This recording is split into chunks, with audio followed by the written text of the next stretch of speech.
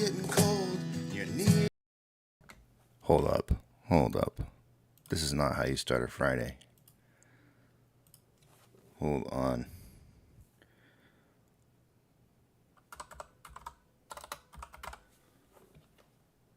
You know who forgot it was Friday? I did. I forgot it was Friday.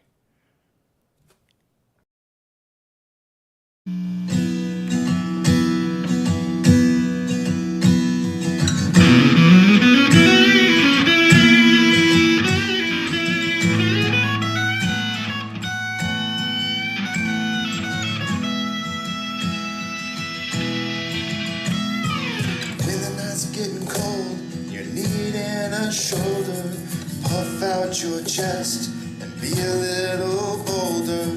All we do is buy and hold. There will be shells who wanna steal your thrills. There will be friends who hold to the end. There will be doubt, fear and cloud, but it's all in your head. Those hedgies are dead. Panic and fear really are near. It's not ours to own. We have shown that all we do is buy and move. Oh, there will be shills who wanna steal your thrills. There will be friends who hold till the end, and there will be doubt, fear and cloud, but it's all in your head. Those hedgies are dead, so when the night's getting colder, you're needing that shoulder. 'Cause Ape's got your back, we got each other. All we do is buy and move.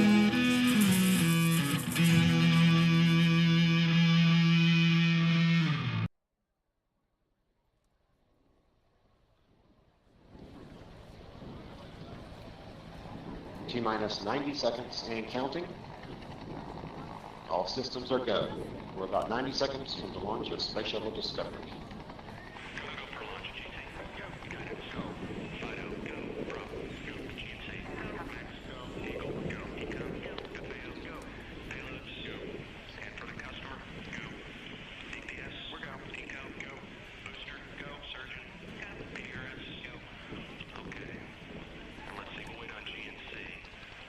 T-minus 60 seconds and counting. We are transferring to orbiter internal power at this time. Discovery is now running off its 3 onboard fuel cells. Coming up on a go for auto sequence start.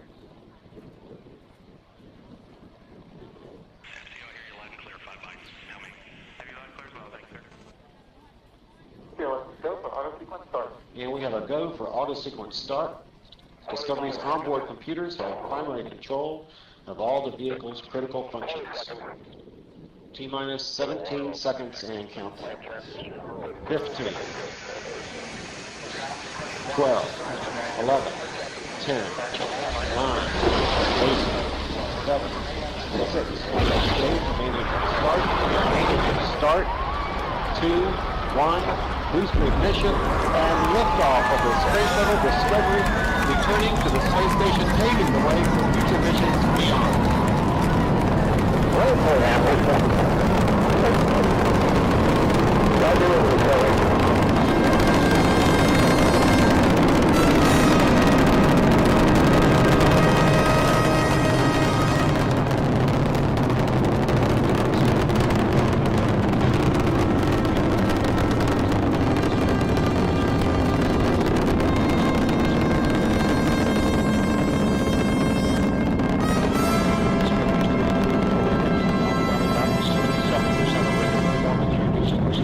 Shuttles and brings to the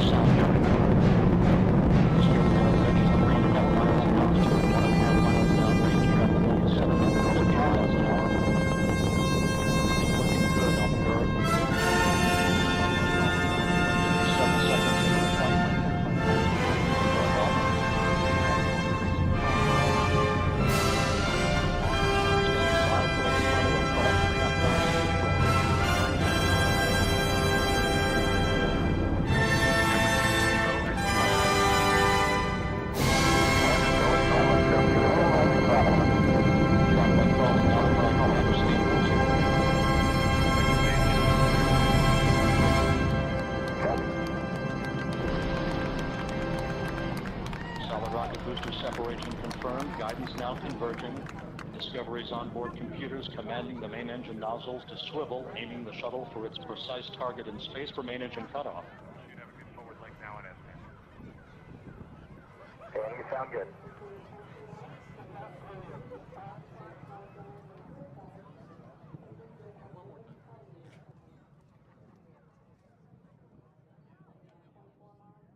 Discovery Houston, negative return. Copy, a negative return.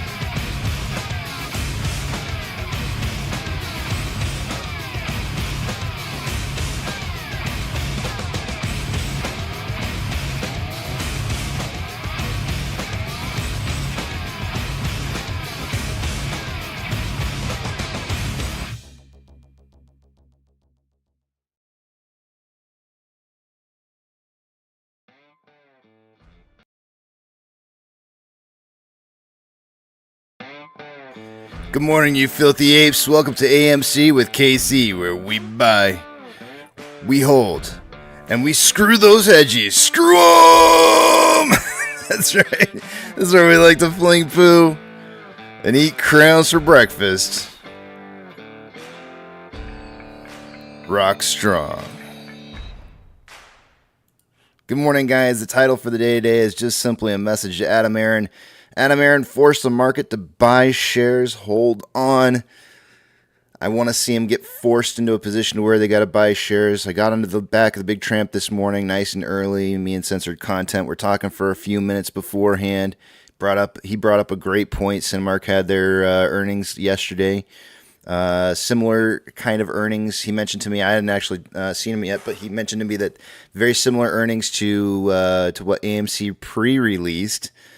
So, you would expectations would be that there's going to be a little bit of a price momentum increase as whatever Cinemark would get, you would think AMC would get or thereabouts. But we'll see what ends up happening, and I'm ready for it. So, let's force this market to buy some shares here. I don't have anything special for you, but I did start a little bit late because I was trying to figure out what I was going to put in for a title and a song for the day today. And obviously, I am all kinds of off today because I called it Rob Zombie, and oh man, what a morning. I went to bed kind of early last night, woke up kind of early, but then went right back to sleep again. I got plenty of rest. I feel it's too much rest. I got too much rest. I think that's the problem. It happens. Let's take a look at these numbers and see what we got going on for the day today. I'm going to take you guys over the other page. I'm going to log into my account, and we're going to see what the heck happened yesterday. Remember, I'm not going to be able to see what it is you guys are saying, so hold those personal thoughts, comments, questions, concerns until you see the big tramp back up on the screen again. Let's see what we got going on here.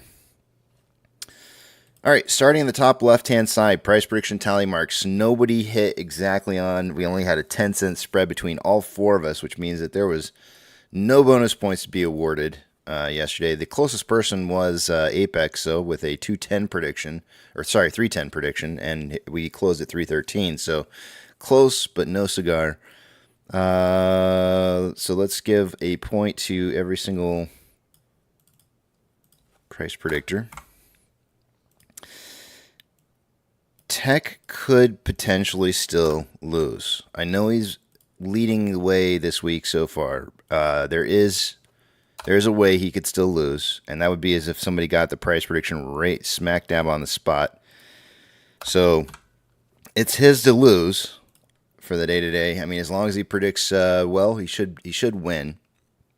Let me clean off my glasses real quick before we get into the rest of this. But Tech's definitely leading out the way and forcing the rest of us to pull a win from behind, a strong win from behind by nailing the price target right on the dot on the last day of the week. Short exempt volume. Yesterday, I was expecting to see much lower volume yesterday based off of the pre-market volume pokey stick that we had. We ended up doing 10.8 million shares for the day yesterday. Is that right? May 2nd? Yeah, that's right. 10.8 million. Wow, that's pretty low. 10.8 million shares is not what I would expect. No, that's not right. 16.2 million shares. We did more than we did the previous day at 14.7. I was not expecting to see that much. We had I think it was 30,000 shares or 32,000 shares in our pre-market. I was not expecting to see 16.2 million shares. The 10 million would have been more realistic, but we ended up having 16.2. So at 16.2 million shares, short exempt volume should be higher than our 100,000 shares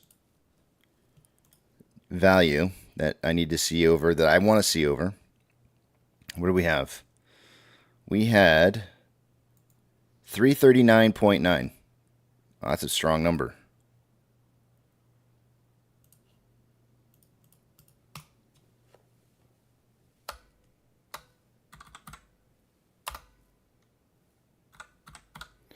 Strong number.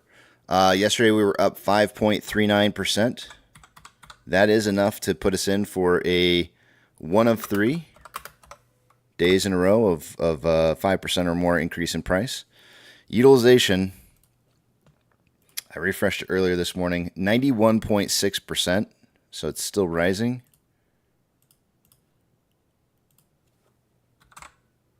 Just a little over a 0.5% up on that. Man, I'm having some kind of off day today. My goodness. You can tell. I mean, it's like everything I do is just fat finger typing, words not coming out right.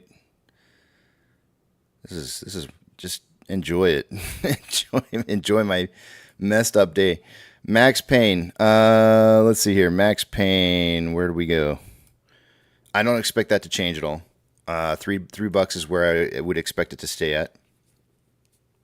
I would love to be wrong on this one, but $3 is where it is. Off exchange. By the end of a normal day, I usually expect to see about 64% going through off exchange and EDGX combined.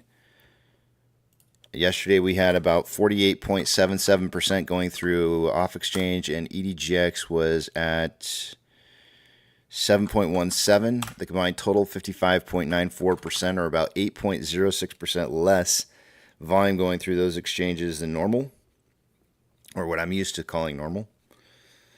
And yeah, so want to know why we were up 5% yesterday? A lot of shares hit the lit market. I think these glasses are finally clean.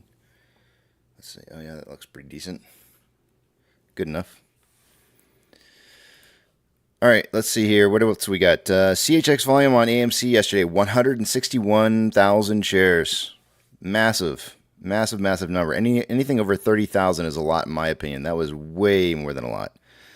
GME CHX volume yesterday coming in at 316,674 shares on GME. Somebody is returning some massive amounts of shares right now.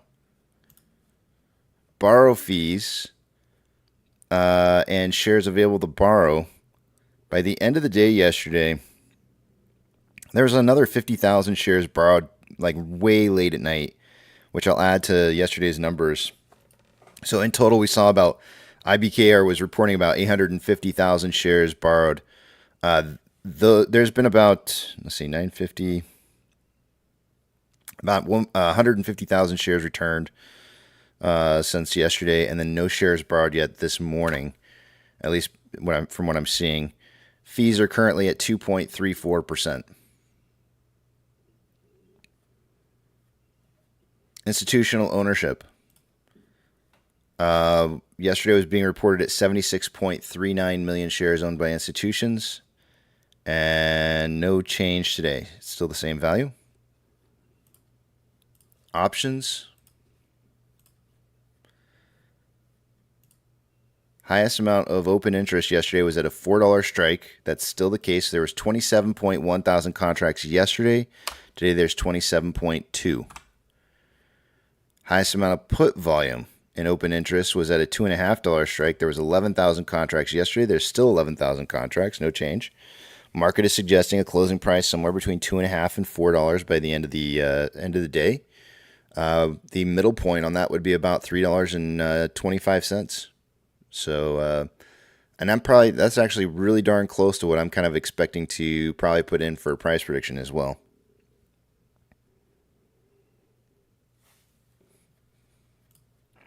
Let me take you guys over to the other page here. I'm going to move a couple of screens around, and we'll take a look at the rest of the data.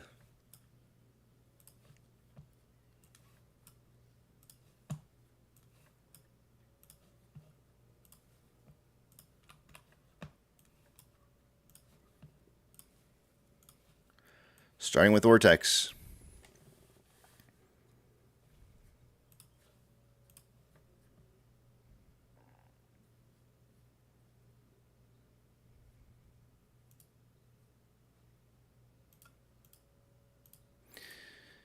Here's our utilization driving up a little bit more day over day from 91.03 to 91.6. Usually that means that there's going to be more shares loaned. Doesn't have to mean that, but it can mean it. There was more shares borrowed yesterday. Actually, we're not getting the current reported numbers. Are we? What's going on here? May 1st. I'm not getting the reported numbers. Hold on a second here. Something stinky. This looks like an adjustment.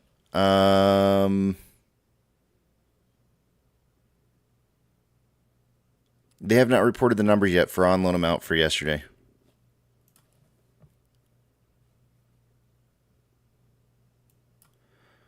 We may have to skip over Ortex. Those are yesterday's numbers.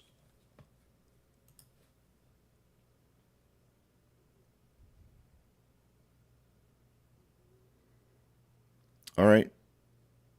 We'll skip over it. We'll come back to it. Maybe as I'm getting closer to finishing up numbers, we'll see some numbers being reported in here. For some reason or another, they did decide to report utilization change, but they did not report the shares on loan amount yet.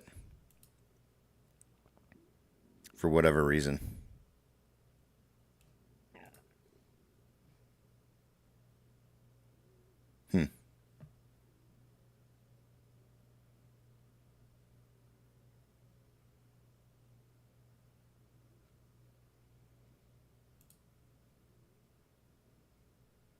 What else did they not report?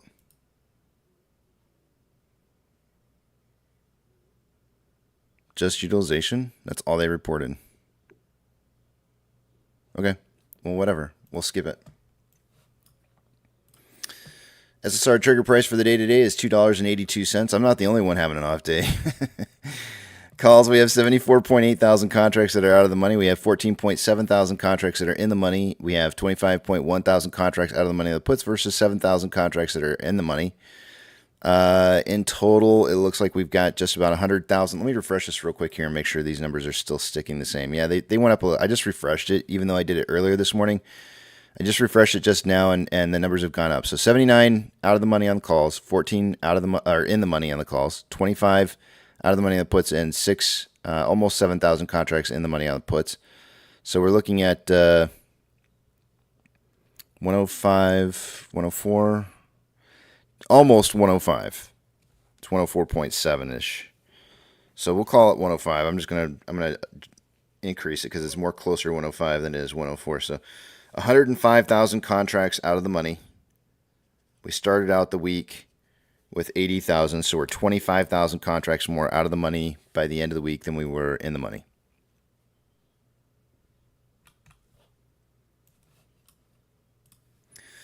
Orders by Fidelity customers, AMC and GME are the only two I'm looking for on this list, and I think AMC needs to see about 30 million shares traded on a daily basis to get back on this list here. So we're kind of running a little bit underneath that right now.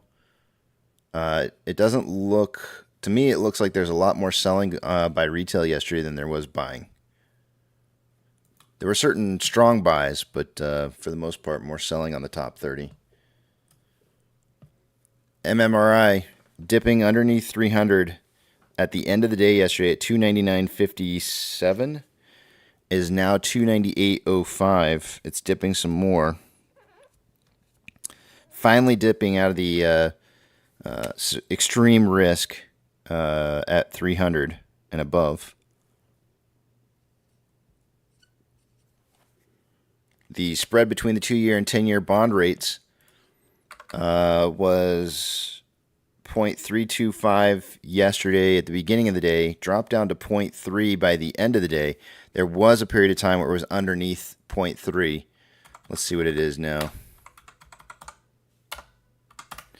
0.307. So just a little bit higher than where we finished out the day yesterday.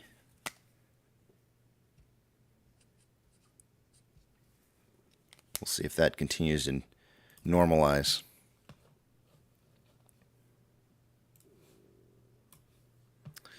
VIX futures showing down 1.54% to open somewhere maybe around 1493.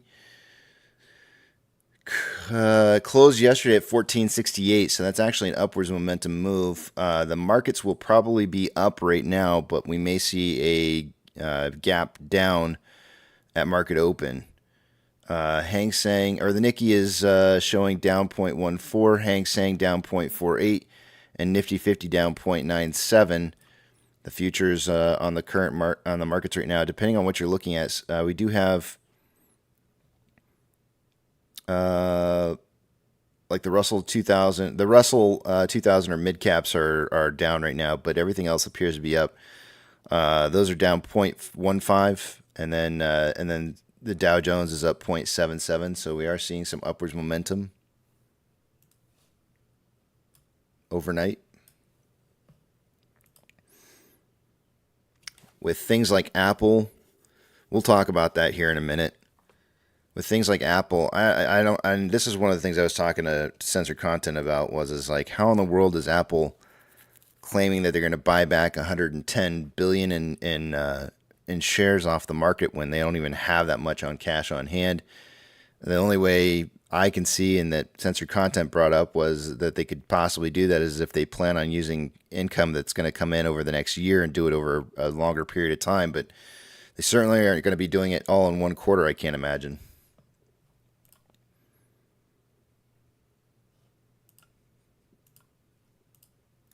The Mag 7 in the pre-market this morning, 4 out of the 7 are in the green. Financial institutions that have changed more than 2.5% since yesterday's closing price will get a shout out. Coinbase down 4.55%. That usually means that crypto didn't do so hot overnight.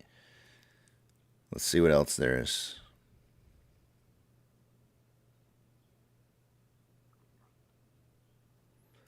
Doesn't look like I'll be reading off anything else. Gold is down 0.23 and trending down. Silver is down 0.95, trending down. Ethereum Classic is down 1.71, trending down. The US dollar is down 0.13 and trending down. SPY is up 0.38. I'm looking for that flash rally. Yesterday, in the aftermarket hours, there was definitely a boost, and a lot of this came from earnings reports that were put in. There was definitely a boost up on the SPY, but this is not what I'm talking about on a flash rally. The flash rally is going to move up a significant amount more than this. You know, put the SPY somewhere maybe around like 520, 525, maybe even a little bit higher. Very, very quickly.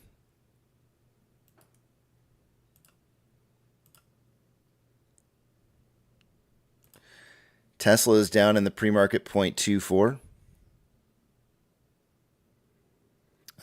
When pre-market opened this morning, it started dumping a little bit, recovered some of that, and then is consolidating since. Amazon is down 0.25, gap down, recovered a little bit of it, and then it started consolidating, so similar. Cinemark has not yet traded. Doge is down 2.32 and trending down. Bitcoin is down 1.06, trending down. GME's pre-market is down 2.43. At market close yesterday, got a big boost at the very end of the day, and then after market close, it started trending down quite a bit. Started to stabilize towards the end portion of the day, and then as market opened this morning, started trending back down again. HYMC is breaking even in the aftermarket hours. However, even though it's breaking even from close yesterday, in the aftermarket and pre-market this morning, you can see that it's been it kind of moved down a little bit, but then came back up. It wasn't really, I mean, it's just, I'd say it's really kind of still on an upwards trend right now from where it left off from yesterday. NCMI is up 1.57. Oh, no, NCMI is not yet traded this morning. Hood is up 0.45 and is consolidating after an uptrend. And AMC is down 0.96 at market close. For the most part, we just kind of consolidated. Even though we're down 3 cents, it still looks like consolidation to me. I don't really see a whole lot of movement here.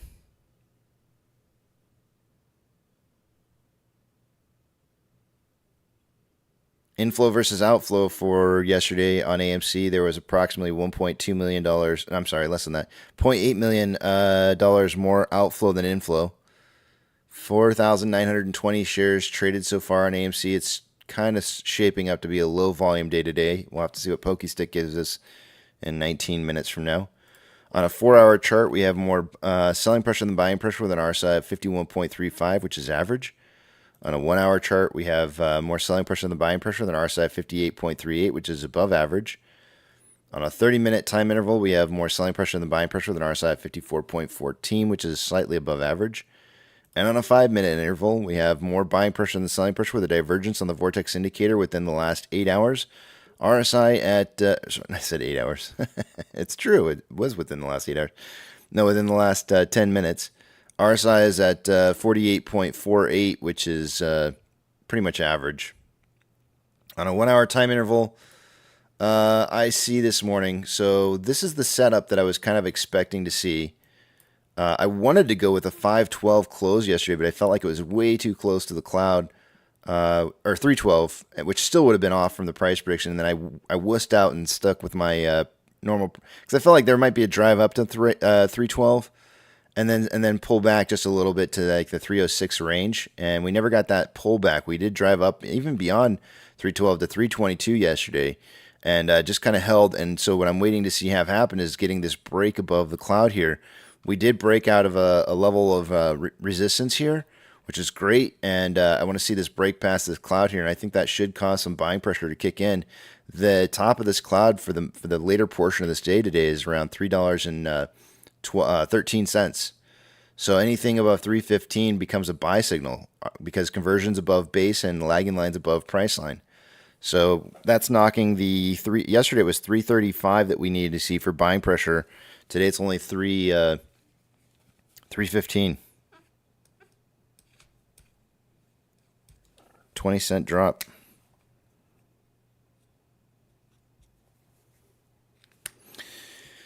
On a 4-hour cloud, this is the part here where I was telling you guys, if we see a drive back up, and we have printed a TD9 here, which is not necessarily a great thing on a 4-hour chart, because that usually means that price is going to start walking back the other direction. In fact, if we can, it would be almost awesome if we could get a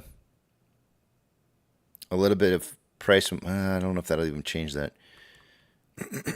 Yeah. Well, this may drop a little bit. We may see a little bit of a reversal in price movement, but that wouldn't be anything uncharacteristic from anything we normally see at the beginning of market open.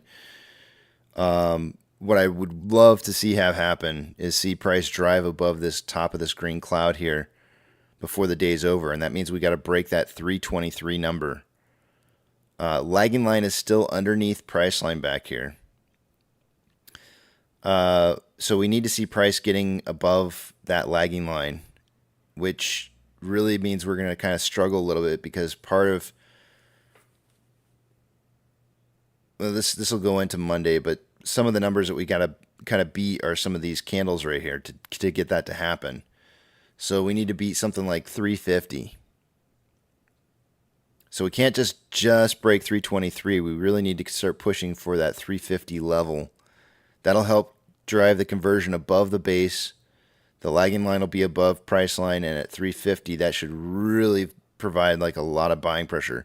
Now, the great thing about this is for us to be able to break through a green cloud. Normally, price doesn't like to do that. It likes to break through red clouds. When it happens, when it's not supposed to happen, is really bullish, because that means you're going to have more time where you could potentially move upwards. So I like what I'm seeing going into next week here on the fact that we're already heading up, and we don't even have red cloud set up until Wednesday next week. So if we can get a continuation, this TD9 is suggesting that we'll see a little bit of a pullback, which morning market pullback, fine, and that'll help with cooling off RSI. And then a late day close, something underneath 323 would be perfect. Going into Monday, we could very easily break past 350 by Monday if we were to close around 323.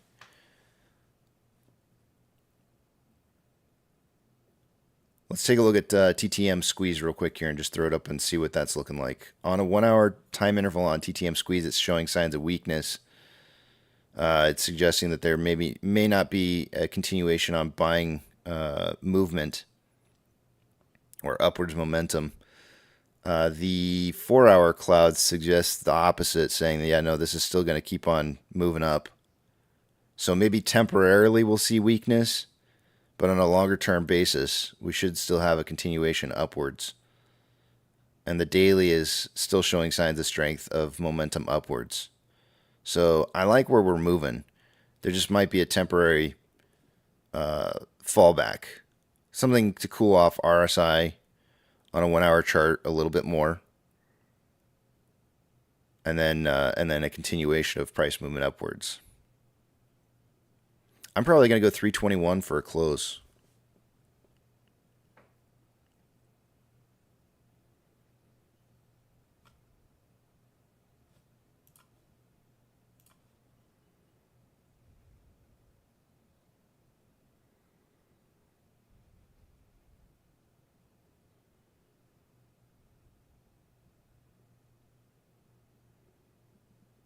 Yeah. I'm going to go 321 for a close. So 291 to 350. 351.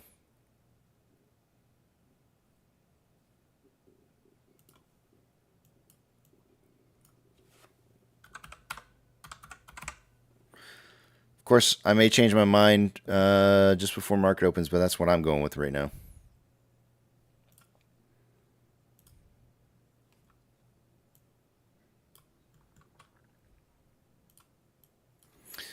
All right, let me head over to the back of the big tramp.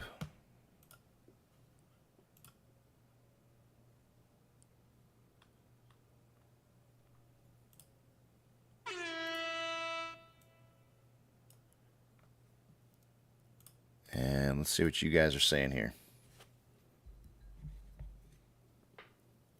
Danny, take care.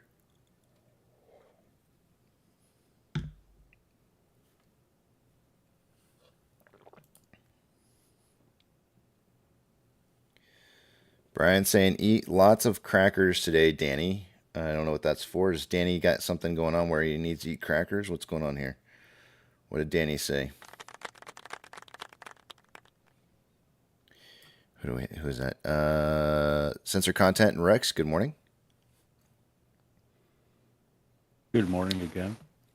Ooh, yes. Howdy, pal. Did Ortex ever update their numbers? Let me check it out real quick and see. Good call. While I'm looking at that, do you want to share, since it sounds to me like you were a little bit more researched than I am, because I obviously didn't even look at Cinemark's earnings report, but do you want to share with everybody what you were talking about earlier with me? Or, I mean, I'm kind of putting you on the spot, but don't feel like you need to. I didn't really look at it closely myself, but what I did notice that their vectors are quite similar to what AMC reported in theirs, where they had a little bit lower overall revenue, but their profit margin that they made off of that revenue was better. The same as what has happened with AMC. Like, they're just running a little bit more efficiently. They also reduced some of their long-term debt, which is the same thing AMC did. And basically everything was in line with the improvements that AMC's made for the year. I mean, they didn't do as well as last year, first quarter. Mm-hmm. The same thing. It was like everything was exactly in line. Did they beat estimates, you know? I didn't look at whether they beat the estimates. That's okay. I think, like I said, I only looked at it quickly. Yeah, no, that's cool. I was watching when you were doing your numbers, and when you flipped between the options from like earlier to later. Like, who's buying contracts that are in the money on puts?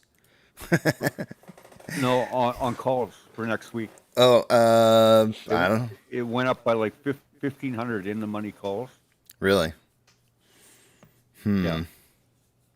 Somebody and is. The ones that were in the money for this week went down in quantity, which I'm gonna say I still don't agree with you on CHX, because it's primarily an options. It's for options. I think that when people are actually have in the money options and are exercising them, that's when it goes to CHX. It's designed as an options market that doesn't affect the price in that much, right? So, I mean, it's going to affect the price somewhat, but So one of the reasons that I contend that it's a delivery of shares that are needed, and that could be options related, is that I've seen it. There was one specific period of time where we had the amount of shares that were delivered in CHX matched exactly the amount of shares that were failed to deliver on the date where they were supposed to expire. So like the T35 time match that there was like a very specific number of like 35,000 shares that were due, and the exact amount of shares that were delivered on the T35 date were exactly 35,000 shares that went through the exchange. So that's where that whole idea that we're seeing, and I don't believe that the delivery always goes through CHX. It's just that happens to be one of the places where shares are delivered through. Like I can't tell like what volume is what volume on any other exchange, but that particular exchange does seem to be a delivery process for shares that are due. So okay, well, it doesn't have to mean that's all of them. Then that delivery is most likely being done through options. Through options, yeah. So like they're probably then just buying the money options and exercising them. That could be. CHX venue is designed to fulfill options orders without affecting the price. You know what we should do? Here's a good thing to do. Let me go back. I read up on that one. To GME. Let me check something real quick here and see if I can find this.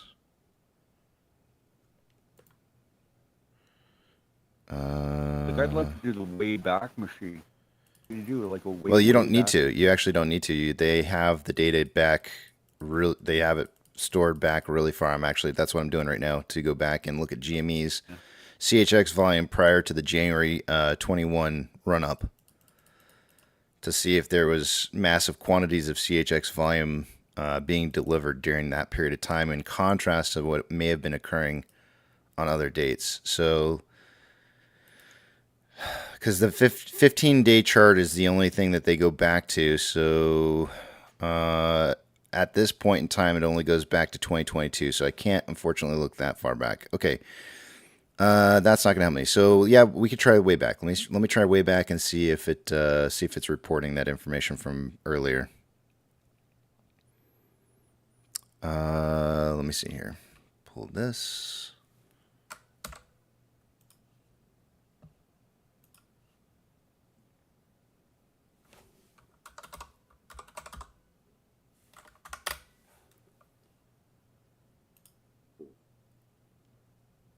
Oh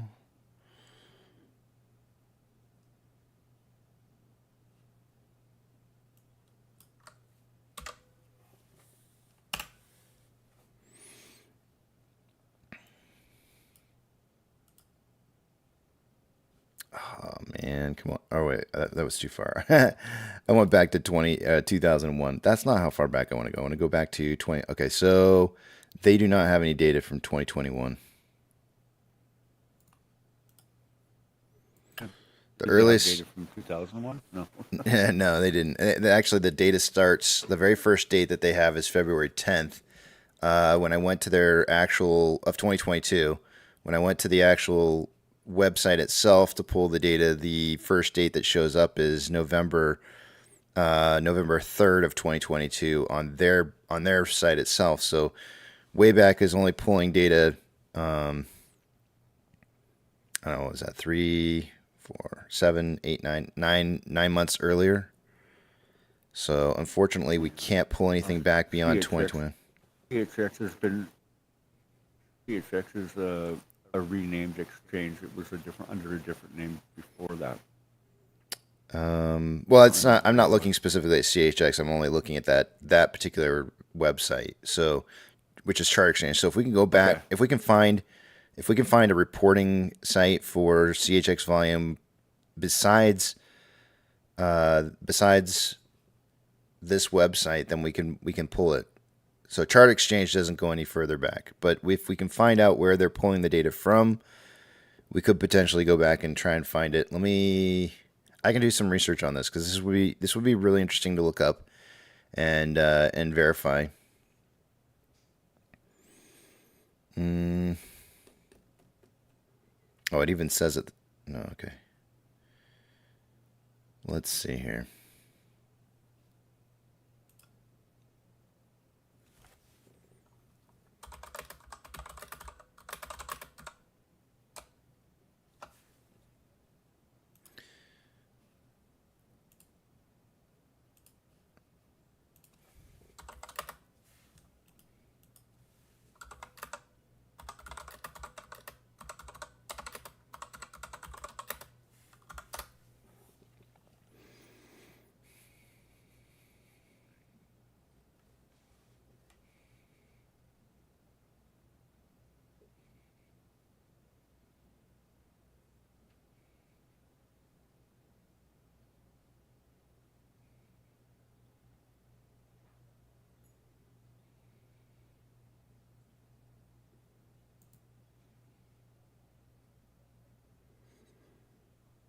So the exchange has been around, that particular exchange has been around for a long time, but it's been renamed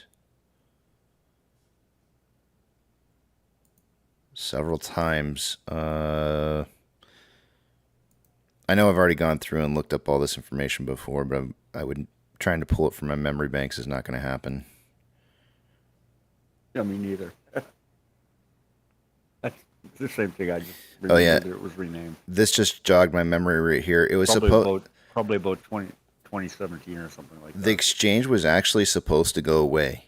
And this is part of why one of the reasons why I was like, oh, I see.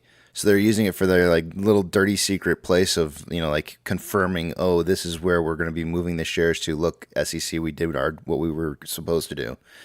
So if you go back and you look at in 2019, the CHX exchange was supposed to end. And this is why I thought it was really, really kind of interesting because it happened, like some of the time frame on this all coincided with the 2021 GME blow up, right? So let me read off the thing here. It says, this is 2017. By August 2017, the deal was still pending with the United States Securities and Exchange Commission expressing reservations. So what they're talking about here is there was a Chinese-led investment group in 2016 that wanted to buy that exchange. And the U.S. was kind of like, they were hemming and hawing over it, right? And then in 2018, the U.S. said, no, we're not giving it. We're not going to let you buy it. So the sale was blocked by the government in 2018. And then in 2019, CHX, there's a note here that says CHX will continue to operate as a registered national securities exchange till the end of 2019 when CHX will cease to exist. At the end of 2019, that exchange was supposed to cease to exist, and yet here it still is. And there's no further explanations as to why it's still trading shares, which is part of the reason why I'm going like, okay, well, if it's not supposed to be around anymore, if it's supposed to be just a defunct exchange any longer, then why are we seeing shares go through there? And why is it that it's only when some of these times where there's failure to delivers that are large are going through this exchange? I don't think it is CHX anymore. I think it's been renamed to something else, but your report there just shows it as being CHX because that's probably not updated. It's owned by somebody different, I'm pretty sure.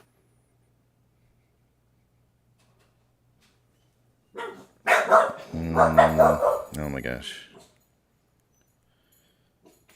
We have extra dogs in the house, and any door that opens or closes in the house is a threat. Well, I went a totally different way because I started doing a search in mine, and immediately it suggested Britney Spears. And apparently her divorce is finalized, and she's separated from that guy. So good for her.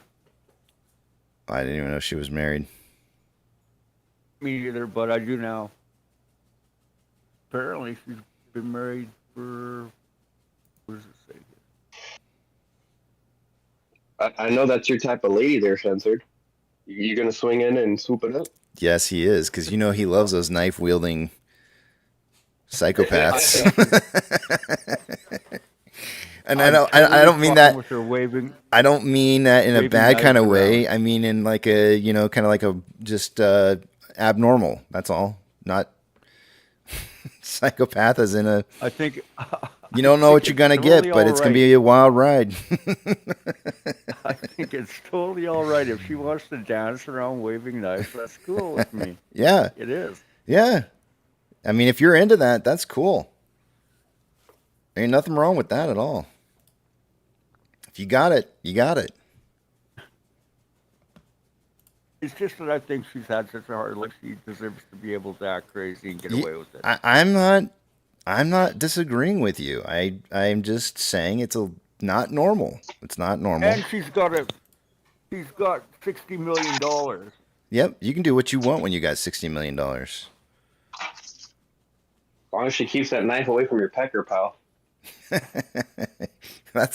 Censored content was kind of censored content was kind of hoping that would be involved somehow.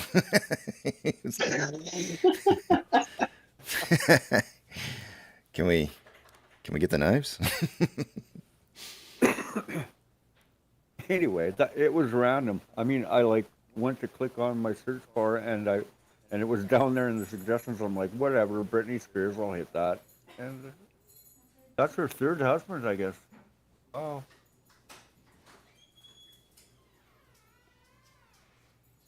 Andrew Morgan says, "I want to party with you, Censored." Yeah, I'm gonna pass. I'll pass. You guys have fun. Sounds interesting. Maybe I can be a fly on the wall. I'll just watch.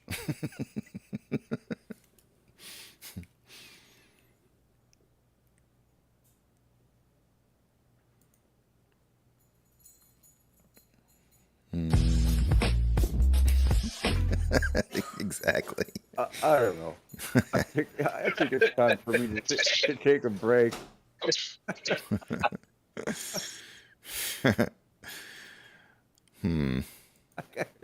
I gotta investigate this Britney Spears thing some more. Very interesting. What goes well with knives?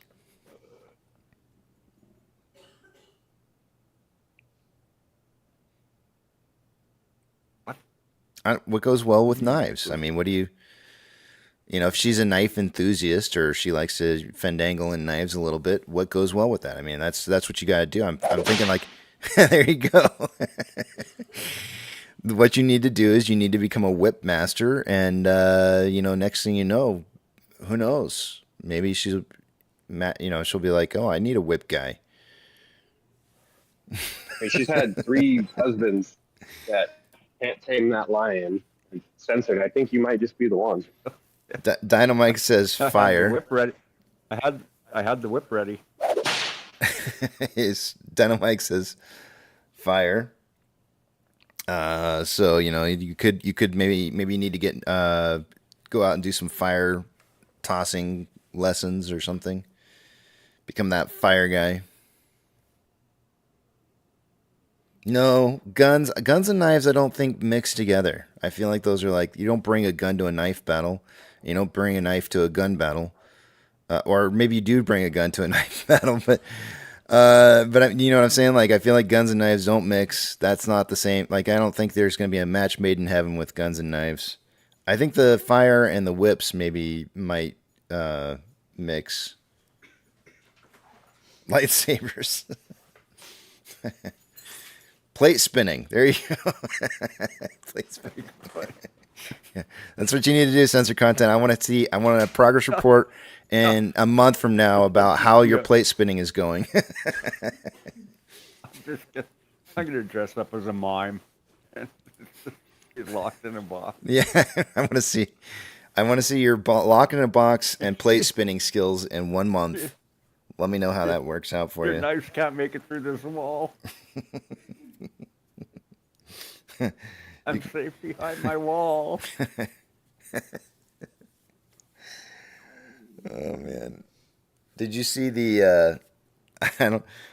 Did you see the mime college final test video? I think I don't know. I'm giving it my own words. I don't remember if that's what it was called or not. But they basically like they force they force the guy to stand on Legos and do his mime routine while he's standing on Legos without making a sound. It was pretty funny. That should be a war crime. I thought that was hilarious. That sounds terrible. You're trapped in a box, barefoot on Legos. Go. You know, just one of those things is enough. Just one can ruin your day. One Lego.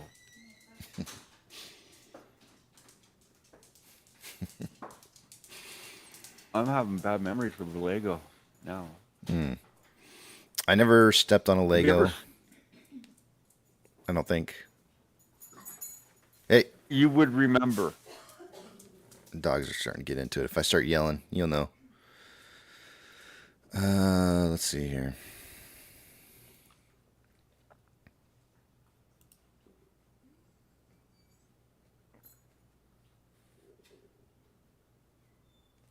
I have a document from 2004. That's not going to cut it.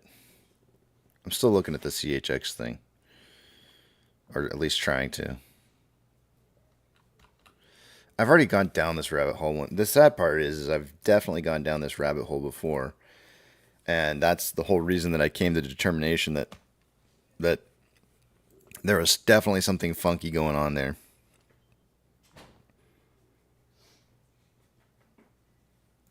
I'm not saying there's not. I'm just as to mechanism of what's happening.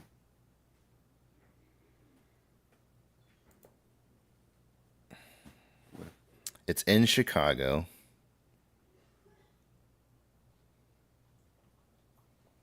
Of options.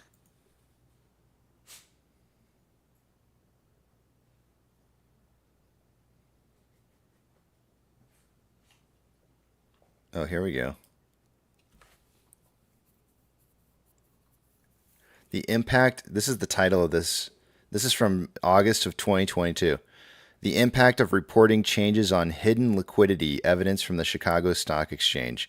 Abstract. This paper analyzes the NYSE's Chicago's move to the Pillar integrated trading platform in November 2019.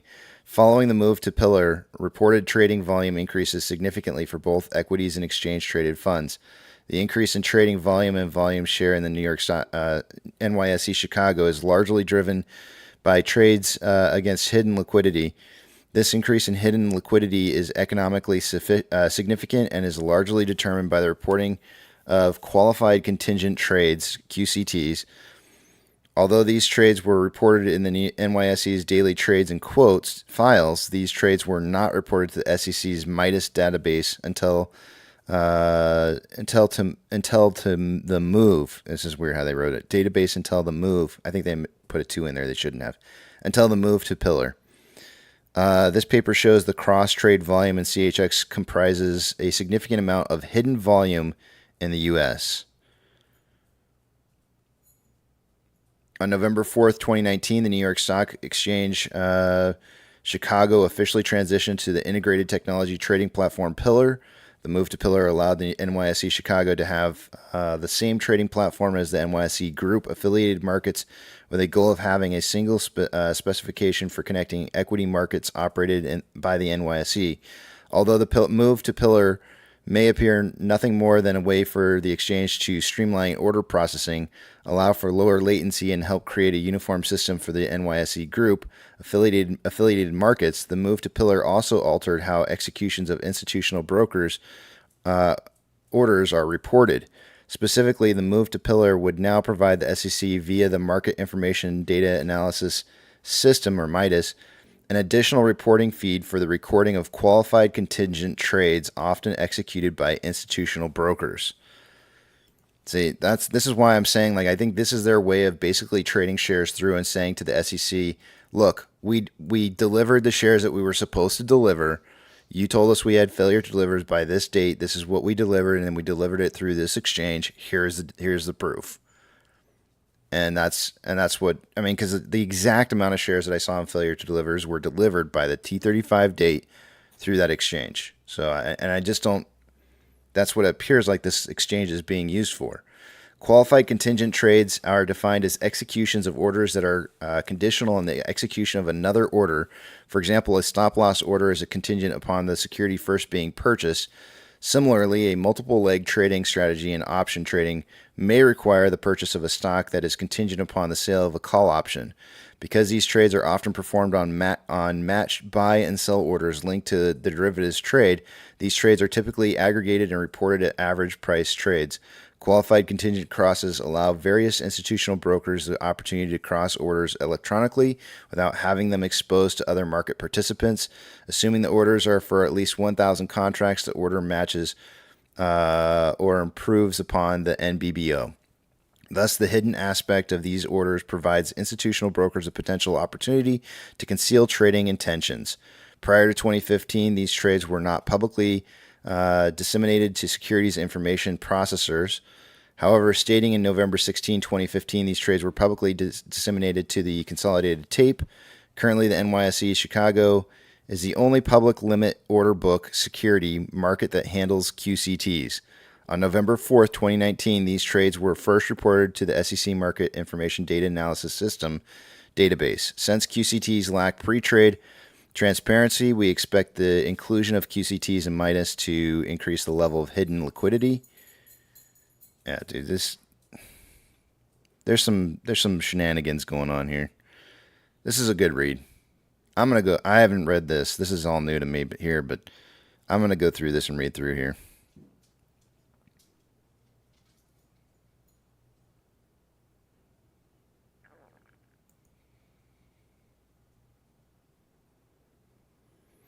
It says here conclusion. The conclusion to this is on November 4th, 2019, the NYSE Chicago or CHX transitioned to the new integrated trading technology platform known as Pillar. Nominally, the move to Pillar allows the CHX to have the same trading platform as the NYSE Group markets. However, the move to Pillar is associated with an increase in reported volume in the SEC's Midas database. Further investigation shows that after the switch to Pillar, the CHX started reporting hidden executions. Not only do we see an increase in the oh man, they cut off the conclusion. I can't read the rest of it. I think I gotta pay for this. What you said. Damn it.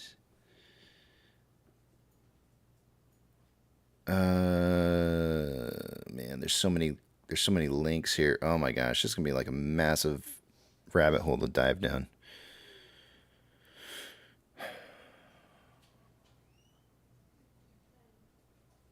I gotta find out who this person is that wrote this.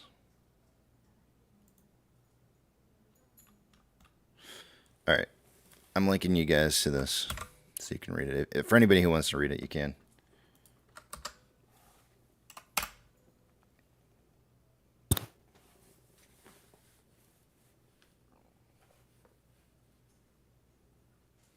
I was listening. That's going to be an open tab that I don't close. I'm going to pin that to I'm going to pin that to the top. What's that? It's open to crime. Just the way everything that you said there. I can see how it's open to crime. I can see how they've made it legitimate by making it part of the New York Stock Exchange. So they can say it's gone through the New York Stock Exchange. Right. It's not on a hidden. It's not on a hidden dark pool anymore. Yeah, they're like part of the New York Stock Exchange. Yeah. So when we want to report it, we can report it, and when we don't want to report it, we don't have to report it. Mm-hmm. Morning, guys. Morning. By any chance have you used the website 12-Foot Ladder? It sounds familiar, but I'm not positive. You can type in the web address that you're on, and usually it'll bypass the paywall. Oh, I have not used it. I've heard about it. I've had several people recommend to me that before. That's why I think I've heard of it, but I have not used it though. Yep. So you just go to 12-foot ladder and copy the URL right into the page there, and it usually takes you right through a paywall for most sites. I'm assuming that's a There's some that have 1-2, blocked not written out like 12. Yep. You just type it in like Google search or any search bar, and it'll pop right up. All right, I'm writing it down. All right, cool. 12-foot ladder.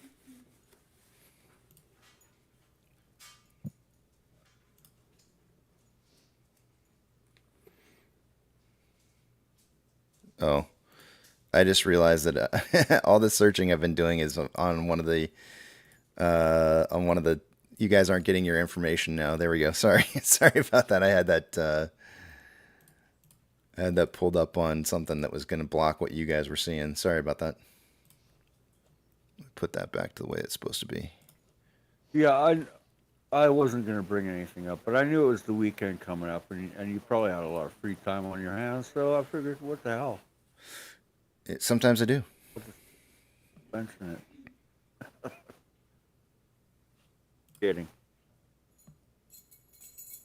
Sometimes I do. I hope you don't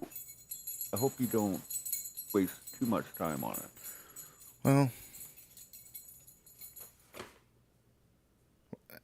maybe it's something that's worth talking about. It may not be a waste of time though.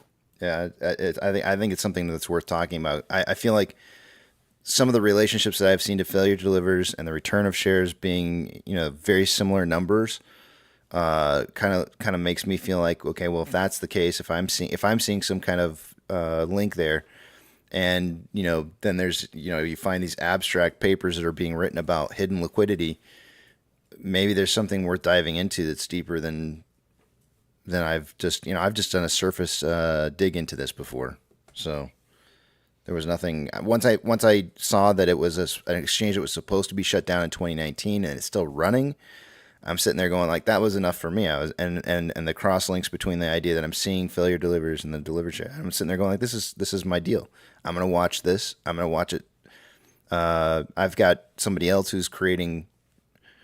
I don't want to say who, but I've got somebody else who's creating reports that are actually checking to see when there's abnormalities that are happening across the entire market on those exchanges. And we're looking for patterns. I don't want to say that there's anything that's really come up yet, but I think that there's something going on there. Yeah, even in your description when you were reading through that, there was the part where there was like, if there was offsetting contracts, like puts and calls that were offsetting. I don't remember the word you used while you were describing it. I could go back, but that can be manipulated to show that things are being returned when they're not really being returned as well. Right?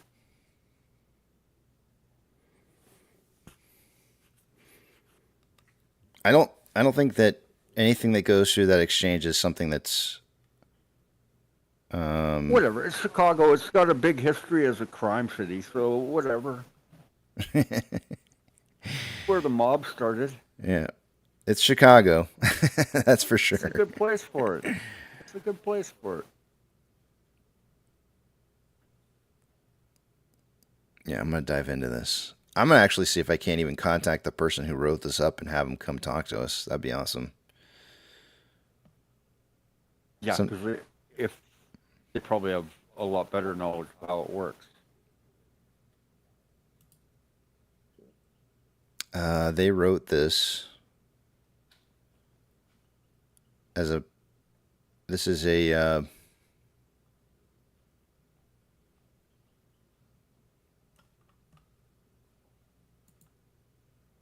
This was written in. It says received March 8th, 2022. Revised April 4th, 2022. Accepted May 9th, 2022. Available online 12th of May, 2022. So they spent the better part of 2022 getting this, getting the abstract reported and posted up on this website. So. And are they still alive? Justin S. Cox. It says it shows an I'm just email saying. link. It shows apparently he was at a college. It's got to be the same college. It's got to be the Appalachian State University that he submitted it through. Whether or not he's still attending college, who knows? If it's an abstract, it could be a professor. Let me see if I can. Let's see here.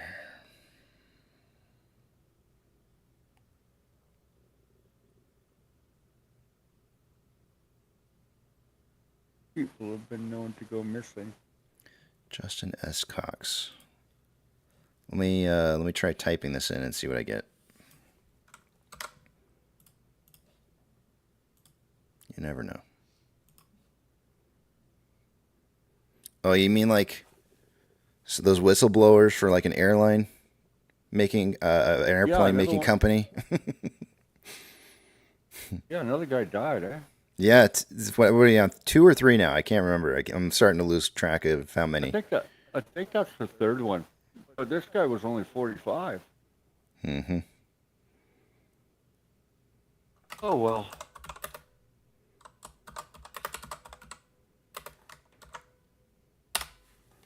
Let's see here. Justin Cox is a PhD. Has publications in the Journal of Banking and Finance, Finance Management, and the Journal of Financial Markets, among other journals. So he might know a little bit about what he's talking about. PhD of University of Mississippi, MBA Louisiana Tech University, MA University Central Florida, BSBA Coastal Carolina University. Justin has publications in the Journal of Banking and Finance, Financial Management, and the Journal of Financial Markets, among other finance journals. He enjoys golfing, skiing, and hiking. I'm gonna have to give a reach out to him. Oh wow, I even have a phone number. Damn. Okay. Nice. You can die doing all of those things. He's an assistant professor in the Department of Finance, Banking, and Insurance. He's going to get a contact from me.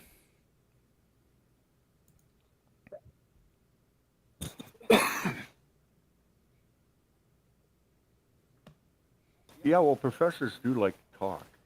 Mm-hmm. I mean, when you spend your life working on a topic, and then suddenly that topic becomes a point of interest by anybody, usually you want to talk about it. So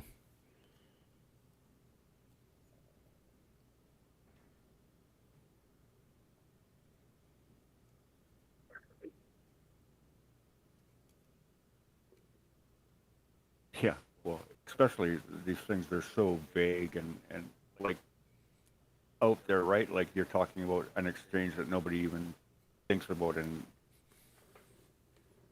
the real world. And for you to contact me and go, yeah, I was looking at your article on this exchange, and we're actually interested in that. You'd be like, wow, you're the first one. right? He's like, he goes from 0 hits. I'm gonna cook some scones. Come on over. 0 hits on his on his paper, and then next thing you know, he's got like just millions of. He's like, what's going on? Yeah. Let's see here. Open mail. That's not what I wanted to do. Cancel. No. I don't want that. Cancel. Cancel? Just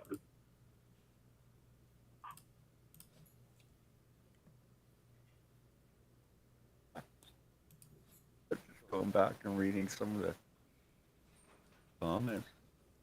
Wow. Oh yeah, I went back. I saw JJ's.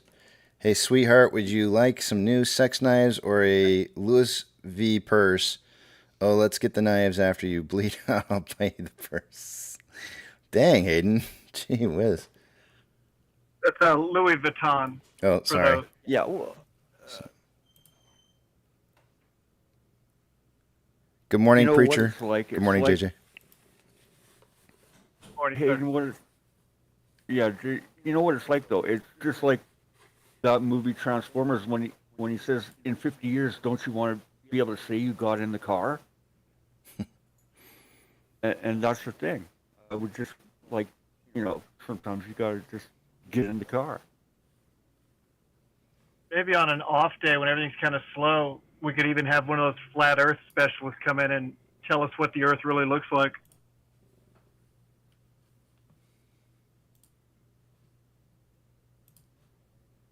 I just don't. I can't, Hayden. I can't go there.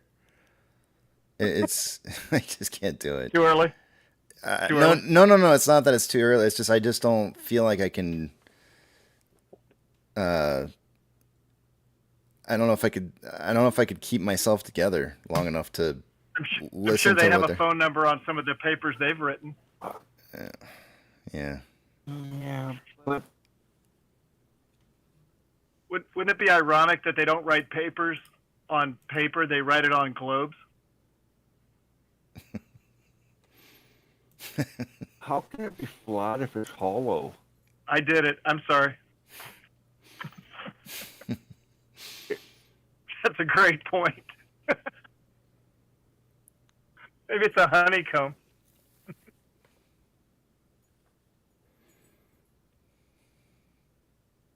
Where's Danny when we need him? I feel like I don't. I can't. I can't do it. I don't even want to. I'm sorry. I'm gonna. I meant it as a joke. I'm sorry. No, I know, but it's just so. It's like it's frustrating. So I mean, it's only frustrating because I feel like I've gone. When I first ran into the whole flat Earth thing, I went down this like this road of like, oh, this is funny at first, right? I was like, oh, ha ha ha, funny. Yeah, Earth is flat. Like corn dogs, right? Whatever.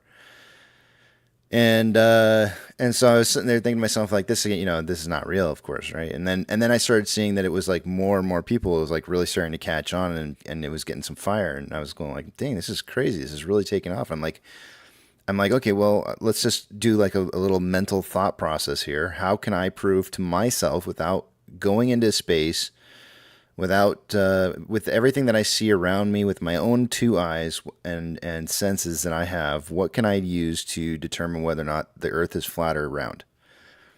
And it finally, it didn't take me very long. I want to say it was maybe like, I don't know, within a day, I was going like, oh yeah, with this you can't explain this any other way than the idea that this is how you prove it.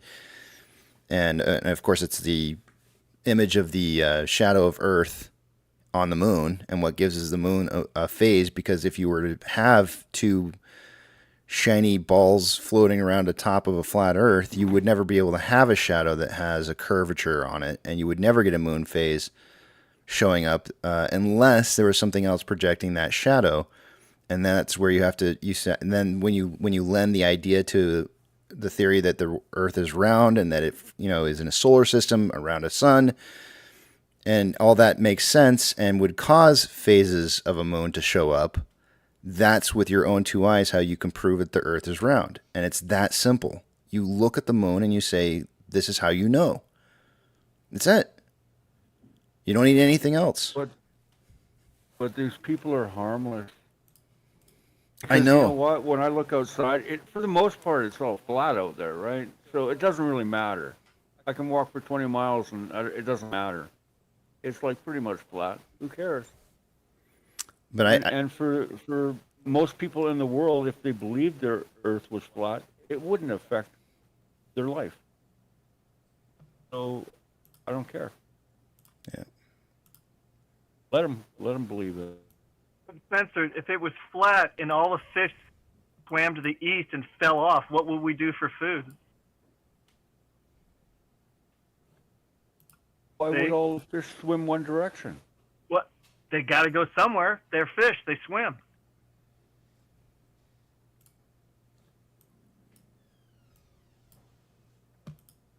What if all the airplanes' navigation went crazy and we went past the edge and just fell off?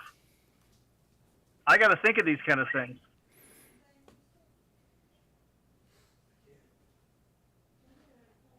What would make my day is if I was on a trip and I looked up and saw an airplane go by me with like 8 nozzles, and then I could come back to the site and go, they were right.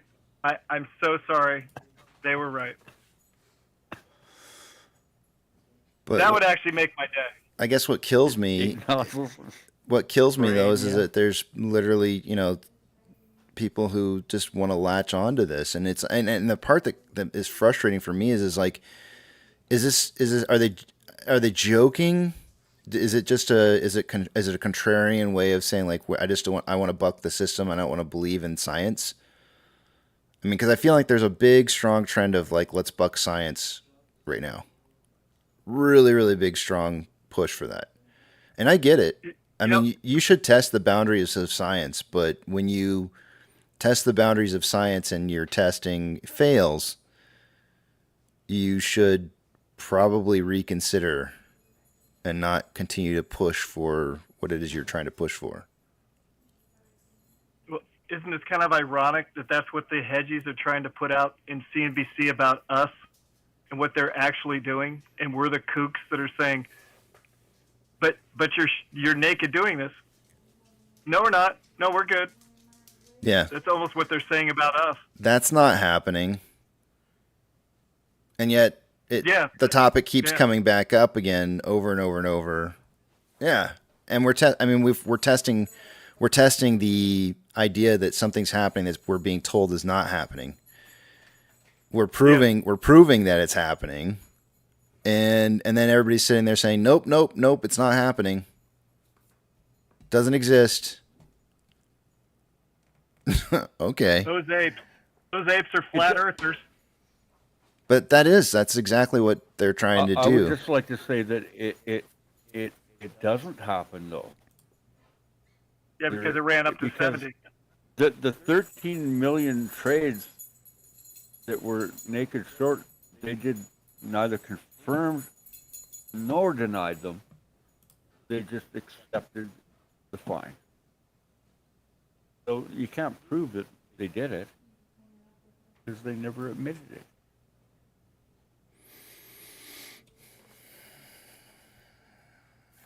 Well, is this my flash rally? Is this what's going on right now? We just saw the SPY jump suddenly from 510 to 505.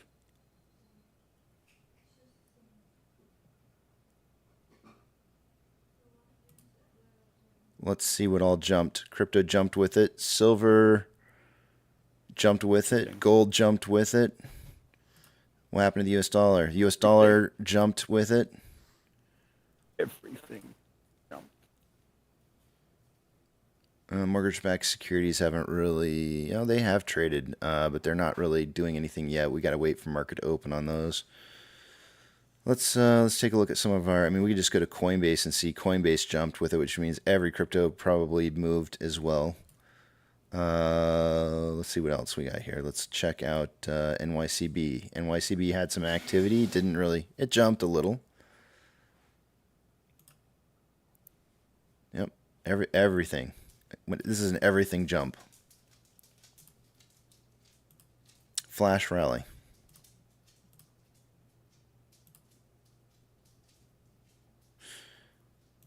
Anybody want to guess what would cause a flash rally?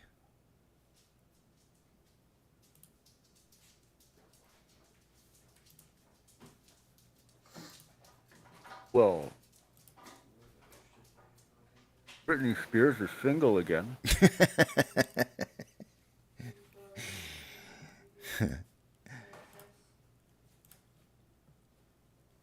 It looks like they're trying to settle things down again here. Mm-hmm. All right, I gotta go to break.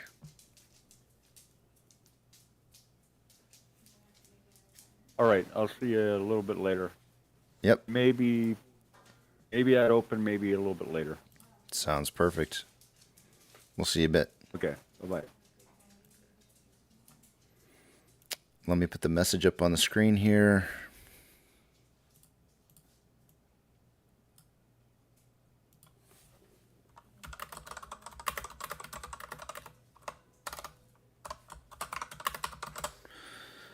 And we will I'll see you guys back here about 15 minutes before market opens. We'll take a look at the numbers one last time, give final predictions on where price is going to be moving to for the day, and start the day.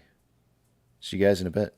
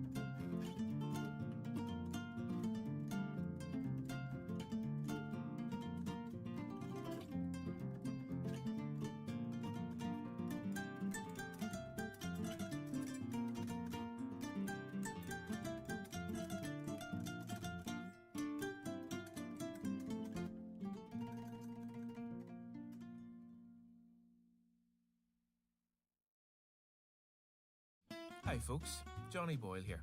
It's a privilege to see the brilliant content you're creating with my music. If you're enjoying Upbeat, why not go premium? I guarantee you won't look back.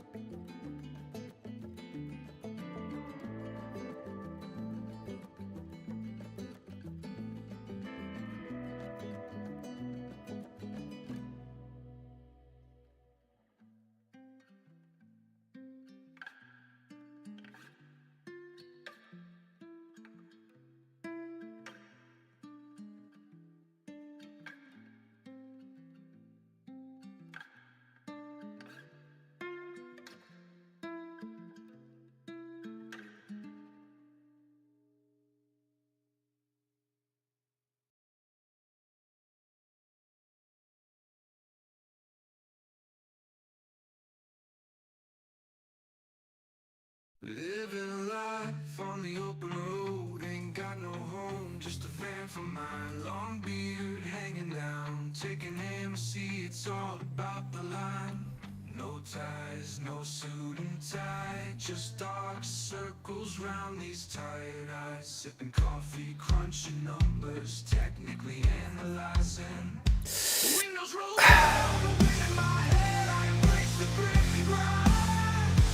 There's my castle, lose my kingdom, no place else I wanna be. MC ticker keeps on rolling, stock charts and patterns unfolding. Fear and greed, bulls and bears, it's a wild ride, I'm all inside.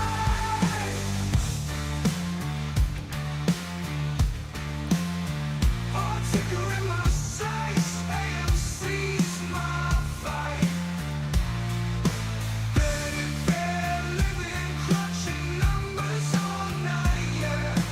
Fan of the beer, tinker analyst, chasing dreams in the moonlight.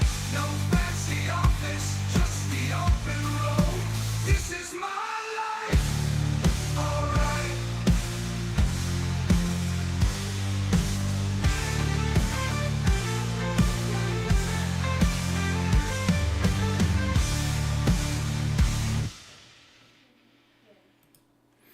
Alrighty, guys, I'm back, and I'm just trying to figure out where we're heading to here for the day-to-day, and I'm just trying to see if we're running an ascending parallel channel.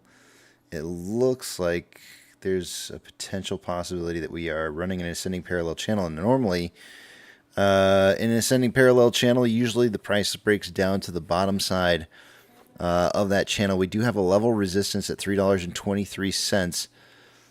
So we may see a pullback to try and drop price underneath this level of support at some point. A likely point of resistance could potentially be at that 323 level. I'm kind of expecting maybe like a 318. What did I give for price prediction earlier? I gave 321 as a closing price. I'm thinking I might drop it a little bit here because I feel like 321 is a little bit too close. I think a 318 is maybe a little bit more realistic, which is exactly where we're at right now. That would be 1.6% up for the day-to-day. Is it possible that we could close above 323? I think so. If I were to... Let's get rid of my Bollinger Bands here for just a second, and let's take a look at what Ichimoto looks like on a 1 hour.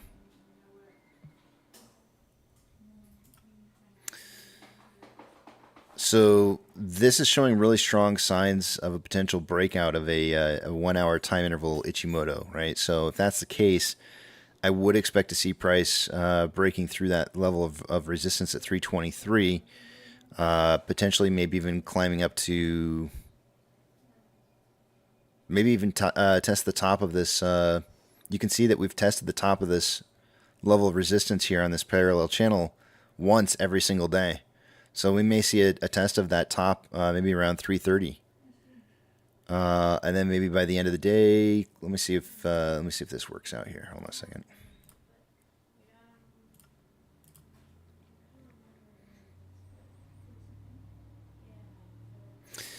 Yeah. I'm going with the 3. I'm going to stick right on my guns on that 321. Not changing it one bit. 321 is going to be my price prediction for the day. Just note that there's a possibility here that in an ascending parallel channel that there will be a break to the bottom side of this level of support. This bottom level of support here. But I'm sticking with 321. I'm going to get rid of this box.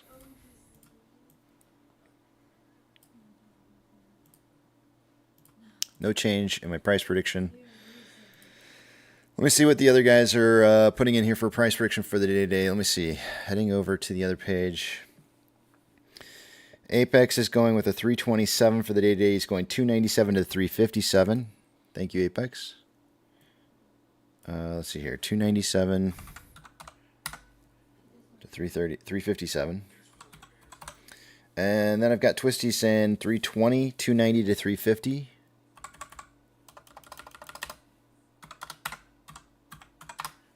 Perfect. And Tech sent me a message earlier.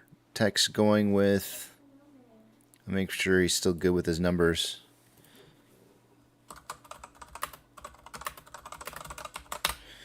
I see him. He sent me a number of 317. So he'd be going 287 to 347.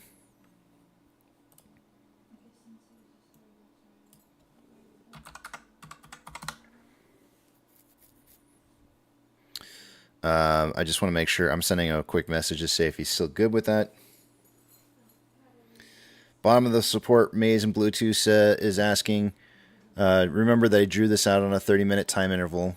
The bottom of the support on this at the beginning of the day today is 308. By the end of the day today is going to be about 313, which was yesterday's closing price.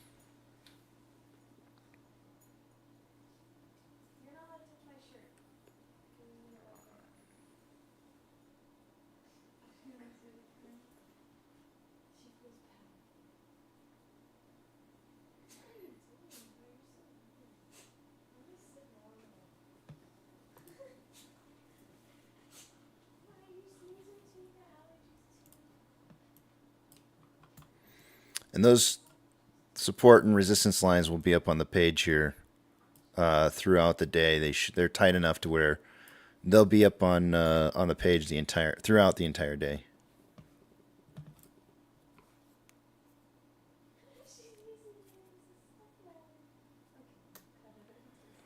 Twisty says couldn't make up my mind between 313 or 328.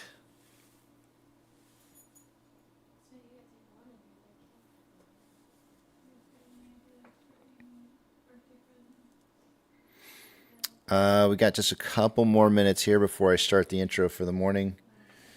I do want to scroll back up here. I see Chris Taylor saying, I'm super new to the stock game. I've been researching you apes obsessively. Good luck to everyone. Chris, welcome. I think we can all share in the idea that doing your DD is probably really important to do. There's a lot to learn. If you go to the description of this channel, there's a couple different links that I've got in the description of this channel in regards to our history and what's happened along the way. So the one I guess I would probably point out to you is the ultimate timeline. That might be one you want to check out. Now, that ultimate timeline hasn't been updated through the entirety of everything that's happened, but if you want to know the origins of what's gone on here, that would be a good place to start.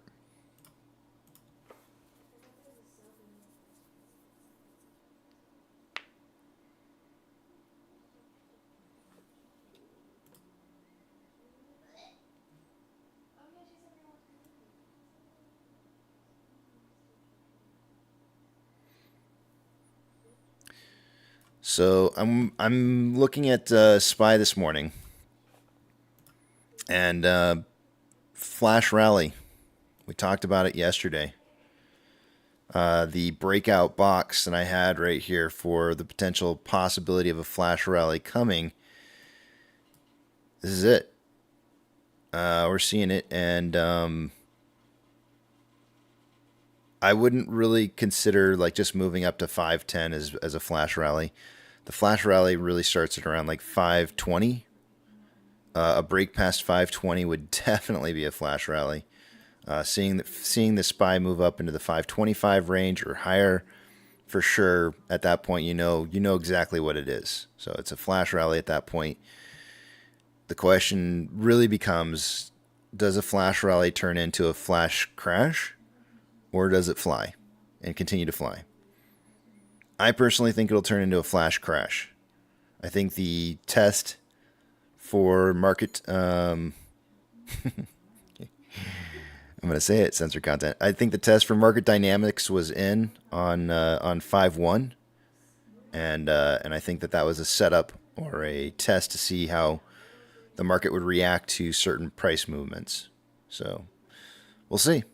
We'll see if it can break 520 or not. I'll see you guys on the other side of market open.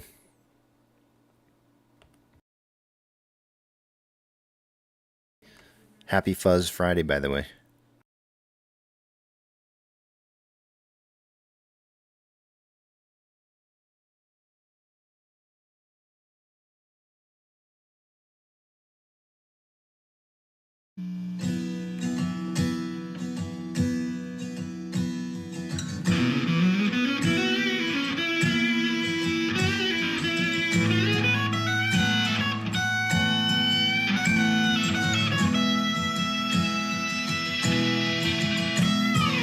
When the night's getting cold, you're needing a shoulder. Puff out your chest and be a little bolder. All we do is we buy and hold. There will be shills who wanna steal your thrills. There will be friends who hold till the end. There will be doubt, fear and cloud, but it's all in your head. Those hedgies are dead. Panic and fear really are near. It's not ours to own. We have shown that all we do is buy and hold. Oh, there will be shills who wanna steal your thrills. There will be friends who hold till the end, and there will be doubt, fear and cloud, but it's all in your head. Those hedgies are dead, so when the night's getting colder, you're needing that shoulder. Cause Ape's got your back, we got each other. All we do is we buy and hold.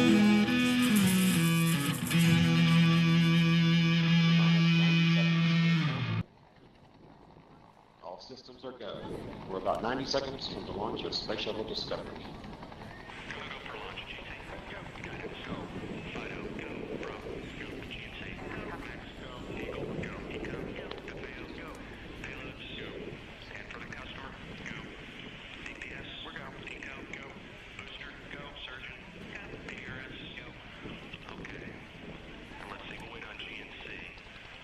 T-minus 60 seconds and counting. We are transferring to orbiter internal power at this time. Discovery is now running off its 3 onboard fuel cells. Coming up on a go for auto sequence start.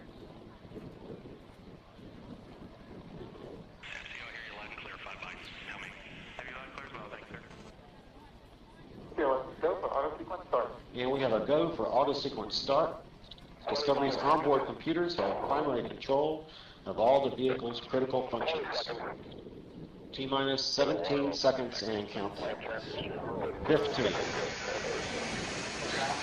12, 11, 10, 9, 8, 7, 6, start, 2, 1, boost ignition, and liftoff of the Space Shuttle Discovery, returning to the space station, paving the way for future missions beyond.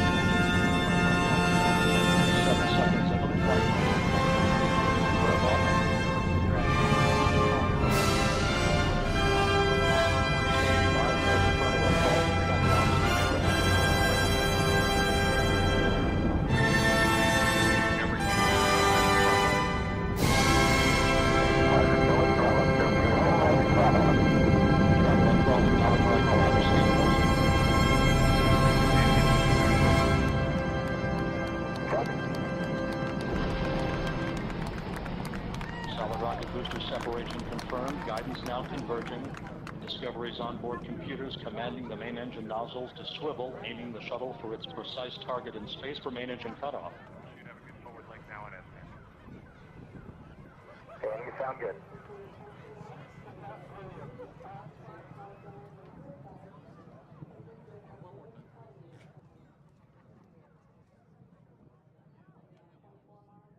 Discovery Houston, negative return. Copy, a negative return.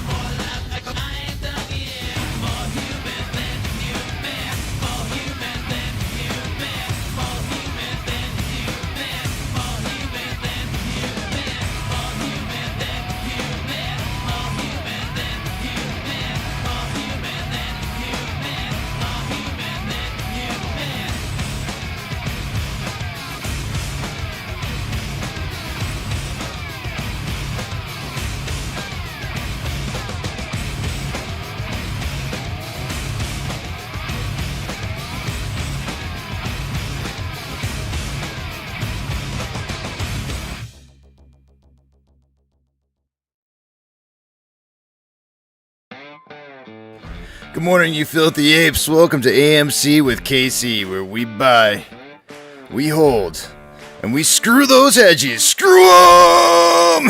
That's right. That's where we like to fling poo. and eat crayons for breakfast. Rock strong. Good morning, guys. The title for the day today is AA Force the Market to Buy Shares. Hold on. AA, hold on. That's right. Yeah, well, it's really nice to see price moving up the way that it is. There's obviously going to be there's going to be a turning around point because RSI is going to get hot a little bit, but we're going to hold on no matter what here. We're just going to keep reserve, fling bananas while we're at it. Maybe, I don't know. But I really didn't have any message specifically that I wanted to kind of give. And I'm going to head over to the back of the Big Tramp here in just a minute. We can talk about maybe some of the things we were talking about earlier this morning. Things like Cinemark having some decent numbers on their numbers were not great, but they were similar to what AMC kind of showed as well, where they've reduced some debt. They cleaned up their books a little bit. They're showing some more profits, more than what was anticipated. And that, AMC should be able to kind of produce the same kind of results as well. So I'm really looking forward to next week's earnings report on the 8th. So hopefully you guys are ready for that. And here we are. Let me head back over there.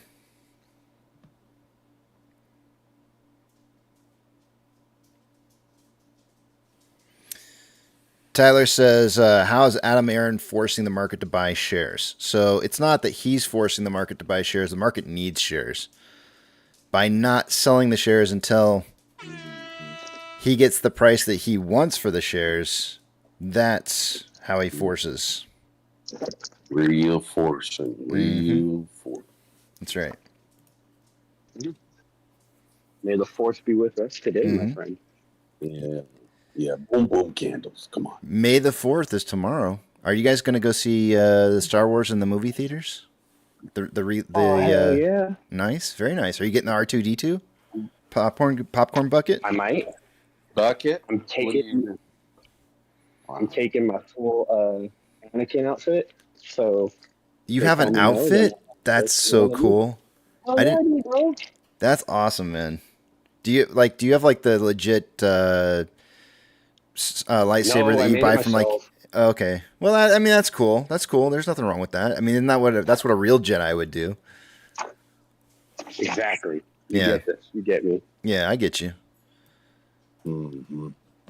Although I have to say, both of my boys picked up the lightsabers from Disney World. They went to that Star Wars exhibit that they have there. They picked themselves up some. Actually, I think one of them might be starting a collection of them. Of some of the swords. All right. Real quickly here, I just want to make a mention about something real fast because this doesn't happen. This is very rare to have happen. And I'll tell you, I feel like 95% of the time we never break out of an ascending parallel channel. And the only time that 5% time ever happens is when we have a little bit of a perhaps a cup and handle forming. So what I end up what I tend to see happening is you work your way up two maybe three ascending parallel channels and you break out of the top of each one of those.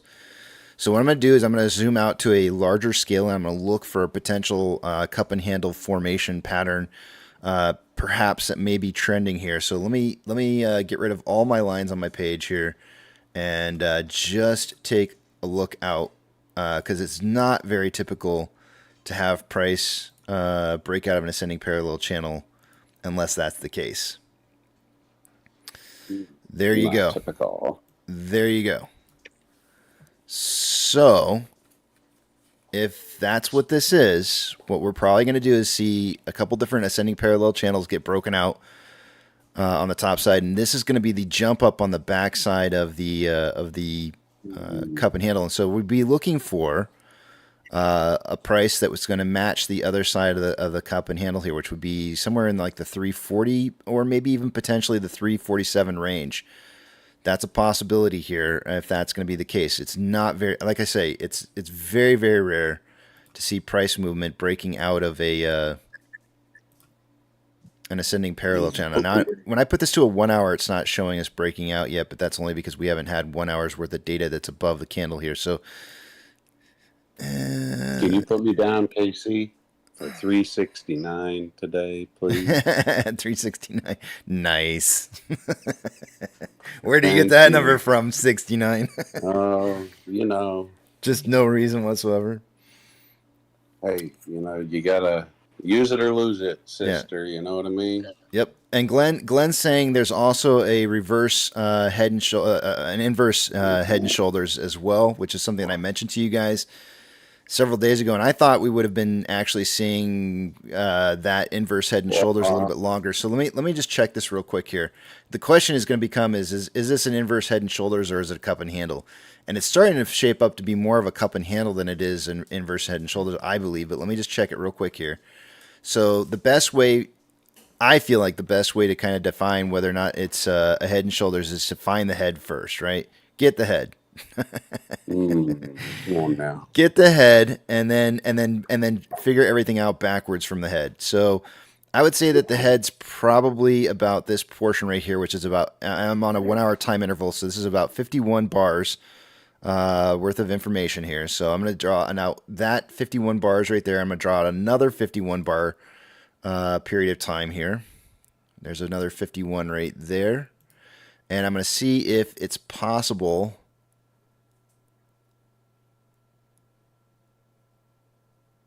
Yeah, it could be. And I'm going to draw one more 51 bar.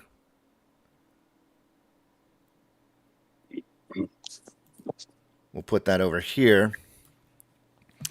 And what we're going to do is we're going to measure the difference between time on the price movement from one shoulder to the other, which is about 7 bars. So we're going to put that over here, and we're going to measure 7 bars out. Looks like I need to move it just a little bit more. And this is where I think you're going to see that it's not an inverse head and shoulders like I originally had thought that it was. Because if it were, then what would happen is that we would be finding, we would have already been in the time frame where we should be consolidating by now. Consolidation should have started happening already.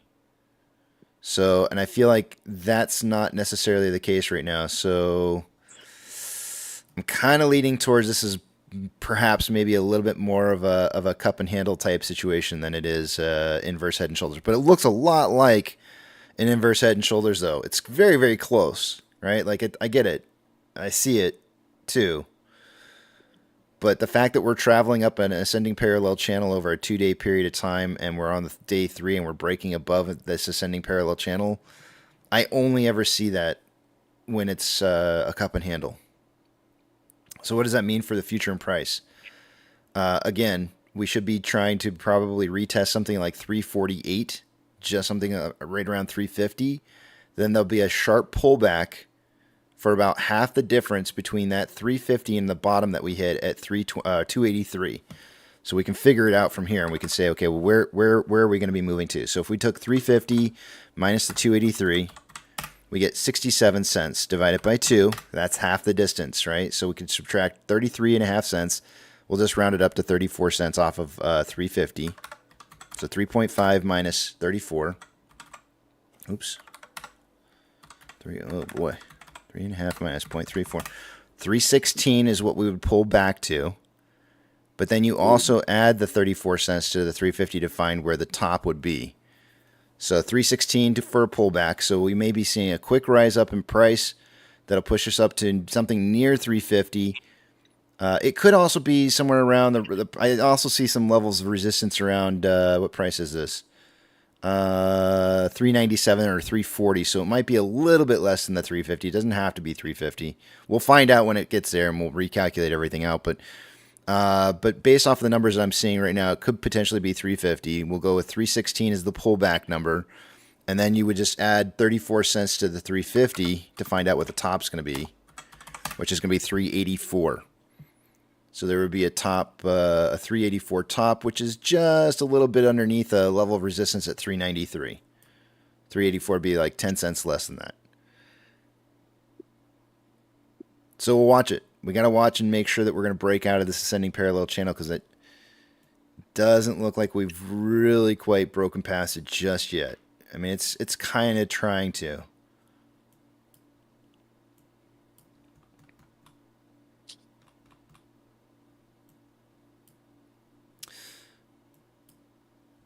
Cool. We'll leave all that in there.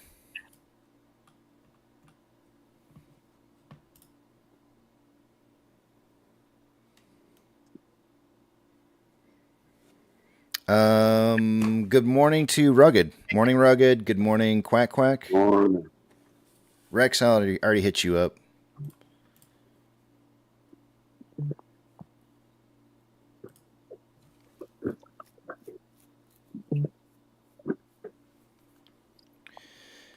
MCon says, is this the spike that was talked about? More than likely, yes. I mean, if you go to a 1 hour time interval here, it really looks a lot like it's the other side of this. Yeah. I think it's been kind of cut into in half. Part of the spike came yesterday, and the other portion of the spike is kind of forming in today. But yes.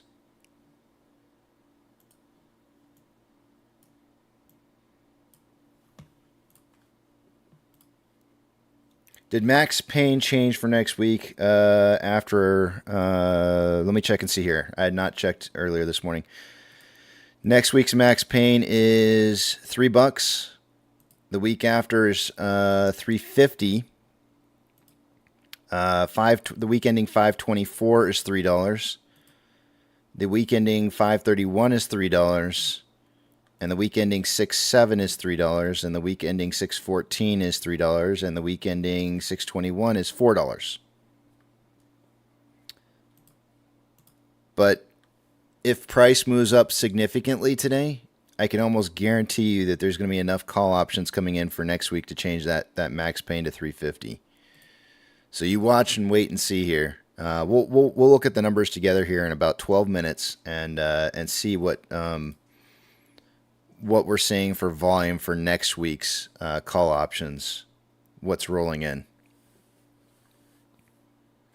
GME is up 2.82% right now. They are also moving up. AMC is up 5.12% at 329. GME is at 1313, up 2.63%, 2.7. It's moving.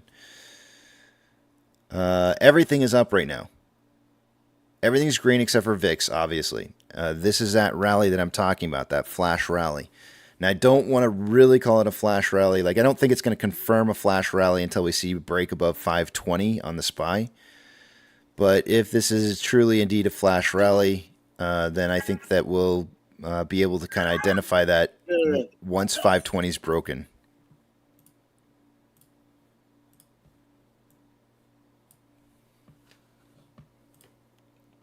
Yeah, Tendy says, flash. Ah!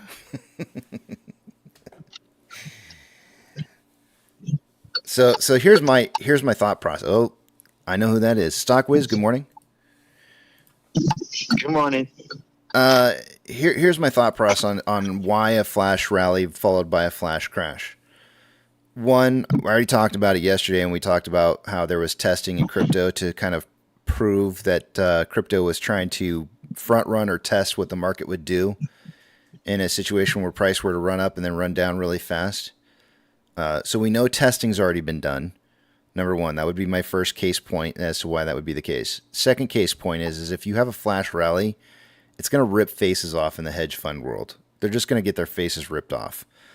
And if that happens, that means that they're going to have to sell off positions in order to raise the capital needed to buy the shares in the marketplace to meet margin requirements. And if that happens, their positions are across the board. And everything that's that everybody else is holding long on. It's the blue chips, right? You're going to see just a massive dump of selling of blue chips. So that's why I think you get a flash rally turns into a flash crash, and that would be my second thesis as to why we're seeing that. Now, there's also some other things that are going on around the world that are kind of leaning towards pointing to the idea that this may happen in regards to like things like currency trades. But that's not something I'm really an expert that I could talk on. I just know what people are talking about and what they're saying and what the results of something like that would be.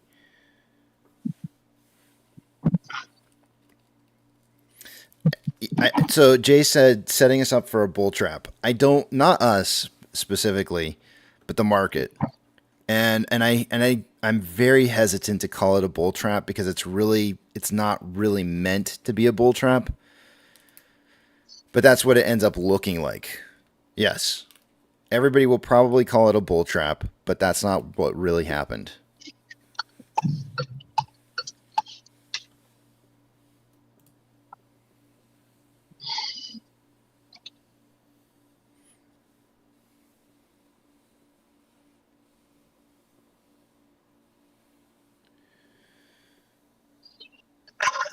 How you doing, Casey? I'm doing good today. How you doing? Good. Excellent. I'm not here for a bull trap. No. My blinkers and me are going to the moon. We're gonna put you out on the front of the sleigh. You're like Rudolph. You and your blinkers. We're gonna be like, hey, hey, blinker. We need to go left. Let's go left. Blunk, blunk, blunk, blunk. I swear you got a tune going on with that thing. It's not even a click. It's a tune. There's like some kind of tone in there. I can hear it. You have to ask censor content to make something. I think I just imitated that perfectly. That's pretty damn good. Yeah, I bet everybody probably thought that was your blinkers. I did.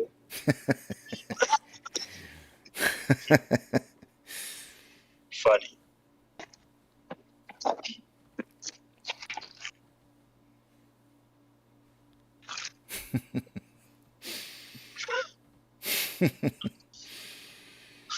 Amazing Bluetooth says Stockwiz nickname should be Abe Blinken. Should I change it? Stock Blinken.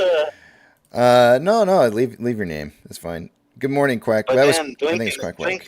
Blinken is a politician, so I don't want to be, Oh, yeah. aligned or attached to a politician. Screw politics, Yeah, screw politics. As he turns his blinker on. long live my blinker.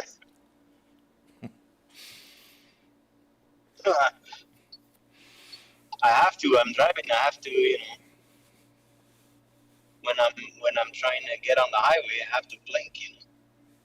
Robert says, "Stop turning." Musical Companion is asking, "What's the guesstimate for the bull trap? $5 or $6?" So I don't think it's for AMC. So when I'm talking about a bull trap, I'm talking market wide. I'm not talking about AMC. And it's not really a bull trap. It's more of a bear trap than anything, because what's going to end up happening is you have bears who are short. The market runs, and then they get caught in their short positions, and then they end up having to sell off in the marketplace. So it looks like a bear trap or a bull trap, because you see price suddenly rising, and then it suddenly dumps out, and everybody makes these horrible positions. They start making these horrible positions in the marketplace, and then everybody gets their faces ripped off going the other direction. So it's just going to be a massive, horrible decision-making process in the marketplace. So don't make any decision at all and stay put. Or or ride the front side of everything, which if you can do that, great. But if you get caught, ride the front side on everything, and you're not the last or the first guy out, you're screwed. Just don't be in it then. Just leave it. It's your money, it's your choice, right? Like, I'm not here to tell you what to do with your money. I'm just telling you what I think is going to happen. If you're not long, I did that before a couple of times, and I got screwed over. So I said, "Fuck that." Pardon my language. Not anymore. The very first time that I ever got ripped to pieces in the market was in 2001. I got pissed off for a while and kind of left trading for a bit because it was very disheartening.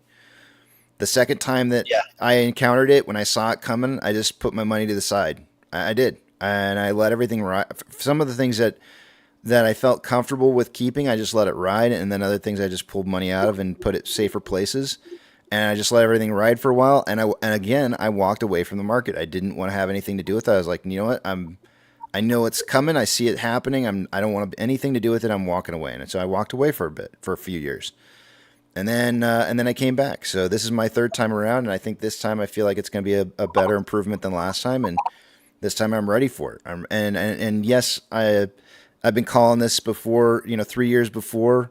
Maybe it doesn't even happen right this minute, but this is going to be something that I think that unfolds for quite a while. And it won't be until way after the fact that people look back and be like, holy crap, all those people that were talking about it 3 years before it happened were right the whole time. They were just way early.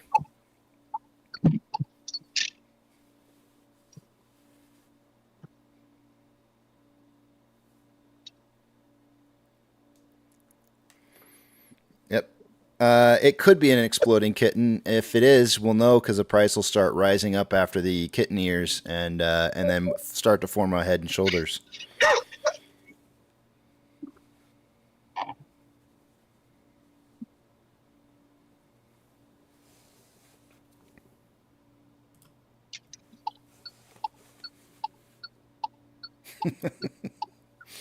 I'm switching lanes. I have to. It's kind of busy.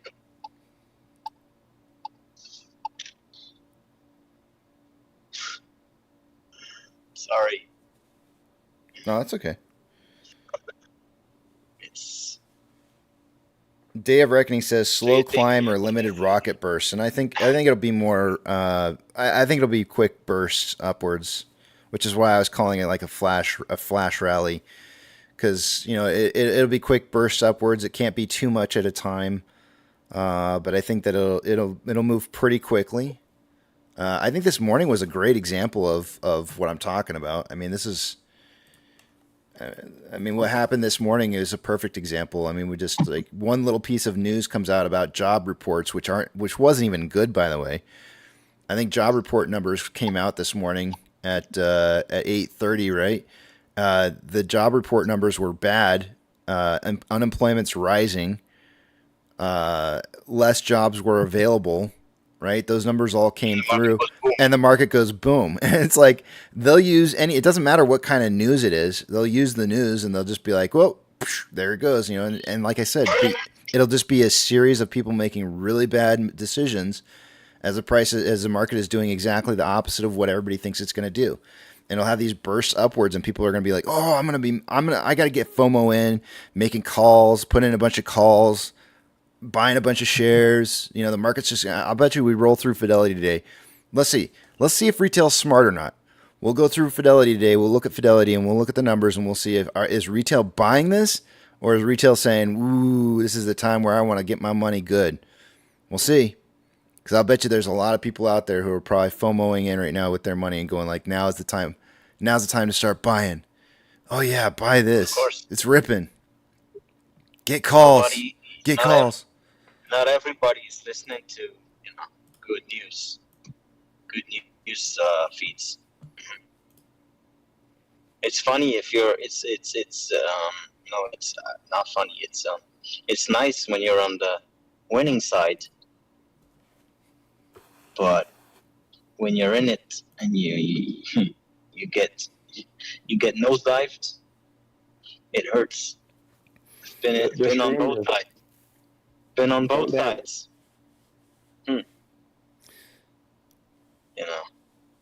Dario's saying, but job data could be bullish depending on how you look at it. Well, if you think stagflation's bullish, sure, I guess. Because you can spin everything, right? Stagflation means it's going to fix our inflation. Yep, that's bullish. Inflation's is gonna get fixed. Woohoo! Look on the bright side, huh? That's right. I mean, depends on how you want to spin it. I mean, you can spin everything one way or the other.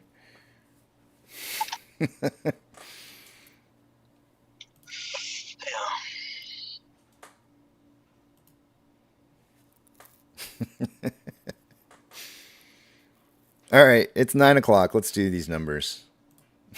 It's numbers time. Yeah, it is. It is numbers time. It's numerology brought to you by Chinchilla G-strings. Satisfaction guaranteed when you let our hands-on staff service you. Oh, Billy.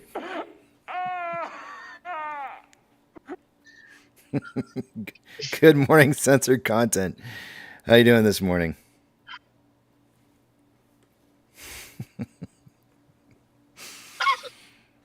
That was my numbers morning intro. I'm gonna take you guys over to the other page here. I'm not gonna be able to see what it is you guys are saying, so all those personal thoughts, comments, questions, and concerns until you see the big tramp back up on the screen again. Let's take a look and see what we got going on here.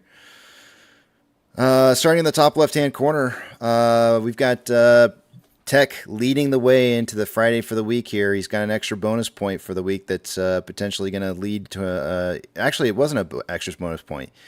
He's got we all missed on Monday. That's why he's ahead of us. He didn't get any extra bonus points this week. He just got the price prediction right every single day. So congratulations to him. He has an opportunity to be able to lose it here if somebody does predict the price right on. That would give him an extra bonus point, and then the tiebreaker would go to the person who has the closest price to close for the day. And so if they nailed it right on, of course they're going to win. So there's still a chance for us, for those of us, Twisty, myself, and Apex. We could still pull a win here. Remember that price predictions, guys, are not meant as financial advice. It's just simply for apes, trying to have friendly competition to see what price is going to close out on a daily basis. So do not take it as financial advice. For the day today, low man on the poll, Tech 287 to 347. I think. Let me just make sure. I don't think he sent me any. Yeah, he didn't send me messages. Tech has 287 to 347. Next up on the list is myself Twisty with 290 to 350. Then I'm next at 291 to 351, and Apex has 297 to 357. We have a 10-cent range between us, but nobody has a unique price prediction by 10 cents, so no extra bonus points for that. Short exempt volume. We had a 16 million share traded day yesterday, so we ended up having over 300,000 shares marked short exempt, 339,900 to be exact, more exact. Utilization, 91.6%. I checked Ortex earlier this morning when we tried to look at the numbers, and the numbers were not showing up. We'll see if they're up in just a few minutes here. But utilization was reporting up to 91.6%, and we had our first day price increase over 5% from yesterday. So I marked that 1 of 3. So we're on a good roll here, looking pretty nice. Max pain is $3. That has not changed for the week. And I just read off just a little bit ago, the weeks looking ahead are showing max pain at about $3 as well. Taking a look at shares traded through the exchanges and what amounts. Normally by this time of day, I would expect to see about 44% going through off-exchange. EDGX to be somewhere between 10 and 11%. We have off-exchange at 41.52. EDGX at 9.14. Both of those are low. So by this time of the day, I would expect to see about 54% in total between those two, and we're at 50.66. So we're about 3.34% less than what I would expect to be by this time of the day. So if you want to know why price is partially moving up, it would definitely be due to the fact that we're seeing more volume going through our New York Stock Exchange. Notice the NYSE and ARCA both hitting numbers that are much higher than the 30-day average. CHX volume for the day-to-day on AMC, 0 shares. Nothing unusual going on there, other than the fact that it's 0. GME's CHX volume for the day-to-day is coming in at 6,631 shares. Taking a look at IBKR's reported amount of shares available to borrow. It looks like they did borrow a bunch of shares earlier this morning. Let's see here. 650 plus 100. 750. So 750,000 shares borrowed so far for this morning. Yesterday, IBKR reported about 850,000 shares, so we're almost right back to where we were yesterday. Fees have dropped a little bit from 2.34% to 2.27%. Institutional ownership today was reported this morning at 76.39 million shares by Fintel. Do remember this is a lagging value. It's not current, and that number has not changed since earlier this morning. Taking a look at options. Highest amount of call volume so far for the day today is coming in at a, let's see here. Hold on a second. I got to scroll up just a tad. It is coming in at a $3.50 strike for calls. That's up 50 cents from where we were at yesterday when we closed out the day with the highest amount of volume. We have 4.7 thousand contracts at 3.5. At puts, for puts for the day today at a $3 strike, which is where we were yesterday, it has our most amount of volume. It's 1.6 thousand contracts so far. Market is suggesting a closing price between $3 and $3.50 based off of these current levels of volume. Let me scroll down here just a tad bit so you guys can see what's going on for next week, because that was something I said we should kind of keep an eye on. As you can see here for next week, the highest amount of volume is at a $3 strike for calls. Puts is at 3.5. Somebody's buying in the money puts right now for next week for whatever reason. Yeah.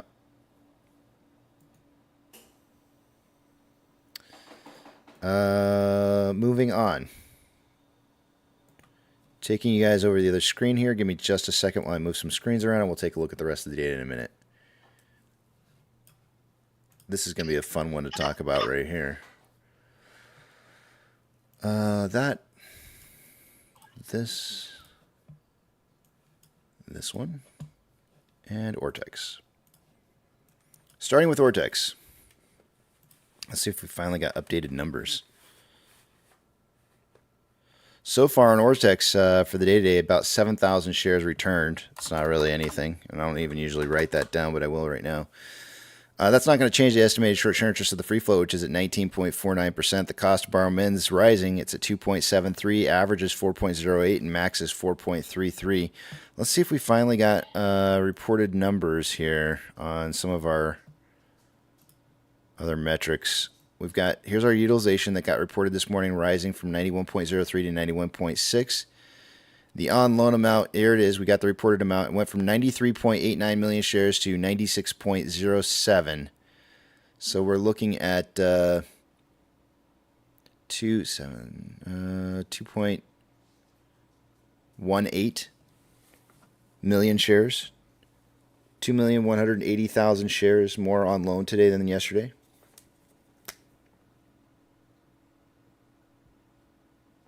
You know, I'm going to use a calculator real quick here because I believe my numbers to be accurate. I just want to make sure, though.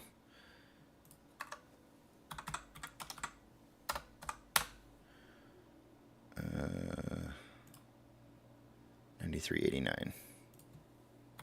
Yeah. 2.18. All right, I just want to make sure.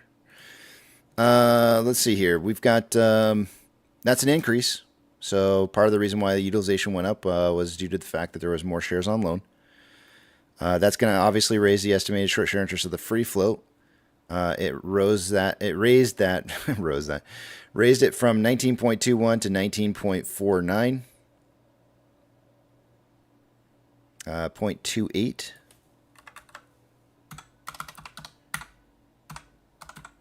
Which means Ortex is estimating that of that 2.18 million shares that were newly borrowed, 773,000 of that was in new short interest.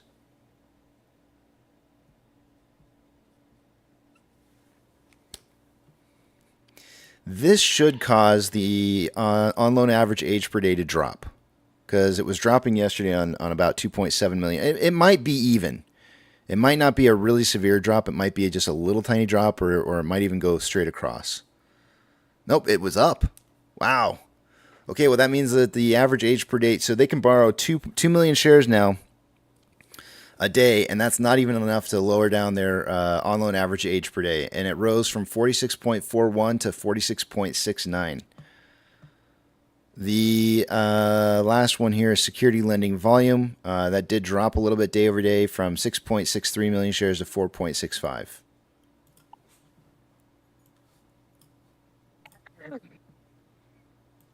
Trigger price for SSR for the day today is $2.82. Currently, we have 79.5 thousand contracts that are out of the money on the calls versus 14.2 thousand contracts that are in the money. 25.2 thousand contracts out of the money on the puts versus 6.9 thousand contracts that are in the money We have roughly 104, almost 105,000 contracts that are. I rounded up this morning, but we have about 105,000 contracts out of the money. We started out the week with 80,000 contracts out of the money, so we're about 25,000 contracts more out of the money today than we were on Monday. And you can look at some of the things that we were kind of noticing before is that there was kind of some bear weeks in volume coming up in May for options, and these are going to build up more and more as time goes on. So just keep watching those; those will fill up. Just give them a chance. Definitely looks like some leaps that are in here that are really, really high. I'm kind of really there's a lot of volume there.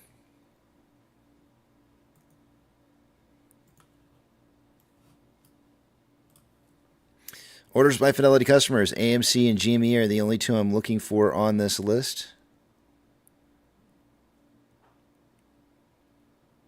Neither of which are on here. Guess what? The market's selling the rip. There is more selling going on the top 30 most heavily traded stocks than there is buying.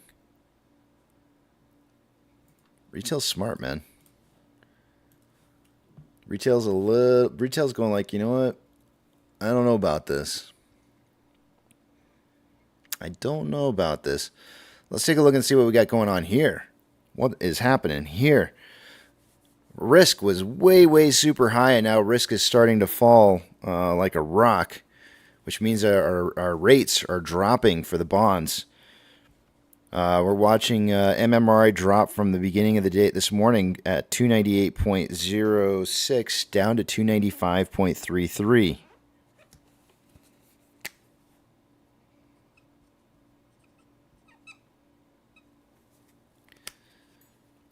The spread between there are two different factors that I mentioned to you guys that we would need to see have happen before a big stock market crash.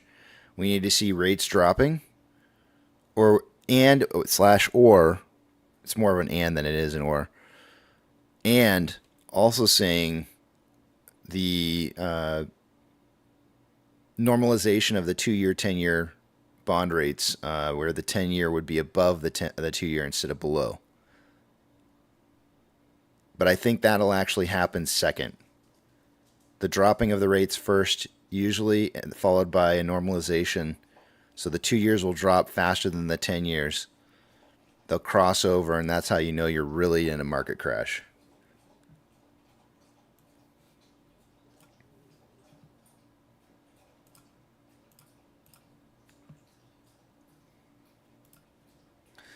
NASDAQ is up 1.62. Oh, wait a minute. Oh, yeah, that's cool. Never mind. NASDAQ is up 1.62. Dow Jones is up 1.01. And the S&P 500 is up 0.9. We have 3,713 advancers to 1,457 decliners. The market is cooking with bacon grease this morning, looking hot and tasty. But for some reason, retail is selling.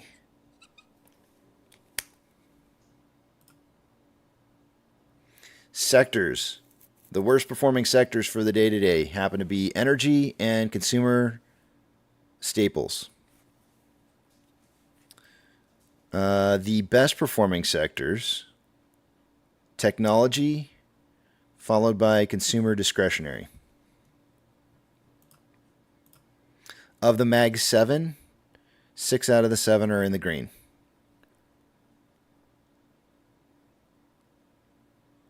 Apple, that had its earnings report last night, up 6.25% today. I want to talk about this one, guys. They announced that they're buying 110 billion shares back. They have, like, I think I saw reports that they have, and because I didn't look through their actual numbers, the reports I saw is that they only have about 90 billion in cash on hand. And in Q4, they reported only about 70-something billion. So I'm not sure exactly. I guess maybe if they're going to do it over a year's period of time, buy 110 billion shares worth of shares, maybe they'll have enough cash on hand. But that means they're going to burn everything that they've got on buying shares on a bad earnings report. Banks. Anything that's changed by 2.5% or greater, plus or minus, is going to get a shout out here. Coinbase is close enough, 2.51. It just changed, down 2.51. FRC is down 6.25. This one's close enough too. Silvergate up 2.44. NYCB up 7.57. Stank of California up 2.53. Zion Stank is up 2.68. Western Alliance up 3.42. And that's it. There is some red in here.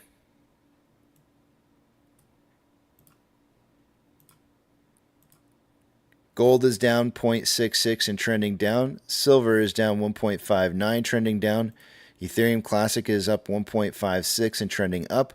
The US dollar is down 0.38 and is starting to rise again. Oil is up 2.63 and trending up. Mortgage-backed securities are up anywhere from 0.43 to 0.44, gapped up at market open and started trending down. SPY is up 0.97, found a top at around 512.55 and is starting to retrace back down again to around 509, 510, 510, 510, 510. VIX is down 5.31, gap down at market open and started trending up. It's currently at 1392 with the futures suggesting it should be somewhere around 1478, which is a full point higher than where it is. So we may be seeing a quick reversal. Guys, when I said a flash rally, I would have expected something way bigger than this. I'm really, really surprised. If this is the best the market can do on a flash rally, what is it, 512 that I said? Let's go back to this. If that's the best it can do, if it can't even break 520, wow, 512.55. That is not one hell of a rally. If that's the best it can do, I'm shocked.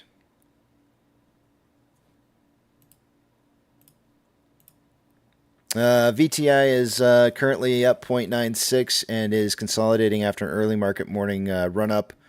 VB is up 1.17, gapped up and is trending down slightly. Tesla is up 1.3. I would say it had a quick morning run up. It's coming back down. It's consolidating about where it opened up at. Amazon is up 1% for the day today, and I'd call it consolidating a little. Cinemark is up 1.48. Same thing with this one. Kind of moved up sharply in the beginning of the day, came back down, is settling about where a little bit below where it's opened up at.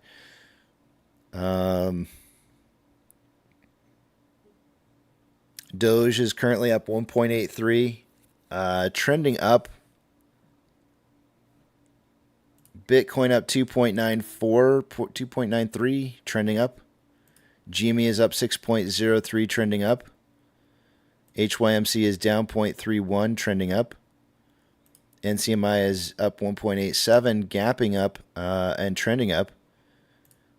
Hood is up 1.65, consolidating, and AMC is up 1.6% and had an early market rise. It broke past this level of resistance, but never really got a good run past it and managed to consolidate a little bit in there and start trending down. So we're currently in a downtrend, and it looks like it's trying to break that downtrend, but not yet. It's not quite there. We have currently $1 million more outflow than inflow. 6.31 million shares traded. By the way, I forgot to mention to you guys earlier this morning, we didn't talk about the Pokey Stick of Volume. Pokey Stick of Volume came in this morning at around 109,000 shares, and I think we probably had about 10,000 shares going into it, which means somewhere really close to like maybe 15 to 120,000 shares. I would up my volume prediction from 5 to 25 to 10 to 30 million shares. So I know I didn't give a volume prediction early this morning, but it's not very much higher than where I would have projected yesterday. It's only 5 million more.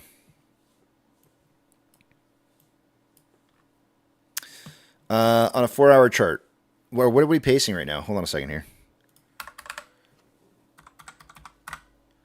We are pacing, after 51 minutes of trading, 48.32 million shares traded by the end of the day today. Obviously, that's going to come down as the day continues on. I'd say right now that 10 to 30 million prediction that I just gave will probably be okay. On a 4-hour time interval, there's currently more buying pressure than selling pressure with an RSI of 55.88, which is just slightly above average. On a 1-hour chart, more selling pressure than buying pressure with an RSI of 64.04, which is above average.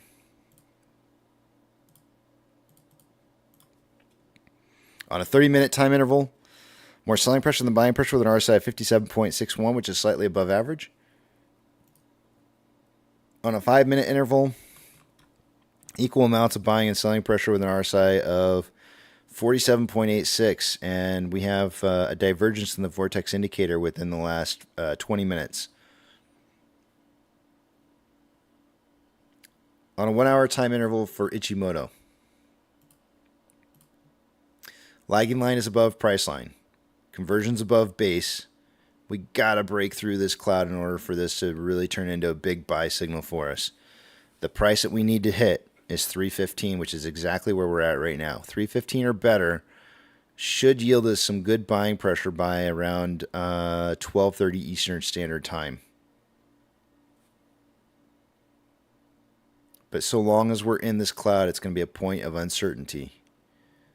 On a 4-hour time interval, lagging line is below price line. Conversion's below base. We need a lot more than just 330 or 315 for a buy signal here. A buy signal is going to probably not really set in until about 350. Part of the reason is we got to get this lagging line above price line. We also have to get the conversion line above base, so 350 is going to be a target number way up here. It will be extremely bullish if AMC can break 350 or hit 350 by the end of the day today. The reason being is that typically speaking, price likes to move down through green clouds, up through red. Technically speaking, it did move down through the green cloud. To see it moving back up through a green cloud is early. That's extra bullish. Normally it should have stalled out in price for a little bit and then tried to move up at a later date. So that's looking kind of bullish right now on this, but it's got to break 350. And with that, that's all I got for you guys.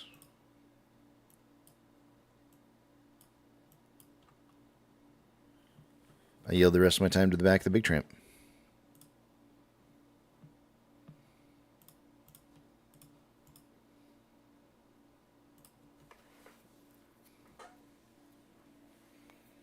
Sophisticated AI says that utilization is going up quite nicely. Yes, it is. CPE, good Friday to you. Happy Fuzzy Friday. I said I would toast with you guys because we have Cinco de Mayo coming up. I don't think we get to celebrate it together. It's over the weekend. Melissa's working. So if you guys want to get together, if you don't have any other, I would love for you guys to go do something outside of AMC or go see a movie, but celebrate Cinco de Mayo. Now, if you have no other place to go, because I won't, I'll be here.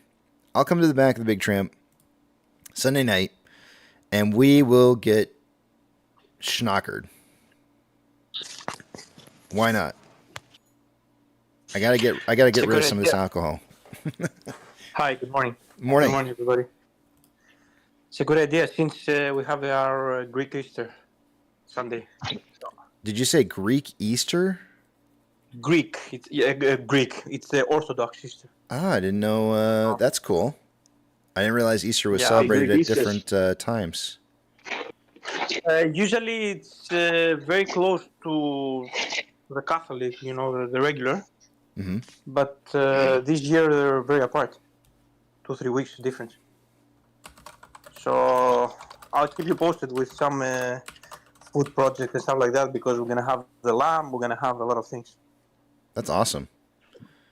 Oh yes, I'll keep you posted to see some nice photos. I can't wait to see that. My mom used to make lamb quite often, actually. I think she really enjoyed making lamb. Do you make it, or does somebody else?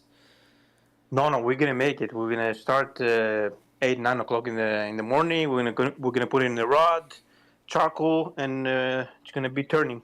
Oh, for 3-4 hours. Oh wow. Okay, it's gonna be charcoal roasted. Nice. Yes. Very nice. That's cool. It's How many hours? It's gonna be a big thing. Listen, we're gonna start preparation to to put in the rod, to tie it, to fix it, olive oil, oregano, and things like that. Marinate. Mm-hmm. We're gonna start around 9, 10 max, and it's gonna be ready. Depends the weather. 3-4 hours. That's not too bad. I mean, that's like chicken for barbecuing here in Texas. You do chicken for like that long, 3 or 4 hours. Yeah, listen. Traditionally, we have to turn it. We take turns, so we have to turn it. Everybody stays there and turning. Now we have the machine, so we're gonna hook up the machine and it's gonna go by himself. That's awesome. In the meantime, hors d'oeuvres, a little bit of sausages, things right to left. You're doing sausages on top of lamb? Holy. No, in the charcoal. Wait a minute. I said that's not kosher. That's not kosher, sir. I'm teasing. I don't care. I'm teasing, man. Don't worry about it. I'm teasing. And it sounds to me like I just got you for a second there. You're like, oh, wait a minute. Maybe we shouldn't be doing pig on, on Easter. It sounded like you caught him off guard. I did. I caught him totally off guard on that one. He was like, oh, wait a minute. Maybe we shouldn't do that. Yeah, no, it's okay. Listen, it depends. One time, the gang, they didn't want to have the lamb, so we had a piglet. Mm-hmm. And it went very good. Well, that's good. You enjoy it. Don't worry. Don't worry about it one bit. I was just teasing you. Yeah, don't worry. Yeah, Mac knows. Mac knows. Once Jesus died, it was okay. You can eat pig after that. Yeah, don't worry. I don't have any issues like that. Oh, man. Apex is saying I'm going to start the show late on Monday because I'm getting schnockered with you guys on Sunday. When I say schnockered, it's real tame. It's really, really tame because I don't like getting too wasted. I'll probably just have like 2 or 3 drinks. It'll be a normal start time.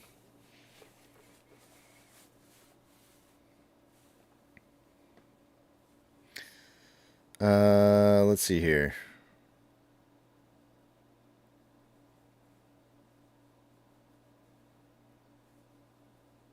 Gordon says the market needs some Viagra.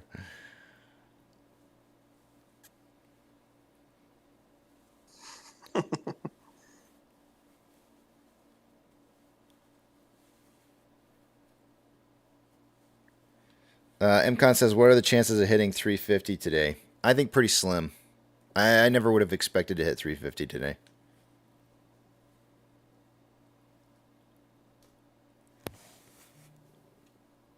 Casey, I sent you a DM in Discord. Awesome. Thank you very much, Tom. It makes it a lot easier for me to, because when I get a DM, I can, focus on it. Because I don't normally check my DMs unless I'm doing nothing else. And so if I have the opportunity to be able to read the DM, I can make a note somewhere like, oh, do this or do that. And so like if we just talk about it here, the chances of me getting it done are kind of slimmer because, me, I just forget.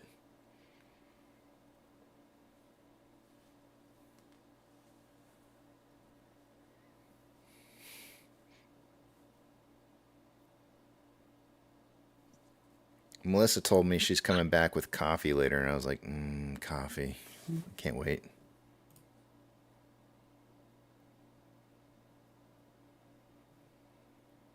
And then Yukon apparently has a May 14th birthday song. Or no, not May 14th. May 15th birthday song. So Yukon's he's gonna send me a DM too.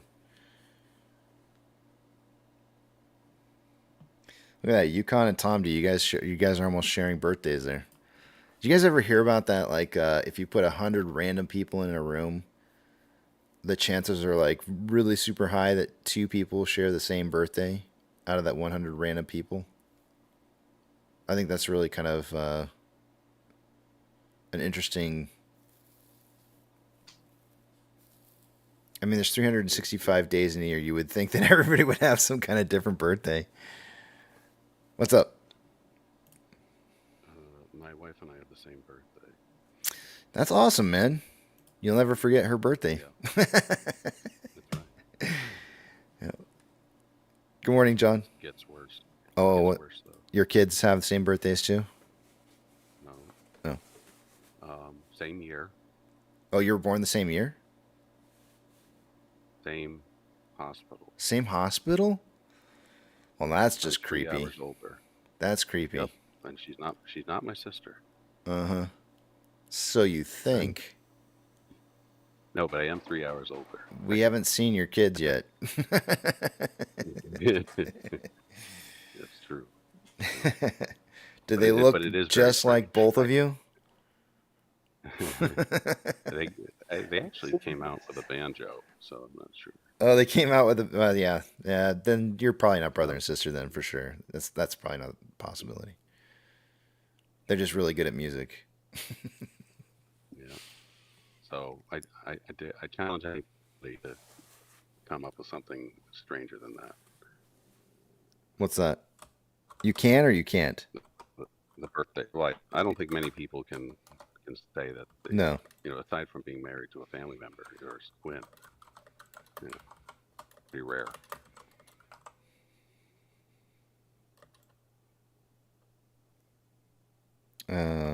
Yeah.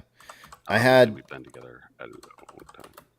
I had a kind of close, but not even. I mean, it's only just a smidgen close to what you had with my ex-wife, but we shared a difference in birthdays by 2 days.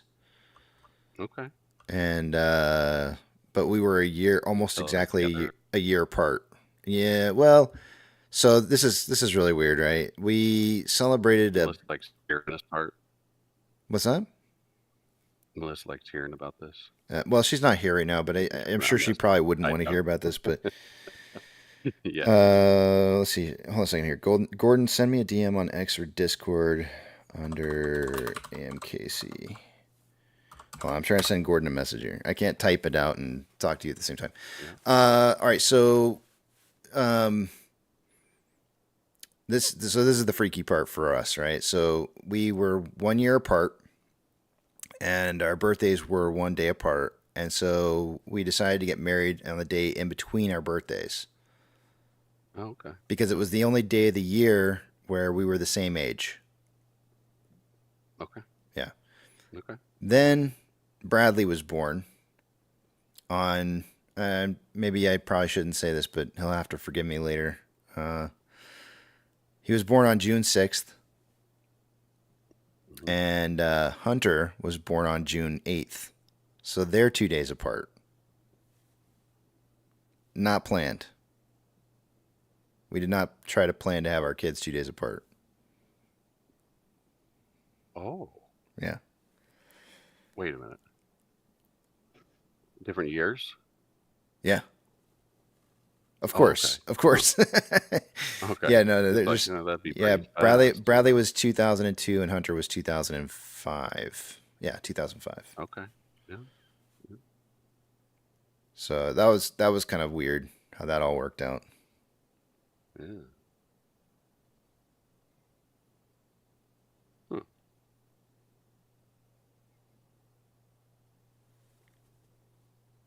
Hazel says there's 266 people in here, so 2 of us have the same birthday. More than likely. 2 sets of 2. I will say I'm a Leo, but you already probably knew that. Yeah, me too. Oh, no. I'm a Cancer. I always wanted to be a Leo. Are you? Yeah, I ended up being a Cancer. Leo. I really am. I'm really a Cancer. Yeah, okay. So does that mean like in October is when you like to get busy? That's like 9 months before July? Well, so... Or were they born in June? No, because they were born in June. But you got to remember that Bradley... Yeah, September. So Bradley was born in 2002, June 6th. So if you do the math backwards, it was basically 9/11. So Bradley is a 9/11 baby. He was born 2 weeks early, so that's how you know he was a 9/11 baby. Bradley was a 9/11 baby. How long? What's that? Did you say 2 weeks? Yeah, 2 weeks. Yep, he was 2 weeks early. Okay. Yeah, that's a weird number. And but Hunter obviously was not a 9/11 baby, but Bradley was most definitely a 9/11 baby, and it was really kind of interesting because for those of you who had kids during that period of time, there was a huge influx of kids in all the schools that our kids started going into. There was this the graduating class of what year did he graduate? He graduated in 2020. So the graduating class of 2020 had this massive amount of kids, and every time these massive amount of kids would come into a new school, like an elementary school, when they all started elementary school, they were all full. So all these elementary schools were like super, super full early on, and they had to like put up a bunch of mobiles to get kids in there into classrooms. And then when they went into middle school, none of the middle schools were ready for them because, again, they just didn't know that there's. For some reason or another, they just didn't realize they were going to be getting such a big influx of kids. And so they always, every single time they would go into a new school, they had to actually, by the time Bradley got into high school, here in Texas, they had to make a brand new high school for the kids. So we live in a district where there was plenty of room for kids in the school for any other year, but because that 9/11 group of kids started coming through, they had to make a whole brand new high school. It's it's probably less than 3 miles away from the other one. Made a whole brand new school, and then Bradley's sophomore through senior years were spent at the new high school. So he had to switch high schools after his freshman year. Yep. What is it like to switch the schools and all that? To have the impact in the middle of the school year? We'd have to ask Bradley because I don't know. Yeah, let's call him up right now. We could. What's today? No. He should. Well, let's see. He's 2 hours behind us, so maybe in like an hour or two we can call him up and talk to him. But I don't know. We'd have to ask him what he felt about it. I feel like kids just don't know any better than what it is that they got, and so they just deal with it. You know? My 8-year-old did not want to go to school this morning because she wanted her Pokemon cards. Oh, that's cute.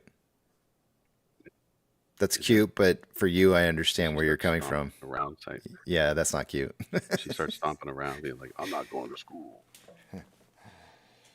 By the way, the class of 2020, the 9/11 kids, guess who was also the class who had to suffer through COVID and miss out on their graduation and prom because of COVID? Oh, same one. Same group of kids. Yeah, the 9/11 kids got effed over big time because not only did 9/11 screw. I mean, their entire existence was because of 9/11, and then 18 years later, 18 years later, they don't even get a prom night or a proper graduation because of a pandemic. So talk about unfortunate. Well, hopefully they'll have some reunions or something. You know, I don't like reunions, but I'm not really. I think it was rigged. Rigged. It's very rigged. Yep. Very rigged.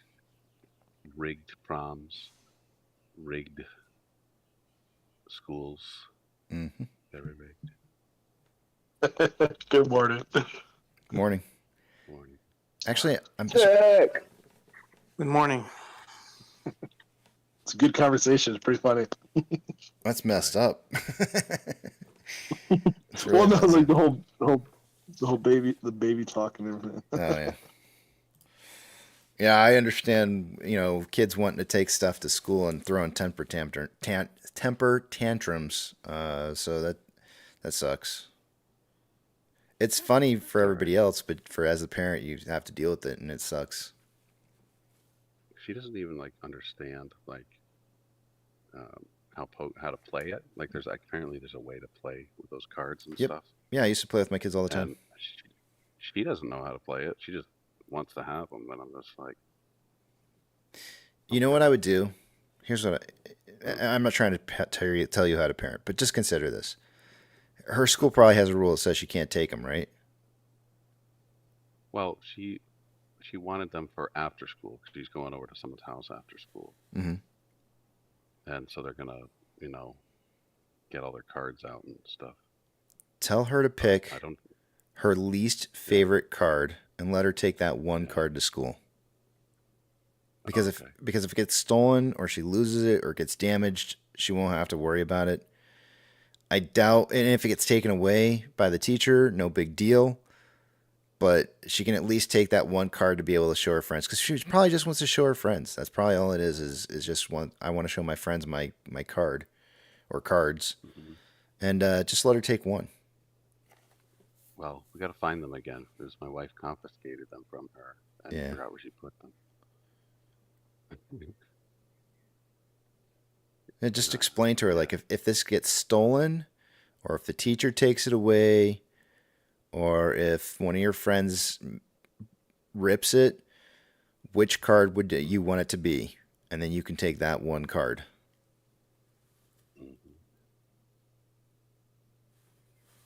But, you know, you do you. It'll work out. Did you do baseball cards when you were a kid? Oh, yeah. Yeah, me too. Yeah, I had those stolen. I was pissed. Oh, no. Yeah, somebody broke into my locker and stole the whole notebook.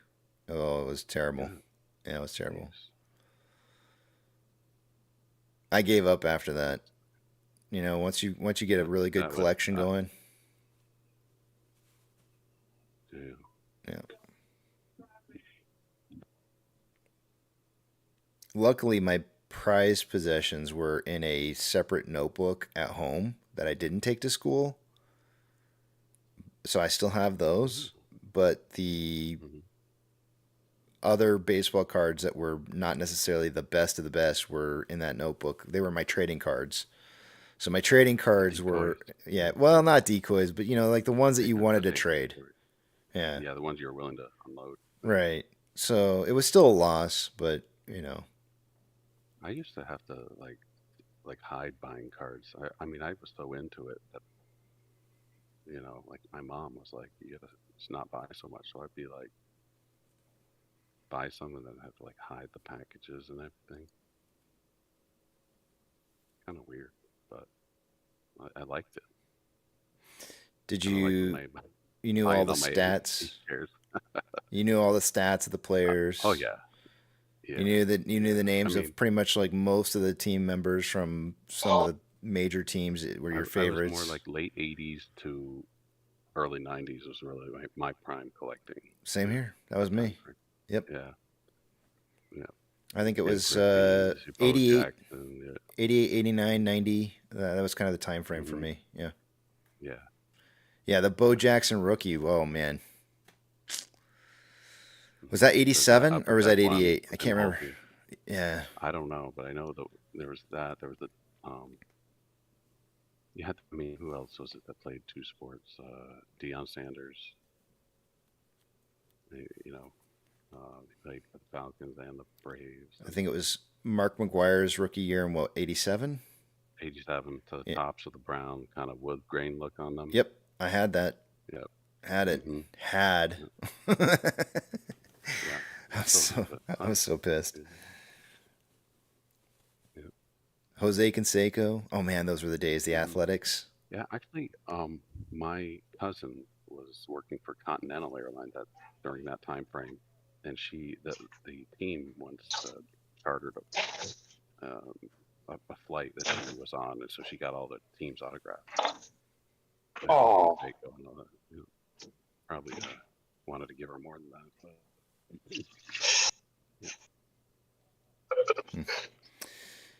Steven Siebert saying, what happened to the 100,000 spoofing at $3.14? It was there before you did numbers, after numbers gone. I don't know if it was hit. I'd have to go back in the live stream and see. I can see, actually, the live stream is actually playing it right now for me because I am lagging behind on the live stream. Right now, it's up on the. Let me put up on the main screen for you guys so you can see this. Hold on a second here, because it is there. Let me see if I can transfer this over. It's probably going to cause some kind of like feedback loop. Let's see.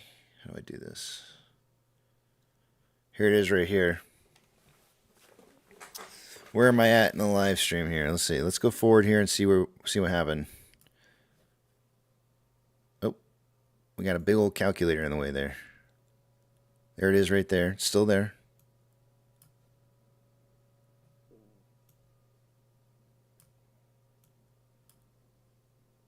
Okay, so just before numbers, like you say, $3.14. Now, as price was coming down towards $3.14, did it get hit and disappear? Or did actually 110,000 shares trade at $3.14?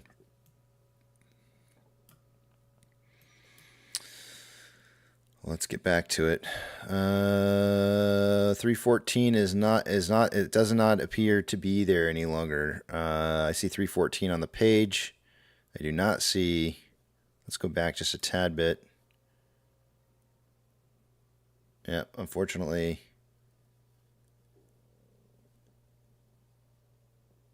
I was going through all the numbers and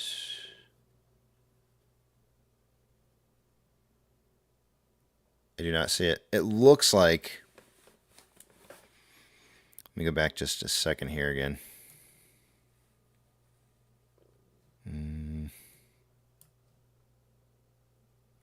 It looks like that order, the 314 order, may have been broken down into some of these other price amounts, because I feel like some of these were a little bit lower in quantity.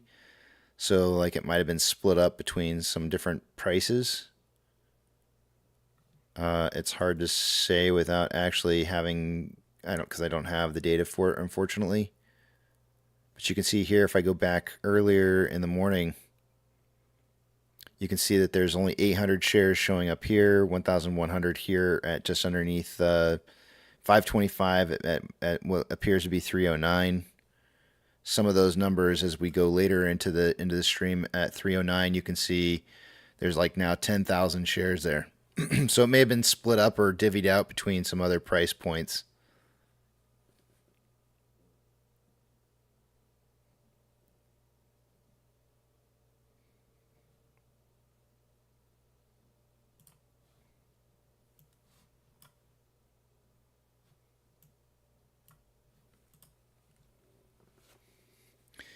Yep.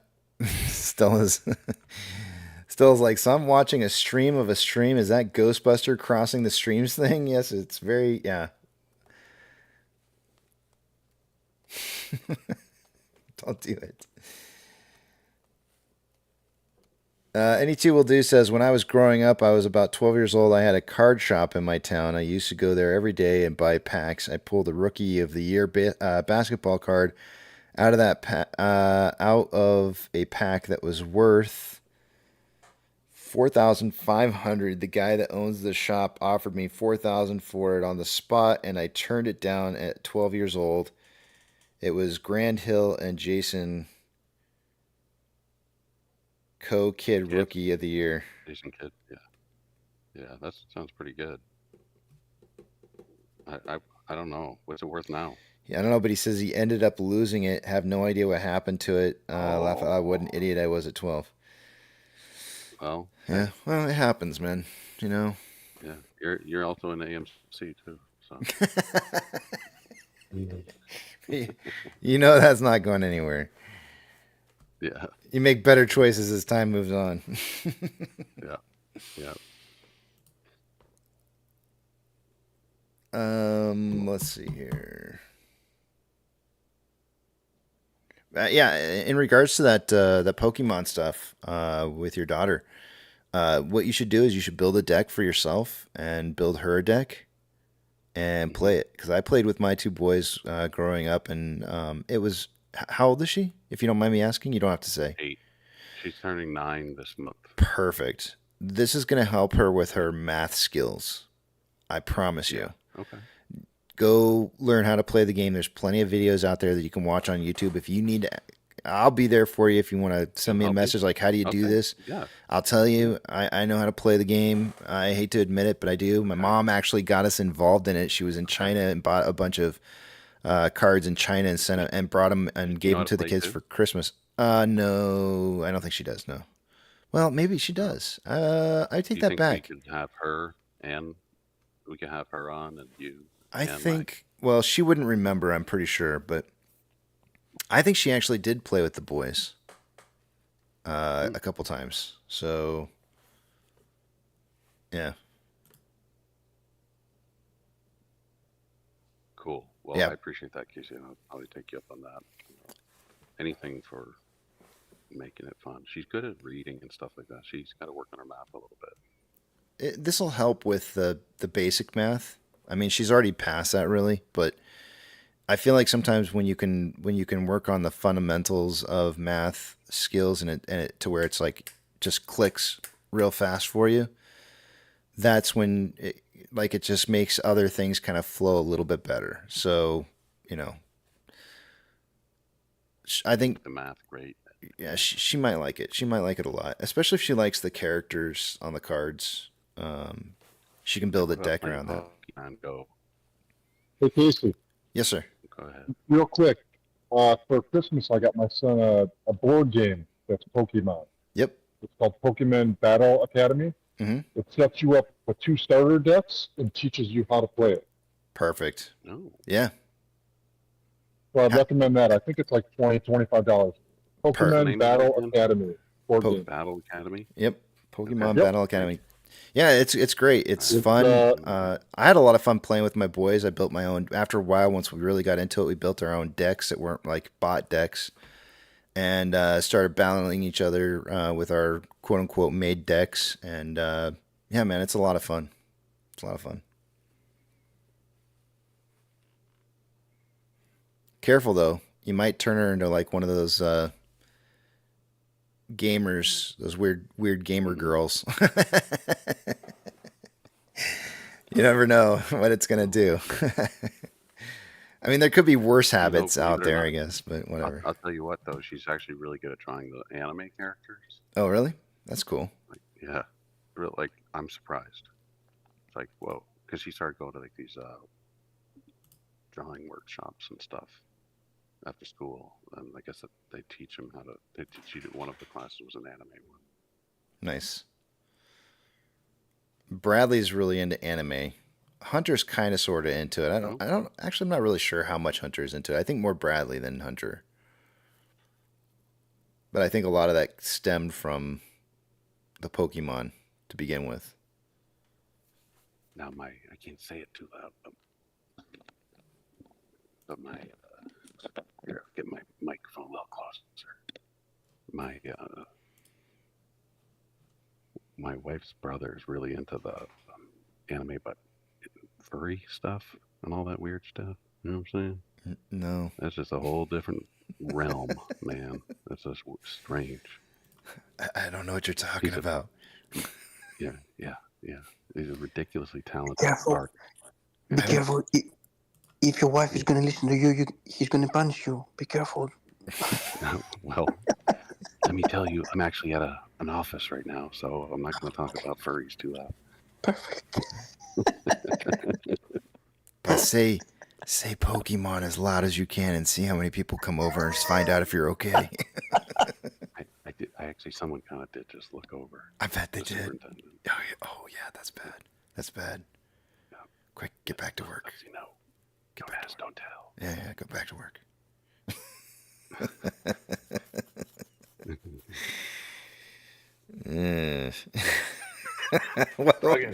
Welcome to Fuzzy Friday. I'll give you $15 if you can scream the Pokemon theme song in your office. No, I will give you an official used AMC Casey mug if you sing the Jigglypuff song right now. Do it. No. And I can teach it to you if you want. Come on, man. It's history, man. Okay. You have to do the whole song. The whole song. Okay. While we're on this topic, but because everybody's probably like bashing their head against the wall, like, why are we talking about this? There's a prank call I'd love for you to play for the guests here. Okay. Okay. They'll probably laugh their ass off. All right. I'll send it to you. I'll put it in the bubble. Give me 1 sec. Okay. It is funny. Hold on.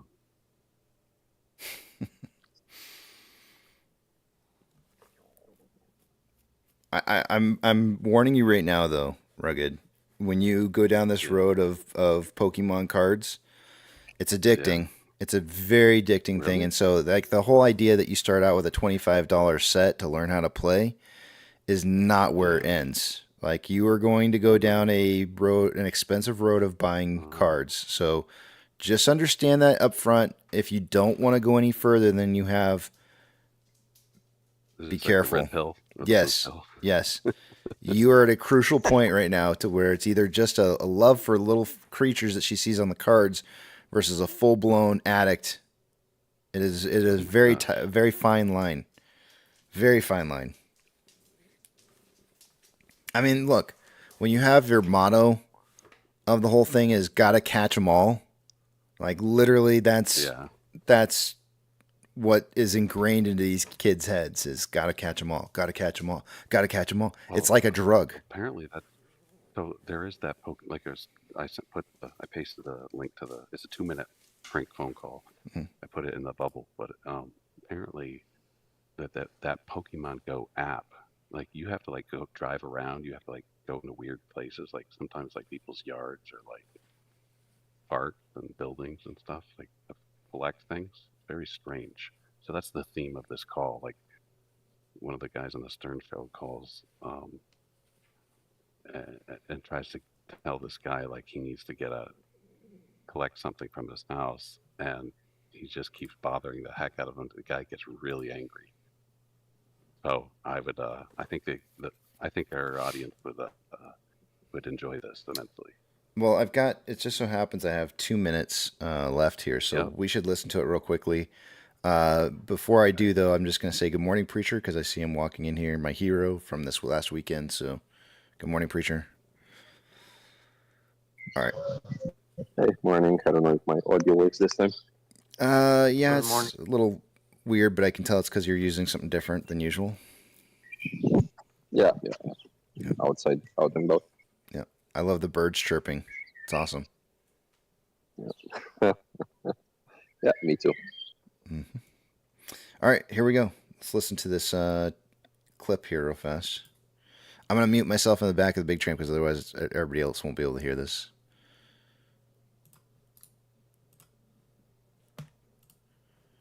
Give me 1 second. Oh my.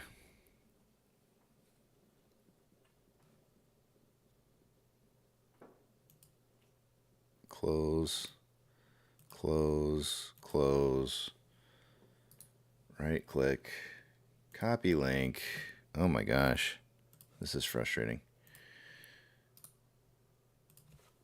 All right, here we go. Hello? Hello. Hey, how you doing? Good, who's this? My name's Rusty. I'm playing Pokemon Go in your neighborhood right now. Have you heard of that? Yeah. Well, listen to this. Squirtle, Squirtle, Squirtle. Did you hear that? Squirtle is actually in your living room, and I just want to make sure you don't mind if I come in your house and grab him. Yeah, I do. Yes, I do mind. I don't know if you realize, though, Squirtle's one of the cutest and most important characters that I could grab. I don't care. Holy moly, do you hear that? Jigglypuff is out in your garage. Do you mind if I go back there? I'd probably shoot you if you went in that garage. Yeah, but I need to grab Jigglypuff. Is it unlocked? No, it's not. Do you know how important of a character that is in Pokemon Go? Yes. Lose my fucking number, okay? Well, I'm not being difficult here. I just want to go in your garage and grab Jigglypuff. Yes, you are. You're not accepting no. You've asked me numerous times. I said no in every way I know how, and you're not accepting it. Now you're breaking my ball. So now if you step on the property, I'll have you arrested. And if you open the garage, I'll shoot you. Wow, did you hear that? Charizard just showed up in your backyard. Now, you don't mind if I go back there and just grab him, do you? Do you understand, Rusty? I will have you arrested. Well, you're not going to do anything with them. Why can't I go in and grab them? Rusty, I'll have the police waiting for you in about 30 seconds, okay? Pikachu! Oh, my goodness. Did you hear that? Pikachu's in your front yard now. Can I just go and grab him? Leave me alone. Stay off my property. I'll have you arrested. Please don't be Rusty. I think we got disconnected. No, I hung up on you. You don't even take that for an answer? Well, I would, but listen to this. Clefairy's in your dining room. You mind if I head on in there? Rusty, fuck you. Rusty. Wow. I know Rusty. He's very annoying. That poor man. Yeah. Yeah, I've played Pokemon Go when it first came out. That is not how it quite works, but apparently that guy didn't understand that. Still pretty funny, though. Melissa, to this day, still plays Pokemon Go. I was like, that game is still going? I couldn't believe it. We went to Washington, D.C. She's over there spinning those balls, trying to catch those Pokemon. That sounded really bad, just the way I said it just now. Numbers time. Look at that. Let's move on over to numbers. Unfortunately, I'm not going to be able to see what it is you guys are saying, so hold those personal thoughts, comments, questions, concerns until you see the Big Tramp back up on the page again. Let me go live back up on the Big Tramp real quick here. All right, guys, I'm back, and let's do some numbers, shall we? Numbers. Let me move some screens around.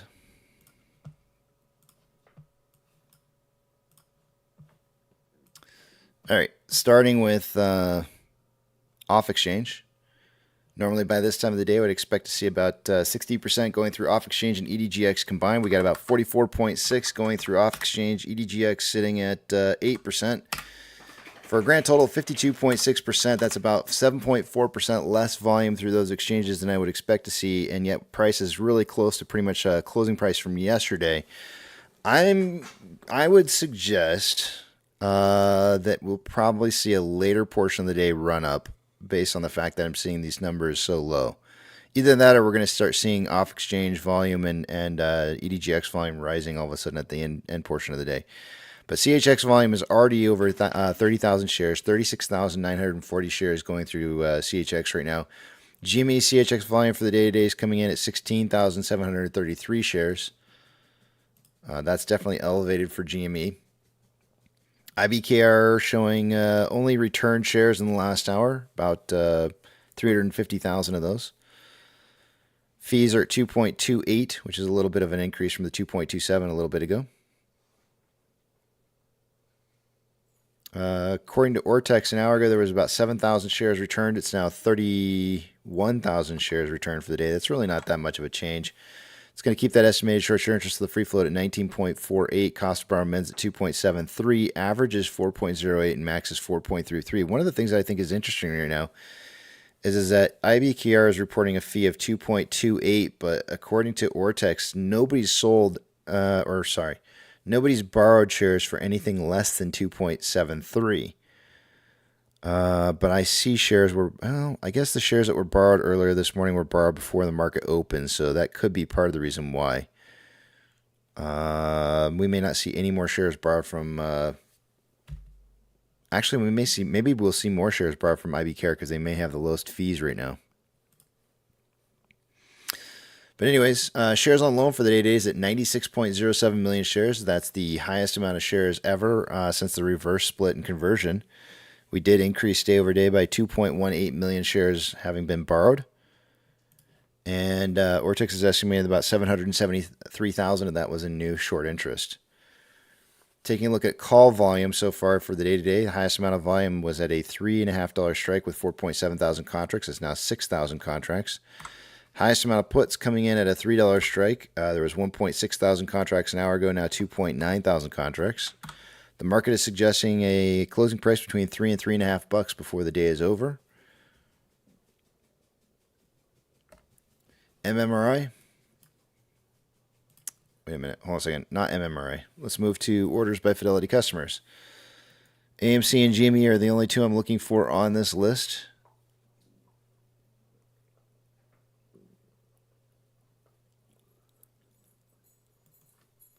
neither of which are on there.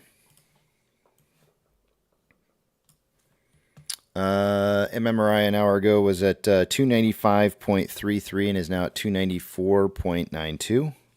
So it's still continuing to drop, although you can see the 10-year rates seem to have gone back up a little bit, which means that it's probably the US dollar that's dropping to cause that number to decrease, which we'll take a look at here in just a minute.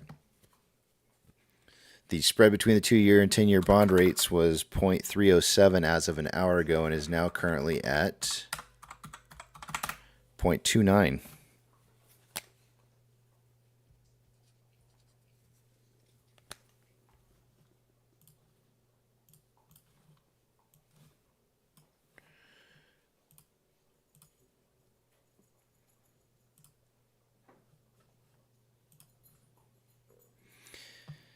Currently, the NASDAQ is up 1.69, Dow Jones is up 0.88, and the S&P 500 is up 0.91. 3,496 advancers to 1,878 decliners. The market's still cooking with bacon grease, but not as much as it was an hour ago. So it is definitely starting to slow down a bit here.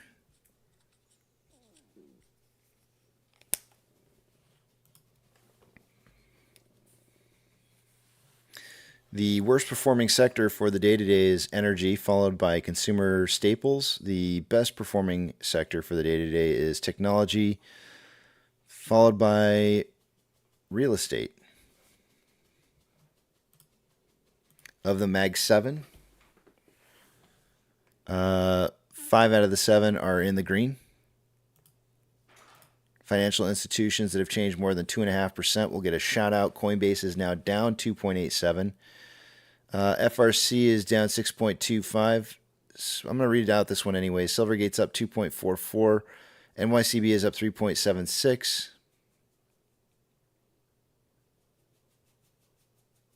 Western Alliance is up 2.86. And that's about it. Gold is down 0.5 and is slightly trending up. Silver is down 1.44 and slightly trending up. Ethereum Classic is up 1.93 and trending up. The US dollar is down 0.25 but trending up. Okay, so the US dollar went up. That's odd. I'd have to go back and take a look at the numbers. I'm really surprised by this. US dollar is trending back up again here, which means the market should be down. Oil is up 2.19 and is consolidating. Mortgage-backed securities are up 0.44 and slightly trending up. Actually, BlackRock's slightly trending up. It looks like Vanguard's is actually trending down. SPY is up 0.81 and consolidating. VIX is down 4.5 and trending up, which means, again, also the market should be trending down. VIX is currently at 14.02 with the future suggesting 1483 still, so it should be rising. Got a little bit of consolidation period here after an upwards trend. VTI is up 0.71 and currently trending down. VB is up 0.69 trending down. Tesla is down 0.62 trending down. Amazon is up 0.7 trending down. Cinemark is up 0.31 trending down. Doge is up 2.33 and trending up. Bitcoin is up 3.1 trending up. GME is up 5.64 and consolidating after an uptrend. HYMC is down 0.92 and consolidating. NCMI is up 1.32 consolidating. Hood is up 0.48 and trending down, and AMC is up 0.3 and consolidating after a downtrend. Inflow versus outflow so far for the day today, about $1 million more outflow than inflow. 8.21 million shares traded so far. After 100 minutes worth of trading, we're currently on a pace for about 32.01 million shares traded by the end of the day today. With the pre-market volume that I saw this morning, I gave a prediction at after market open of somewhere between 10 and 30 million shares traded by the end of the day, and I think that's going to be a good prediction. On a 4-hour chart, we currently have more buying pressure than selling pressure with an RSI of 53.88, which is slightly above average. On a 1-hour chart, more selling pressure than buying pressure. There appears to be a divergence occurring within the next hour. RSI at 58.25. Let's see here. 30-minute time interval, more selling pressure than buying pressure with an RSI of 52.72, which is average. And on a 5-minute interval, more buying pressure than selling pressure with an RSI of 44.98, which is slightly below average. And with that, I yield the rest of my time to the back of the big tramp.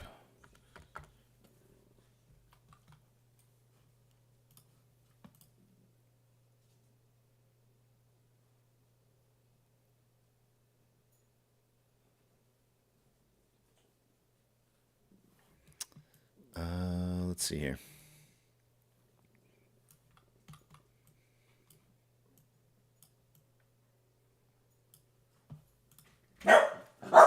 Ooh, I might be getting some coffee. Yay. Welcome back. Avocado is scratching like crazy. I know, that noodle is too. Mine was drinkable, so yours definitely needs to be heated. Okay. Thank you, Casey. 30 seconds would be great. Just to What's that? check the bubble. This just to have an idea. This is from last year. Oh my! I'm gonna cut off portion of this just because I don't want people to freak out. Yes. But I, thank you for posting it all up in there because that's cool. This is the meal that was being prepared last year for Easter, Orthodox Easter. Some lamb, sausages. Is that potatoes in the tinfoil or something else? Potatoes and garlic, but you cut the photo. There's garlic too. Yeah. Oh yeah. It's like sorry. Yeah, I cut it and I see it now. Yeah. Yes. In the fry pan, there is different types of things. It's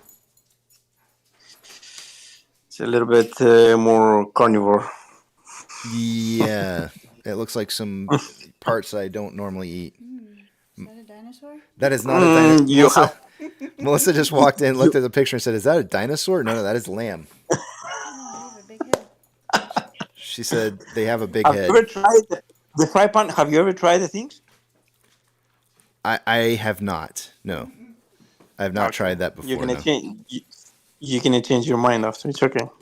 We have to listen. I mean, one day we're gonna arrange. As soon as we're gonna finish and we're gonna have some beers and stuff like that, we're gonna arrange. All right, I'll try it. I'm not gonna tell you. But yeah, you have to try it though. I'll try it once, but yeah, all right, I'll try it once. Fair enough. Yeah, I'm not one of those people that just. I mean, there are some things. I'll be like, just nope, no way in hell I'm trying that. But that I would try unwillingly. Is it like tongue? Is that some of that tongue? No. Okay, good. I don't want to try tongue. I'm not into that. Yeah, no. Yeah, okay, good. We're gonna have a tank like a soup afterwards. As soon as we're gonna have a lot of drinks and we have to straight up. Maybe we're gonna have that if you want, just to reduce the alcohol. And I don't want I don't want to have any blue oyster or whatever they call them. What is it? Country blue oysters or whatever. There's a name for them. No. Don't worry. Rocky Mountain blue oysters. I think that's what they call them. None. I'm okay with that too. I'll pass on that. You wouldn't have brought it up unless you didn't want it, bro. Come on. Nope. Be open with us. I don't Would you try them? No, that's something I would definitely not try. Nope. How many drinks till you would? None. There's zero. None. Oof. Like I'm not trying them. It's a definite no. I can't even imagine in any world where I would go like, yes, let's just try that. What about if AMC started selling them? No, I'm not trying it. You could tell me you sell me 1 million AMC shares for just the taste of one of those, and I'm still saying no. I just don't want to. I don't. No, thank you. What? Wait, I lost you. For what? You don't want what? I'm not eating any. What do they call them again? Blue. Rocky Mountain. Yeah, Rocky Mountain blue oysters. I'm not. Yeah. Oh, man. Yeah. Check it. Do you know why it is? It's because I'm too much of a head case. Every single time that I went to go eat anything else, I would instantly be thinking of that, and it would make me never want to eat. I would probably become a vegetarian afterwards. I would. I would probably become. I don't want to do that. I don't want to become a vegetarian. I am convinced. I am absolutely like. I feel like majority, and I'm not saying like all. I'm just saying 51% of all people who are Everything is vegetarians. about training. 51% of all people who choose to be vegetarians is because they had some kind of horrible experience with meat. Whether it be they just don't like seeing animals killed, or what it is, I have no idea, right? But something happened somewhere in their lifetime where they were traumatized, and now they just don't eat meat anymore as a choice. And I don't want to be one of those people. I just don't.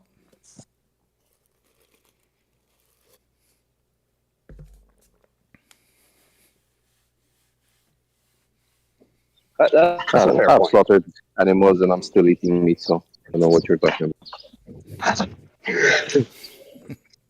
What did you say? You eat Rocky Mountain? I've slaughtered animals and I'm still eating meat, so I don't know what you're talking about. I still can't understand what he's saying. He's eating. What did you eat? You ate something specifically. I said I've slaughtered animals, right? Oh, yeah. Chickens, pigs, cows. Right. That's fine. I'm not saying no. I'm not saying everybody has the same reactions. I'm just saying some people do have had some kind of thing that's happened to them that was traumatic.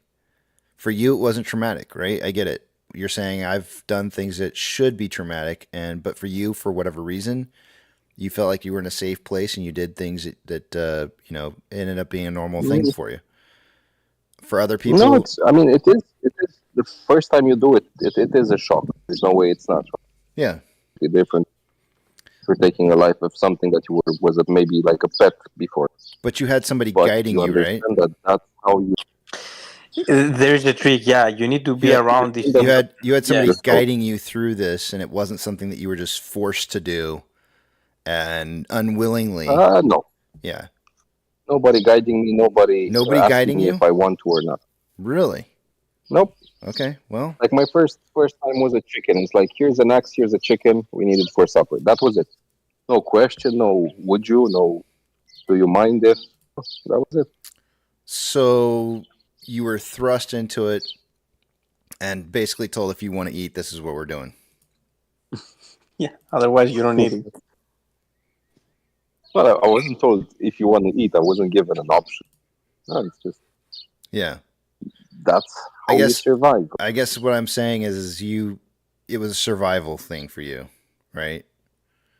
So maybe that's why you didn't have a negative reaction to it. I'm just saying there are situations where people are put into and they have a negative reaction, and that's why they choose to consciously not want to eat meat anymore. Now, whether or not your experience was negative or not, I can't say because that was personal for you.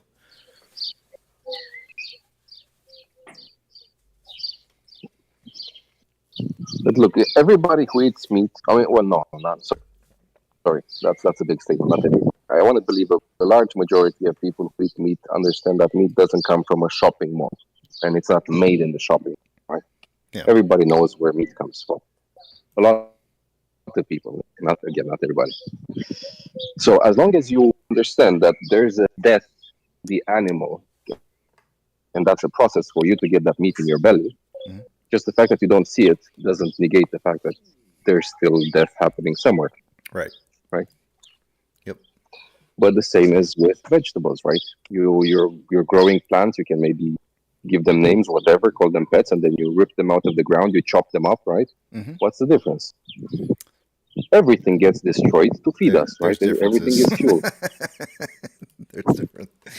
Come on, preacher. You know there's differences between eating a vegetable and preparing it than it is an animal. Come on now. You're not fooling anybody here. Are we talking... Wait, no. What type of vegetables? Are we talking farming vegetables? Are we talking about... Are we addressing all the animals get killed just for farming land to be a farming land? Because that's also not something you can easily overlook. Like, I'm eating vegetables. Okay, how many animals to die for you to have your vegetables on the table? shucking corn Because that's also and peeling the skin off of an animal are not the same thing. It's not the same thing. okay, but That's you a know good there's thing. animals in the ground, in the farming ground that get killed for that farming land to be farming land. You know that, right? Sometimes there's moles, there's rats, there's Sometimes it's from a bugs, tree. there's all kind of there's foxes, there's boars, there's all kind of animals that get killed in the farming process. How is that not taken into account? It's not the same. It's not an animal. And I'm not even going into the stage where scientists found that plants do scream when they get cut. It's on a completely different level, and we don't notice it. But I think this is go a there good as well. conversation. This is a very good conversation when you're hungry and you don't have food and you have to choose. That's you're gonna see the reactions and what you're gonna do. Yeah, I agree. Because if you're sitting, you have your plate, everything is served, and every day you have food, you don't care, you're not gonna appreciate anything. You just need the food, and something came to your mind. But as soon as you're outside to the woods or in the farm, or you don't have food, then you have to go search and you have to decide what you're gonna do and how you're gonna place it. It's a different story because think you need the meat and you need the vegetables. But if you're gonna leave the meat, it's gonna eat the vegetables, and after you have to eat the meat. Yeah. All I know is, I've got the teeth for omnivore, so that's what I do.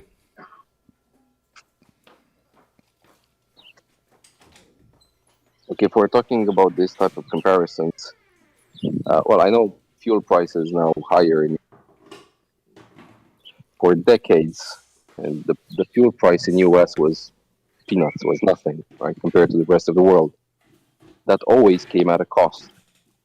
Regardless if people were acknowledging or not, there were people dying in other places in the world just for that fuel, like oil price to stay low for the US, right? That is a sacrifice. Animals and humans alike were dying in the process. Yeah. I didn't hear anybody like, I'm not going to drive my car because we're killed to have this low price on fuel or to even extract this fuel. Dario's saying humans are carnivores, not omnivores. Hold on a second here. Now I'm gonna have to look this up. I thought we were omnivores. Hold on a second. Now I'm gonna have to. I thought we were omnivores. I'm pretty sure we're omnivores. We have the front teeth for chop as well, chopping off. People are omnivores. It says right here. Human beings are the top predators on the planet. People are omnivores, meaning we are consumers who eat vegetarian and meats. So yes, we are omnivores. What's that, hon?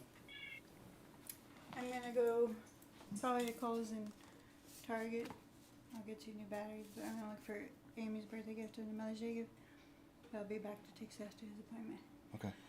I put Noodle in her cage because she followed me into our room and peed right on the bathroom floor, not next to the bathroom floor on the carpet. Oh, nice. And then when I walked out, there was poop in the same room. Oh, awesome. I already got it, but I just locked her up because it pissed me off.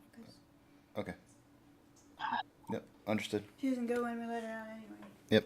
Alright, I'll see you later. All right. Maybe to Walmart. Let's see here. Sorry about that. I had side conversation.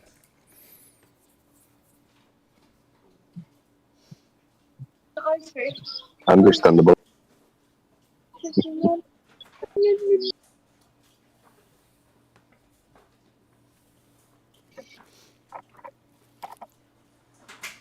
Darby, you just learned something new for the day. That's awesome. You can walk away saying, I just totally found out. I thought all this time we were carnivores. And now you can walk away from this and go like, you know what? I just found out something new.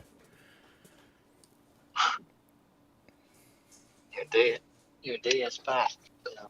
Or how do they say it? Or omnivore.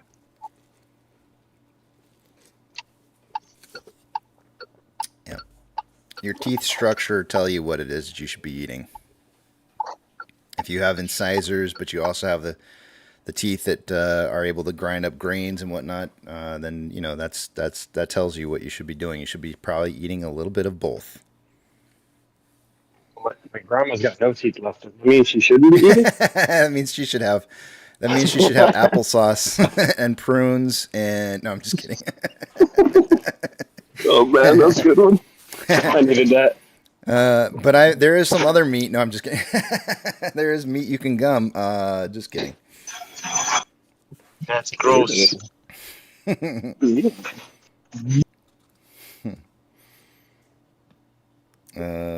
see here.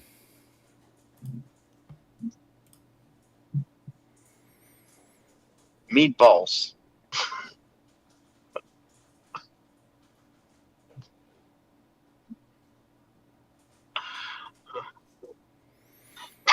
I just saw that clip that you just posted up, BL. I actually I saw that clip. I didn't watch the clip, but I saw the clip earlier this morning posted up on Twitter. So I'll save that off to the side there and pull that up a little bit later and watch it. Sorry if there's a dog crying in the background, but we had to lock up the dog because peeing and pooing in the house, not okay.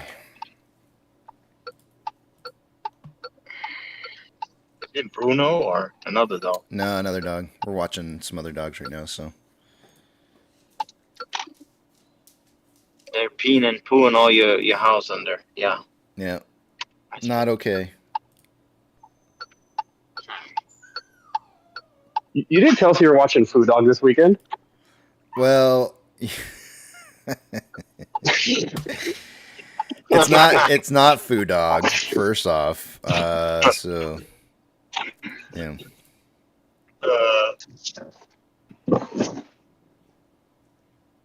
No worries.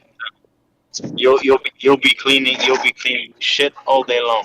No, I hope not. Let's not I will. do that. I don't want to do that. I'll pass.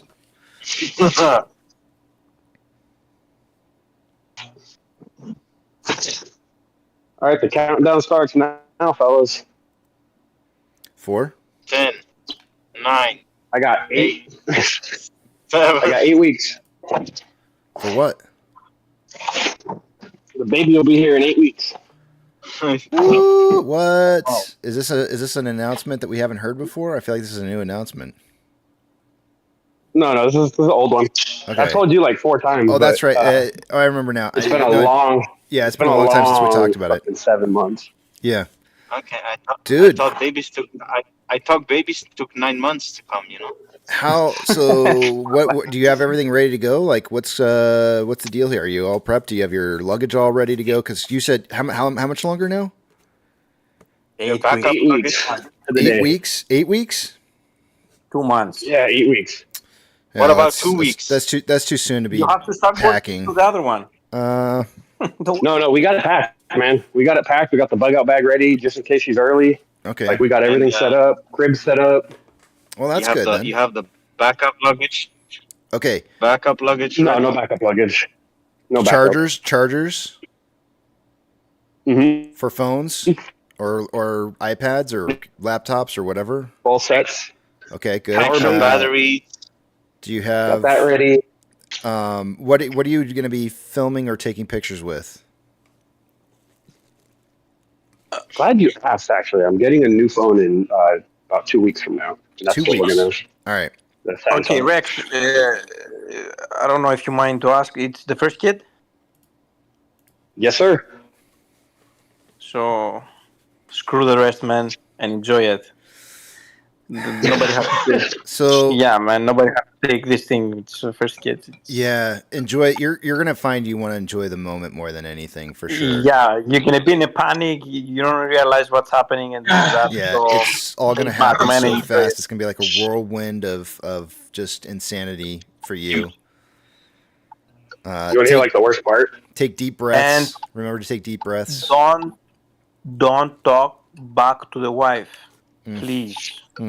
As soon as in the room, Yeah, keep Don't your mouth talk shut. back to the wife.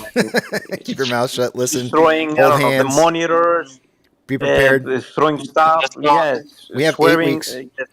We have 8 weeks. You need to Just start. stop, not yes. I want you to. You have 8 weeks here. You need you to go out and buy some of that power putty stuff that you can squeeze so you can strengthen your grip. And I'm not asking you to strengthen your grip so that you're ready to squeeze back. You're strengthening your grip because your hand's going to get crushed, and so you need to have a little bit of strength there to be able to resist the crushingness. So go out and get yourself some of that power putty stuff and just start squeezing that in whatever hand you plan on using. You can, mix it up. Go both hands. You never know. Maybe you're gonna hold both. Who knows? Be ready. Yeah. Frank Lehman said you did this to me. She's a trooper. Yeah, she's like, dude, I'm already getting shit for it, which is funny. But she wants to go no epidural. So they all do. They all do. Here's the thing, though. Here's the thing. Yeah. I didn't believe her at first. Yeah. But she told her doctor, whatever I tell you, I don't want an epidural. But if I tell you otherwise during birth, ignore it. And I was like, I didn't know you could do that. Really? Yeah, so when she came out of her mom, and her mom had an epidural, her lips were like crossed up, and she looked like she was under some heavy meds. Mm-hmm. She doesn't want that for the baby. She doesn't want the first picture to be all groggy. You gotta respect what she wants for the first one, but after the first one is over, when you guys are looking further down the road, what this is one of the most strangest things that I've ever seen. Immediately afterwards, your wife will be like, "I will never do that again unless I'm under an epidural." She'll say that. More than likely. I mean, some women are different. There are, like Melissa, she's actually kind of one of the ones that's not that way. She was all natural, I think, on all of hers. But there are some rarities. But I would say majority of the women say after the first birth, they're like, "Nope, do an epidural next time," which is great. Let them choose because it's her choice, right? She gets to decide how she's going to go through this. But be there. Just be there for her either way, one way or the other. How she's going to choose. But the strange part about it is at first they say I want an epidural next time, and then after about 4 or 5 months go by, they change their mind, and they're like, next time I don't want to go natural again. And you go like, wait a minute, you were adamant about next time you were going to do or you were like, I'm doing an epidural for sure next time. And it's the strangest thing. I've never understood why that's the case, but they flip on, for some reason or another, they just flip, and it's almost like they have like an amnesia to what happened. Like some kind of amnesia occurs and they don't remember exactly what they felt the whole time after 6 months or something. It's really weird. But just be there to support her one way or the other. It's her choice, right? Yeah. Doctor was pretty cool about it. She mentioned that I get like 2 meal tickets while we're there, and that they want me to bring a sleeping bag and like all these things. Mm-hmm. She doesn't want me to stay a full 2 days, but I'm like, dude, I got leave. Like I'm allowed to be there, so I'm going to take advantage. This will be like my vacation. You're staying there. You're staying there. Yes. Yeah. Don't even consider. She's telling me not to. This is a test. This is a test. You're not going to fail this test. Okay. You're not failing this test. Yes, you're staying there. Yes, you have to be careful. Oh my God. God. So with that being said, is it worth just Ubering or DoorDashing food to the hospital, or sticking with what the they hospital should serve her food, and then you're going to go down as fast as you can. Well, I'm assuming parents are going to be there. You're going to go down as fast as you possibly can to the cafeteria, and you're going to grab something out of the quickest vending machine you can possibly find so you can get your ass back up into that room again. So that's what you're going to be eating is nothing but vending machine food. Okay, so right outside the room, they actually have, because we went and we did a tour of the birthing center where she's going to be, and just outside that room, they have like a snack area that's not a vending machine, but is open to the parents, like the mom and dad. Then you go downstairs and there's vending machines. I don't know if her parents are going to be there or not. You would hope they would be, but I can always lean on them for food if it gets to the point where it's like, hey, can you guys go grab something? I can't really leave. That was kind of my plan, but I don't know, man. It's 8 weeks. Enjoy, man. Getting excited.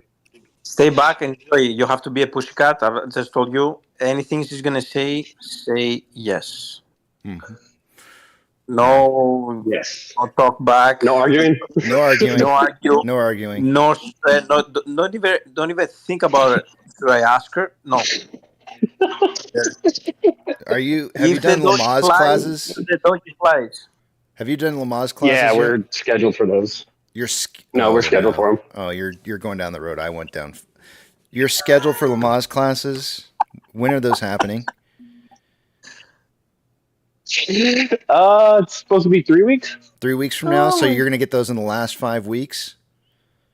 And how many That's what classes? she wanted, man. It's 2 classes, right? 2 classes. Is that what you're doing? Yeah, she wanted to do them back to back. Yeah. Okay.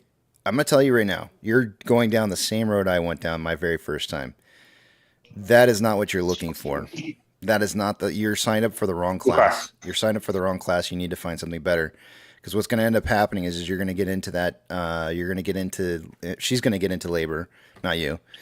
And you're going to go in there and you're not going to be prepared for what you need to do. And the nurses are going to be like, didn't you go to Lamaze class? And you're like, yeah, 2 classes. I don't know. And you're not going to be prepared. You need to find something different than what the class that you're about ready to take. And I think I'm only saying from my experience because I feel like I went down the wrong road, but I think what you're about to take is not what you think it is. Check into it a little bit more and make sure this is not something.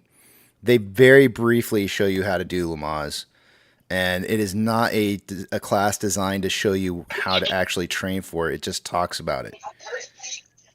So be careful. Make sure you're getting the right education so that you're prepared. I'm just trying to warn you. If I'm wrong and it is fully a Lamaze class where they're going to teach you how to do the breathing together and everybody's in a class and you're on mats and everybody's practicing the breathing, great, that's awesome. But if I'm right, it's just going to be how do I put a diaper on a baby? Here's the quick and easy fashion on how to breathe, and it is not going to be the training that you need to go through.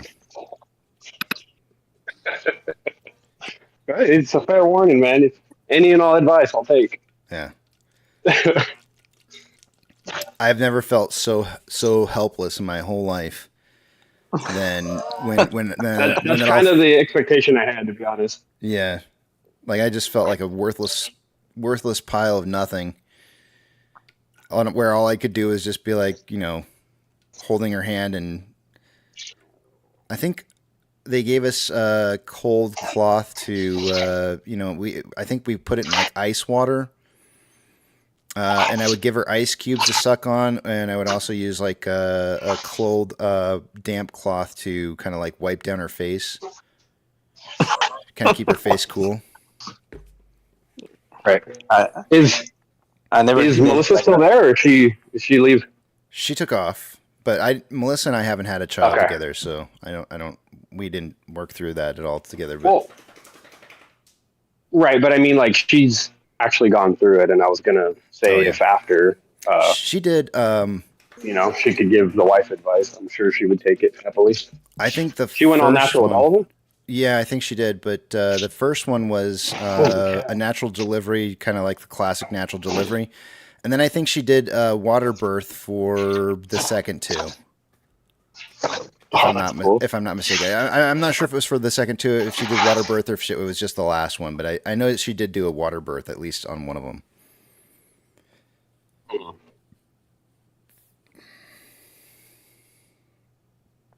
Yep. Hey KC. Mm-hmm. You think you had it bad? I had my child during COVID, so there was nothing available. Oh no!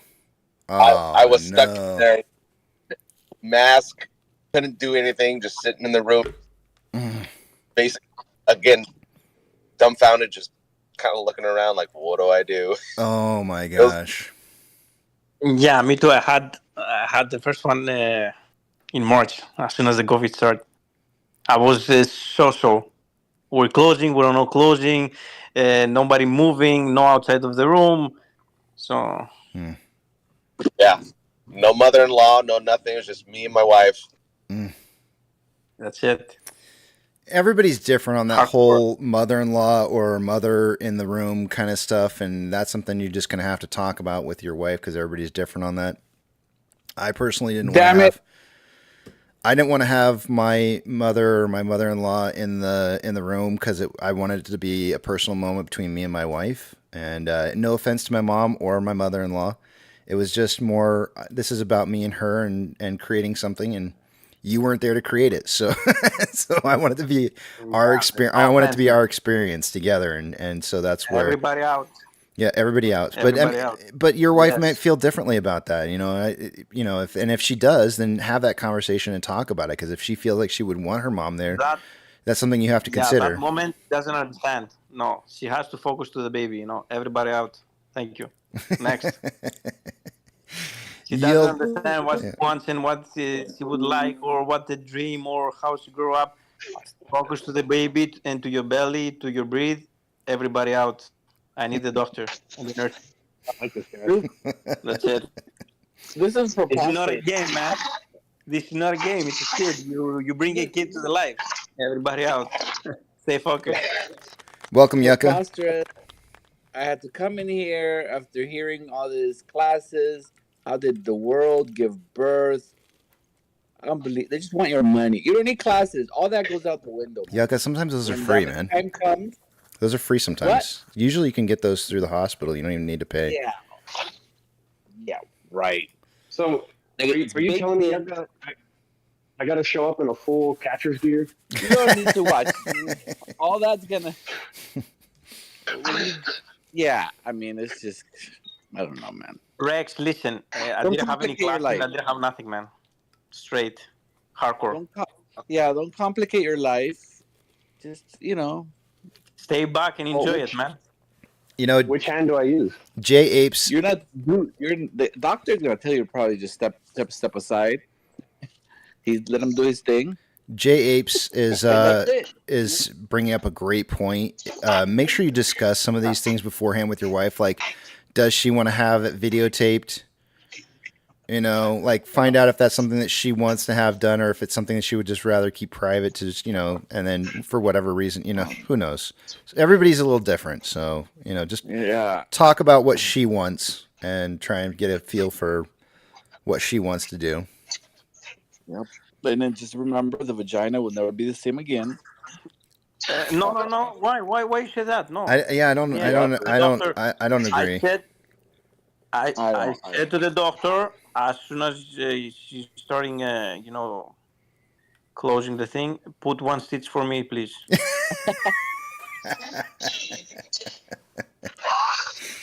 Yeah, man.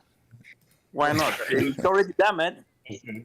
So I said, doctor, please do me a favor and think a little bit of me. Just put one stitch more. Well, I guess if I was your doctor, I'd be stitching it 6-7 times then. Wow. That just got recorded for history, and you just said that. Well, I don't even say who said that, because I feel for you. Oh, man. Enjoy it, man. Every second. You have to enjoy it. Amazing Bluetooth said a lot of hospitals won't let you film. Part of the reason for that is that if they're doing something wrong, they don't want you to capture it on video. So that's you may find that might be the case. It just depends on the hospital as well. So some hospitals are nicer than others. Just depends on what. Yeah. Which is something you can actually call in advance and find out about.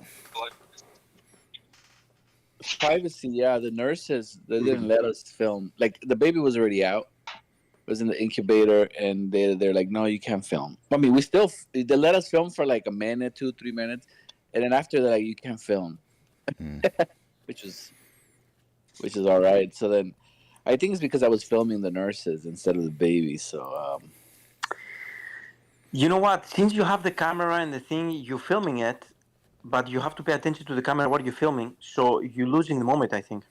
Yeah. Can I share with you what I think you should film for sure, though? And I think they'll probably let you do. The baby's very first bath. And they usually give the dad an opportunity to give the baby the very first bath. I mean, the nurse will start it off, but then they hand him over to you and let you give the bath. And what I would suggest is that, that would be a great point in time to where you can have like a parent or an in-law come in and videotape you giving the first bath to your child. Beautiful moment. Yeah, I like that idea. Yeah, it's a beautiful moment.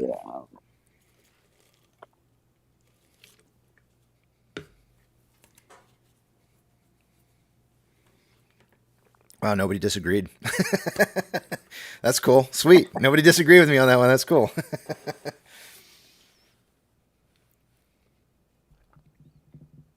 Jabe says, Casey, wasn't there a tornado touchdown last night? Not sure how close it was. I didn't hear anything. So I'm okay.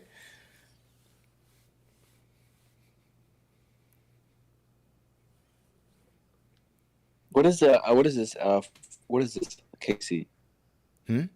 What? What is this?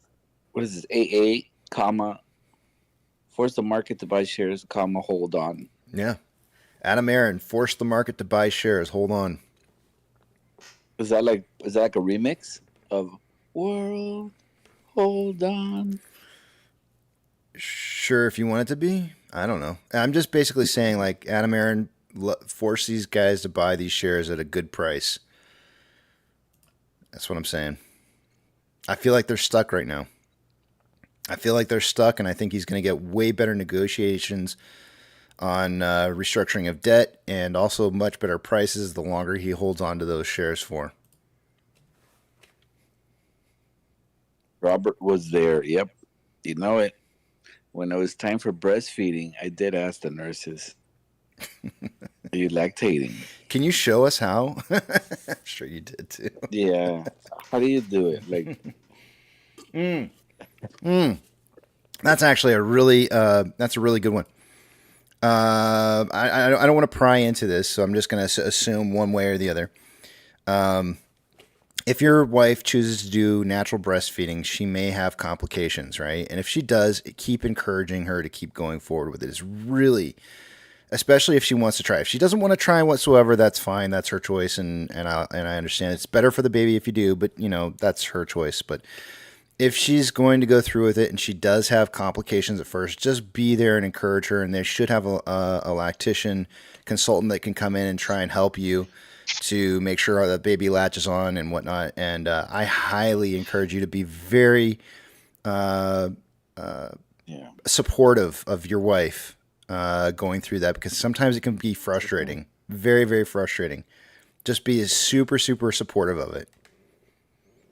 yeah, just don't be surprised if the lactation is a man, like the guy that knows. Whatever. There's no. Yeah, because sometimes it's hard. Like, let me show you how you suck the milk out. Yeah, okay. I think you had the janitor help you out on this. Yeah, this doesn't sound legit. And then he did. He did flick the nipple. It's like kind of like the syringe, how they do that. They get the bubbles out.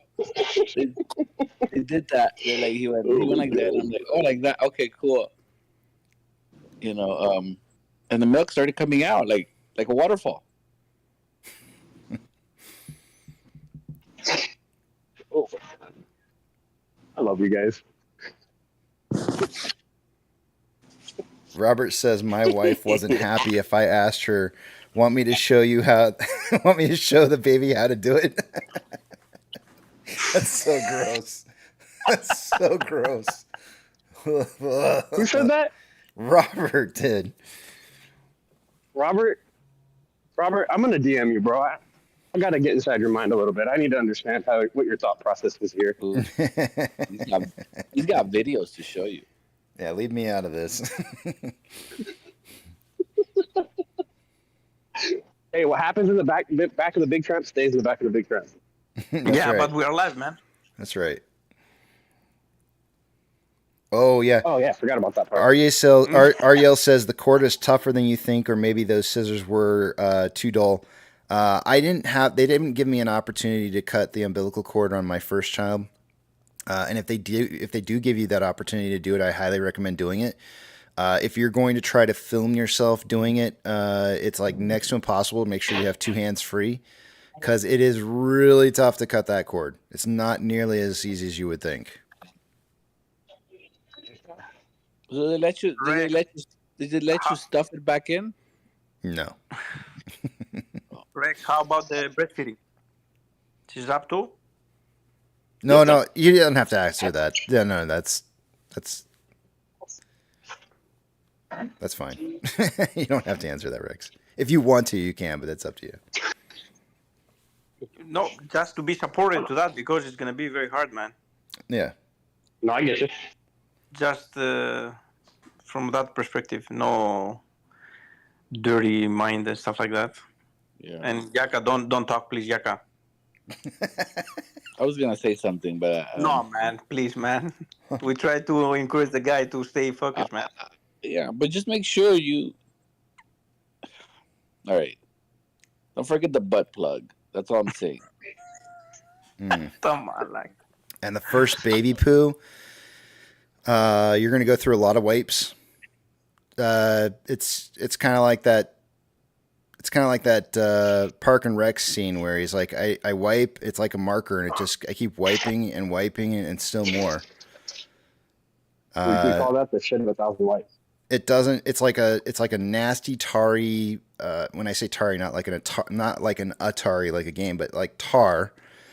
And it doesn't want to come off, and you just keep wiping and wiping and wiping. Finally, after you've gone through 20 or 30 wipes, it's finally off. And but yeah, the first Can one. you do it again? I actually was a pro. I used to change my sister. I'm 7 years older than my sister. So when I was younger, I used to change my sister's diapers. I was already a pro at doing diapers. That wasn't a big deal for me. For a lot of guys, I think it probably is a big deal. So I wish I could give you some hints. Actually, I do have one good hint for you. Do you know if it's a boy or girl yet? Yes. Okay.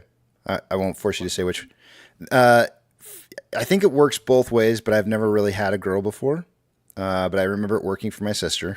So, one key little tip is to take your very first wipe and just lay it down on their front side, and then go work on the back. And the reason I say that is because if they start peeing, it'll hit that baby wipe instead of peeing in their face or peeing all over you. It'll hit the baby wipe and just kind of drizzle down to the back of the changing table. So it's a pro tip for you. Okay. And you can thank me later when you don't get pissed on. Fair enough. Yep. And then you can use that wipe if they don't pee. You can use that wipe to finish up the front side, and you're good to go. So it's just all ready to go for you. It's perfect. Yeah, but Thank you guys. don't forget, some women themselves. Mm-hmm. Is that why you brought up the butt plug? Yes. Yeah, from the pressure, yeah. So she can be on maybe empty stomach or Chipotle. Yeah. Oh man. Which is fine. There's nothing wrong with that. Some men are into all that, but I'm getting really excited though, man. I'm getting anxious. Here's another pro tip. Sing the national anthem when you change the diaper. No, I'm not kidding. I'm dead serious. Sing the national anthem when you're changing the diaper. It's great because you make your child patriotic. Number one, and then number two, because the song is the way that it is, you really don't take too many breaths unless it's through your mouth. And so you end up smelling a lot of less things you would less desire to smell as you're singing. And usually it's just the right amount of time to finish changing out a diaper. So sing that national anthem. So the good news is I don't have a sense of smell. I lost it with COVID and I still haven't got it back. Well, that's good. Oh wow, that's a good thing for you. I'm sure I'll taste it. Yeah, not unless you're trying. I hope not. Well, I meant like the odor in the air. Yeah. Like when people mop with bleach, I can taste it. Yeah. But I can't smell it. Like I said, sing the national anthem. Sing the national anthem. Sing the national anthem. All right, no matter how many people are looking, I'll sing it. You have no sense of smell. Take that first breath before you open the diaper. You're like, oh, say, can you see? And then you're just wiping that butt. You make a perfect candidate for what is it? The fart bucks. The fart bucks? Is that what they call it? The punching of the fart box? The tongue punching of the fart box? If you don't have Oh, yeah. You smell. You know what? I didn't come up with that term. It was from last week. I'm just bringing it to this week.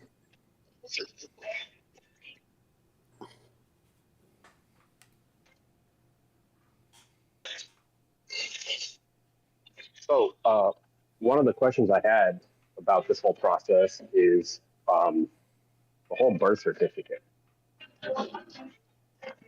Do I have to sign that? Why don't you want to? I mean, if you want to create a straw man, yeah. Straw man? Well, so like, okay, my dad wasn't around to sign mine when I was born, and I don't really see much of him. But what's the whole purpose of signing it? Is it just basically saying like, yeah, this is my kid? This doesn't sound good. What's going on here? Or you know what? I'm not. I'm just curious. I'm genuinely just Be curious. proud. Be proud. Sign that thing.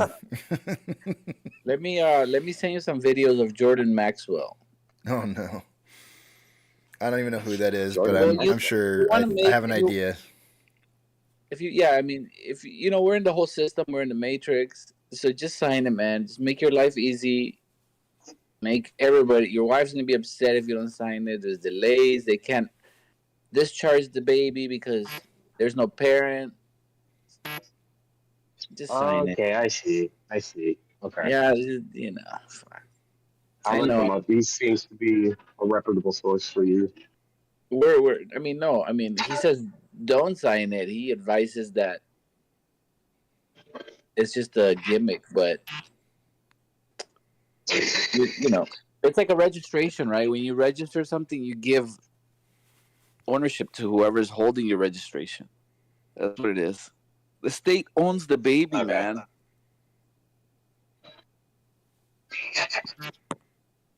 I can't even comment on it because I honestly never even crossed my mind to not sign it. Question? I don't know. It's all right. I was just curious about it because I've heard a lot of things about it, but like I said, my dad never signed mine, and so I'm curious as to even if he's my dad. I don't. You got more issues than. If there's a reason why you're not signing that thing, then you've got some more issues to deal with, I guess, maybe beforehand. But yeah. Just sign the damn thing. Yeah, numbers. It's not quite numbers time yet, but fair enough. I feel like, man, it sure feels like it should be numbers time. If you're not gonna sign the birth certificate, then that means you're gonna have a birth in your house, in the bathtub, so they don't have a record of the baby being born. Anything you're gonna do, I don't know what the situation it is or what's going on. As soon as the kid is gonna come, you're second to your wife. Just to let you know. Mm. Oh, of course.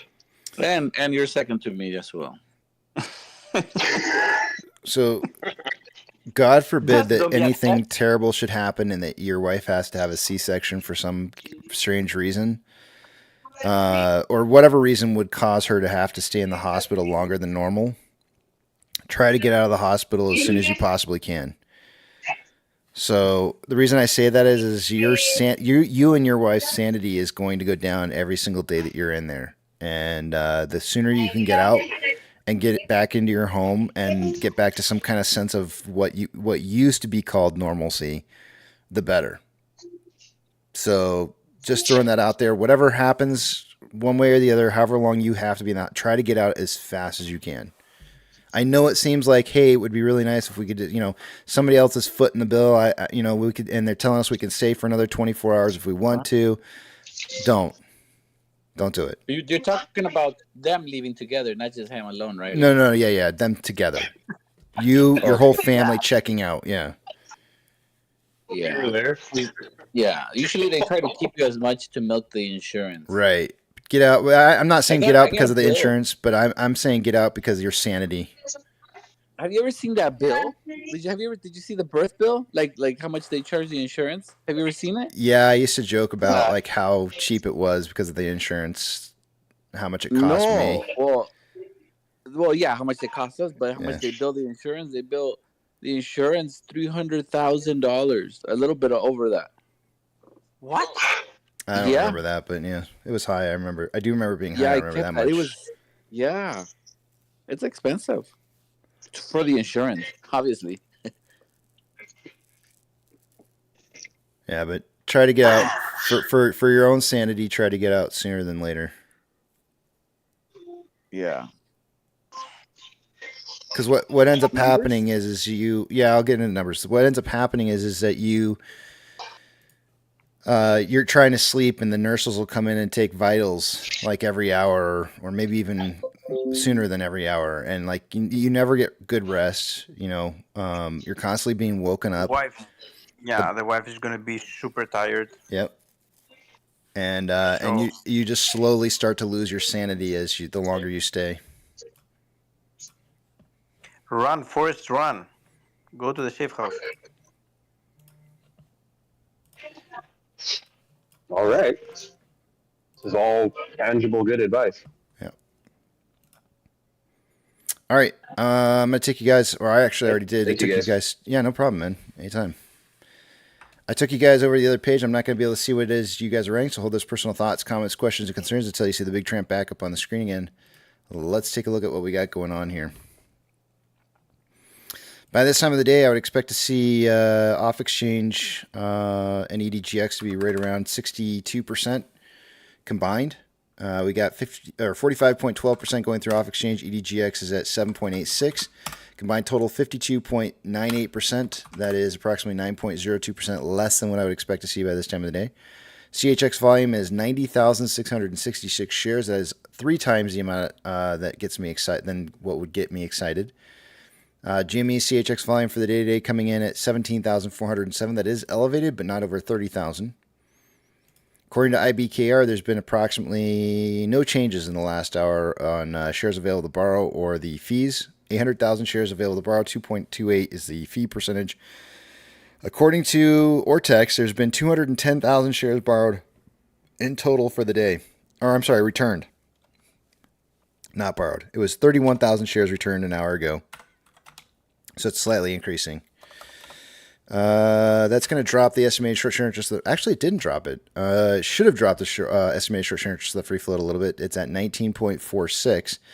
Cost per hour ends at 1.04. Average is 4.01 and max is 4.72. The shares on loan for the day-to-day is at 96.07 million shares. That is a new all-time high record since the reverse split and conversion. That's 2.18 million more shares on loan today than there was yesterday, and Ortex is estimating that 773,000 of that was in new short interest.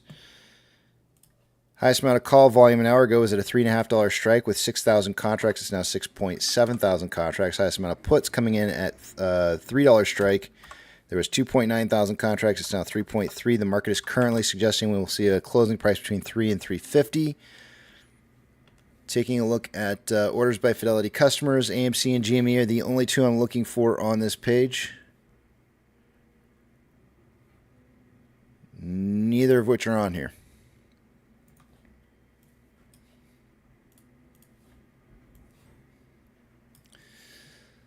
MMRI was 294.92 as of an hour ago and is now 293.61. In the last 48 hours, I feel like we have seen at least 10 points knocked off of this. That is a very drastic number dropped off. I mean, it's still in a high risk area, but we are seeing the bond rates dropping fairly quickly. The spread between the 2-year, 10-year bond rates an hour ago was 0.29 and is now currently at 0.297. We started out the day at 307.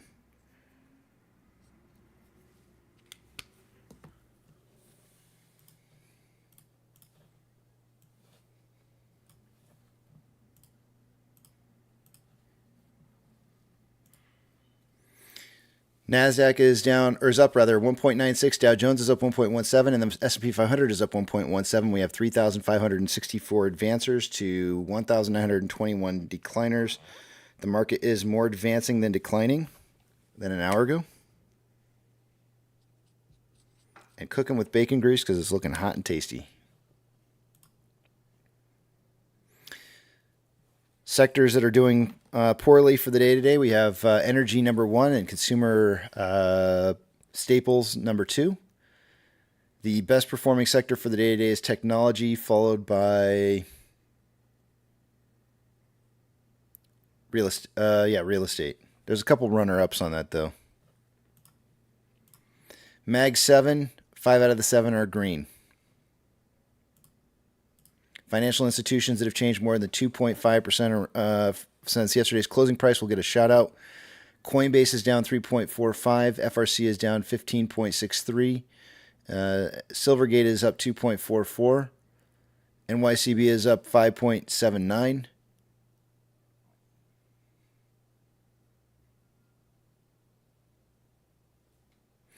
Western Alliance is up 2.49. And that is it.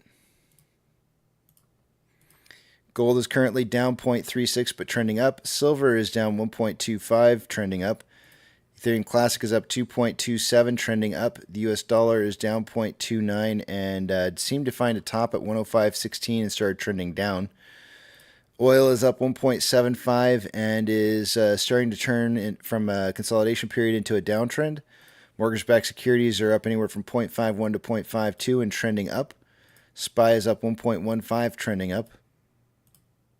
VIX is down 6.88 and trending down at 1367. It is leading the futures as the futures are suggesting 1458, which is a full point higher than where it's at right now. We may see an end of the day run on the VIX up, which means the market may have a sudden dropout in the later portion of the day today. VTI is up 1.08 and trending up. VB is up 0.95 and consolidating. Tesla is up 0.23 and slightly trending upwards. Amazon is up 1.02, slightly trending up. Cinemark is down 0.14 and trending down. Doge is up 3.27, trending up.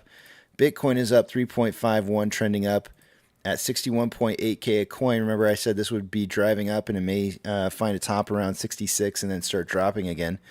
GME is up 5.49% and currently consolidating after a little bit of a downtrend. HYMC is down 0.62 but consolidating. NCMI is up 1.32 and consolidating. HOOD is up 0.82 and slightly trending up. AMC is up 1.76 and slightly trending up. Inflow versus outflow for the day-to-day on AMC, about $1 million more outflow than inflow. 10.19 million shares traded so far. And I gave you guys a late prediction on volume for the day-to-day. I apologize about that. I just forgot when the pokey stick hit to take a look at it and give a prediction. But I gave it about on our first look 30 minutes after market open and said I wouldn't have given you any more than 10 to 30 million as a prediction for the day-to-day. We're already over the 10 million mark, and our pace right now is for 25 million shares by the end of the day today. So I think that 10 to 30 would be a good prediction. On a 4-hour time interval, there's currently more buying pressure than selling pressure than RSI 58.38, which is above average. On a 1-hour time interval, more buying pressure than selling pressure than RSI 68.42, which is above average. On a 30-minute interval, just slightly more selling pressure than buying pressure than RSI of 60.3, which is above average. And on a 5-minute interval, more buying pressure than selling pressure than RSI of 54.17, which is slightly above average. And with that, I yield the rest of my time to the back of the big tramp.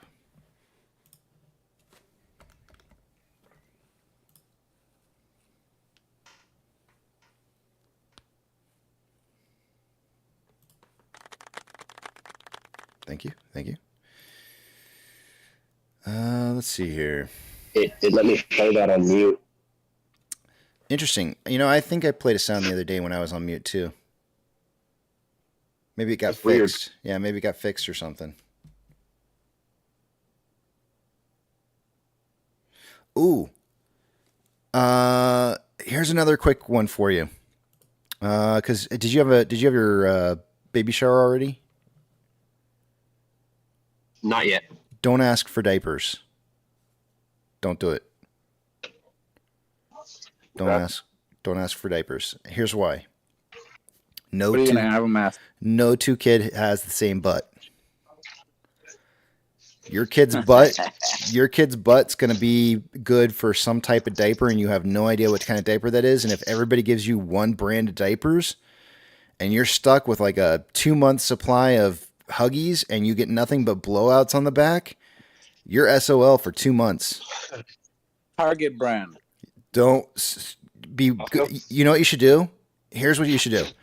Ask everybody to give you one smallest size package of a couple different brands, right? Huggies, Pampers, you name it, whatever they might be, Walmart brand, who knows, right? Try them all. Find out which one works the best for your baby's butt because they're all different. I thought I had everything figured out after Bradley. I was like, we thought, oh, we'll get him the best, so we got him Huggies. Blowouts like crazy. So we finally switched over to Pampers. No blowouts ever. It was perfect. Hunter comes along. I'm like, I got this down. I know what it is. You use Pampers. Bought a bunch of Pampers. Blowouts constantly. It ended up being Huggies for Hunter. So, like I said, no two babies' butts are the same. We're supposed to have a Huggies and Chuggies party. Yeah, just be careful if you get. I mean, you should be able to return them if you get a bunch of diapers, which you can do, but it's just kind of a pain in the ass. Some people are saying go cloth. I mean, that's up to you. If you like washing out poo in your sink or your wherever it is you wash it out at, I guess some people dump it in the toilet and then wash it out. I mean, if you're okay with putting that through your washing machine, go for it, I guess. I personally think that's kind of gross, but whatever. That's fair. My wife normally does the laundry. I'll do Pampers. You're not that old. You're wearing diapers already. What's going on here? No, man. I got the kid on the way. I got 8 weeks. Congrats, man. Hey, what's up, guys? Thanks, brother. Do you know their gender yet? That's a little girl. Nice, congrats. That's awesome. Yeah. Yeah, It still doesn't feel real yet. Frank says ask for wipes. Yeah, you can't go. I mean, the wipes aren't. There's nothing special about wipes. So you might want to get a wipe warmer. I found that it kind of tends to make them. It's a little bit nicer. The baby's a little more comfortable when you're using a warm wipe instead of a cold one. But it kind of depends on where you're living too. Like if you're living in Arizona, your wipes probably aren't going to be all that cold. You know what I mean? But I guess it just kind of depends on the kid, or not kid, the location. I mean, some kids are a little bit more sensitive to cold wipes. What's that? We're back east a little ways. Yeah, so you're gonna have really, really cold wipes, right? In the wintertime. So you're gonna want a wipe warmer. It'll help a little. I mean, if it's too extravagant and you feel like you might need some more other things that are more important. I think we're set with buying stuff, like me and her. Everything else that's left that's on the registry, the mother-in-law said she'd pick up. So I don't think we're hurting. I think we're in a good spot, thank God. I'll tell you what. If you don't get a wipe warmer, you tell me. You send me a DM and say, Casey, we didn't get a wipe warmer, and then give me your registry thing, and I'll buy you one because they're like $35 or something. It'll make a big difference as to whether or not you're like you as the, if your baby's crying or not. So it's a sanity thing for you, really. It's not really for the baby. It's sanity for you. The baby don't care if the wipe's cold or not. They just fuss more, And I need $35 for sanity. That's a bargain. I know, right? That's what I'm saying. I never heard of that. I wish I had that. Yep. $35 for some sanity. It's priceless. Oh yeah, Tom says. Right. You know what, Tom? These are the two things there's three things actually that I get for everybody that I ever go to attend a baby shower for because they're the three most important things you could ever have. It's either diaper genie or the wipe warmer. like one or the other. The second one is a teeth, one of those cold teeth rings, and then Desitin. Did I say that right? Yeah, Desitin. Yep. Yeah. It is Desitin is a lifesaver. Lifesaver. You will inherently miss changing out a diaper at the right time, and your kid will have diaper rash, guaranteed. No parent's perfect.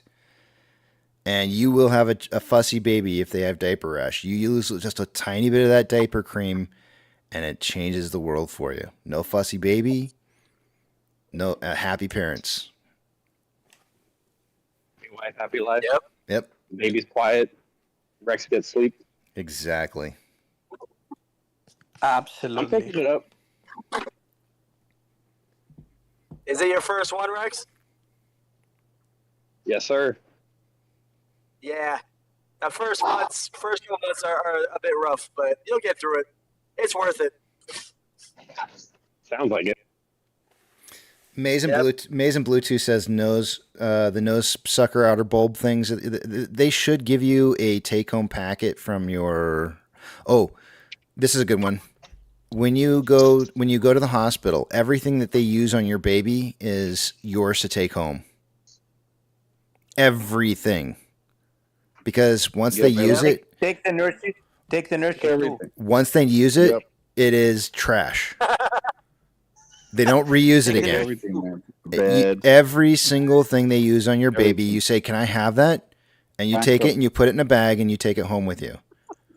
Take the hospital with you. Bankrupt the hospital. I don't care if it's I don't care if it's the little tiny. It'll be a tiny brush that they brush their baby's head with, or if it's the bulb for sucking out the boogers. Doesn't matter what it is. You be like, "Hey, can I have that?" Take it. It's yours. You paid for it. Your insurance paid for it. Take it. That's why it's the little bed with the little push cart. You can take that whole thing too. Take it all. Take it all. Oh man. Just take the nurse. Take the nurse. Stuff her in the bag. Your nurse can't touch my kid. That's fine. Take her clothes off. Wait a second. That's funny. And the other thing, if you have a dog, Mm-hmm. you have a dog, take a blanket home first. while the baby's in the hospital. Have Let your the dog smell the blanket. Have your parents take it home. Ooh. Yeah, have your parents take it home for them to show so they know what's coming. Yeah, you don't have to. You shouldn't take it home. You stay with your wife, but the in-laws and mom and dad can take it back. It's funny you mention that because when the baby kicks, the dog will not let me go near her. Like he bars his teeth like he's gonna fucking murder me. Mm-hmm. But when she's not in the room, he's all submissive and super sweet. But the moment she's there, oh, dude, it's on site. Wow. It's like, it gets me nervous because is that how he's going to act when the baby's actually here with the baby? It psychs me out a little bit. CMAC is saying, don't forget a sling. I think that's kind of something that some people are good with and some other people aren't. I think it just depends on the parent. I feel like most women would probably be like, yeah, do the sling thing. I personally just carried my kid, so I didn't want to have a sling, so. Well, that was me, I guess. I remember like the infant clothes. We didn't have enough because everyone gets you clothes, but they get you like 6 months or 3 months. But when they're first born, you don't have the infant size. They grew out of it pretty quick, but for those first couple of weeks or whatever, I remember we didn't have that many. There's a little. Have you ever seen those airport neck rest things that you can buy? Yes. Yep. Yes. They have a larger size one of those that your wife can put around her midsection. Buy one of those before. Yeah, we got one. Okay, if you already had it, great. It's a nursing rest pad where it'll help to put the baby on there and not have to have her hold the baby constantly. Perfect. I'm glad you already got one of those. That's awesome. Great. Good news. It's like every check that I've gotten, I put like $50 aside to go do those types of purchases. So I'm like 8 cases of wipes. I think we're good. Yep. Yep. Maybe not, but Costco's been my best friend with that. Yep. Stockwiz. I hear Stockwiz. Yeah, maybe it's a good idea after Stockwiz to pass by from the hospital, bring you home with a car with a flasher. I trust him. He uses his blinker. I would trust him. Maybe I put my blinker on the have an emergency. Like we're there. Hey, we're coming. Let us through. I feel like if Petro was here right now, he would be screaming at me for not doing the safety stuff. When you buy I assume that you may have already purchased your car seat for your child, the infant seat car seat. Do you have that already? It's okay if you don't. If you don't have it already, that's fine. But I want you to do me a favor. I want you to, when you do buy it, We do. okay, go to the local fire station, wherever that may be, that's closest to you. And this will just take a little bit of your time. Go in there and have them show you how to. They will gladly show you how to install properly your baby's infant seat in there, and they'll do it for free. And it will just take a little bit to show you how to do it correctly. And I can't stress to you enough how important that is. That's key, first and foremost. The last thing you want to do is have that thing strapped in wrong and the worst thing happen possible, right? So make sure you do that. That's a great tip. Yeah, that's a good thing. But I always thought, why are the firefighters the ones to have to show people? Like, how did they get stuck with that job? Because I don't know. Because they're trained That's a good question. I don't know. to save children. Yeah, they're trained to save children in an emergency. Like when there's a hefty car crash, they always call the fire department. So they have to cut. They know how to take the seat out if they needed it or whatever. Exactly. They know how to break. They know how to break the glass. They know how to all that stuff. They have tools. That makes sense. They don't only splash with water. Here's the other thing. Do you put the car seat in the middle seat, or do you put it towards the Middle. the door? I Middle. always have it in the middle. Always. Middle. Yeah, Always. okay. That's what I always did. Yeah, middle. Middle, Yeah. right? Okay. Middle is the correct answer. Never, That's what I've always done. never in the front. I was just testing you guys. Well, I felt like you have the seats, so the seats No, me. can kind of Me, I if you have went it behind the forward. seat. I never don't put know. it in the middle, and I have the wife always in the back. But we never use a lot of the car. Wait, Frank's saying never in the middle. I thought it was the middle. No, I never put it in the middle. First of all, we're supposed to. Hold on a second. Now I gotta leave look this the up. hospital. They told us if you want to leave the hospital, you need the car seat and you have to tie the kid. Otherwise, you don't leave. Isn't this supposed to be where the what is it called? Isofix is? Yeah, but Right. you have special belts that are or special straps that are supposed to attach to it, and if you should have some for the middle, because I'm looking it up right now, and it says the safest place for your child's car seat is the back seat, away from the active airbags. Airbags in the front seat are made to protect the head, face of an adult-sized person in a seatbelt, and there are usually side airbags in cars, and so if you're putting your kid on the side portion of it, then you're putting him at risk from an airbag, and so you don't want to do that. It's supposed to be the middle. Yeah. And the second thing is, how do you place it? Like Rear facing. rear facing, right? Yeah. Until they're a certain age, and then you can change that. But to start off, And then rear you flip facing. it. Yeah. Or they flip you. The kids. But like I said, if you go to the fire department, they'll show you everything you need to do, and they will take you step by step through it, and they will probably be extremely helpful and nice about it too. So.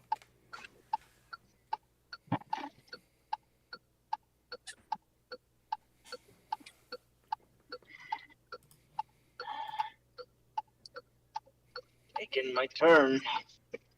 That's a strong turn signal there. Stockwiz has like the alpha of turn signals. Come and drive in my country. You will see what happens if you don't use the blinker. I still see people in the chat section trying to get us to say that we, if you don't, I think people are still trying to get us to suggest one side or the other.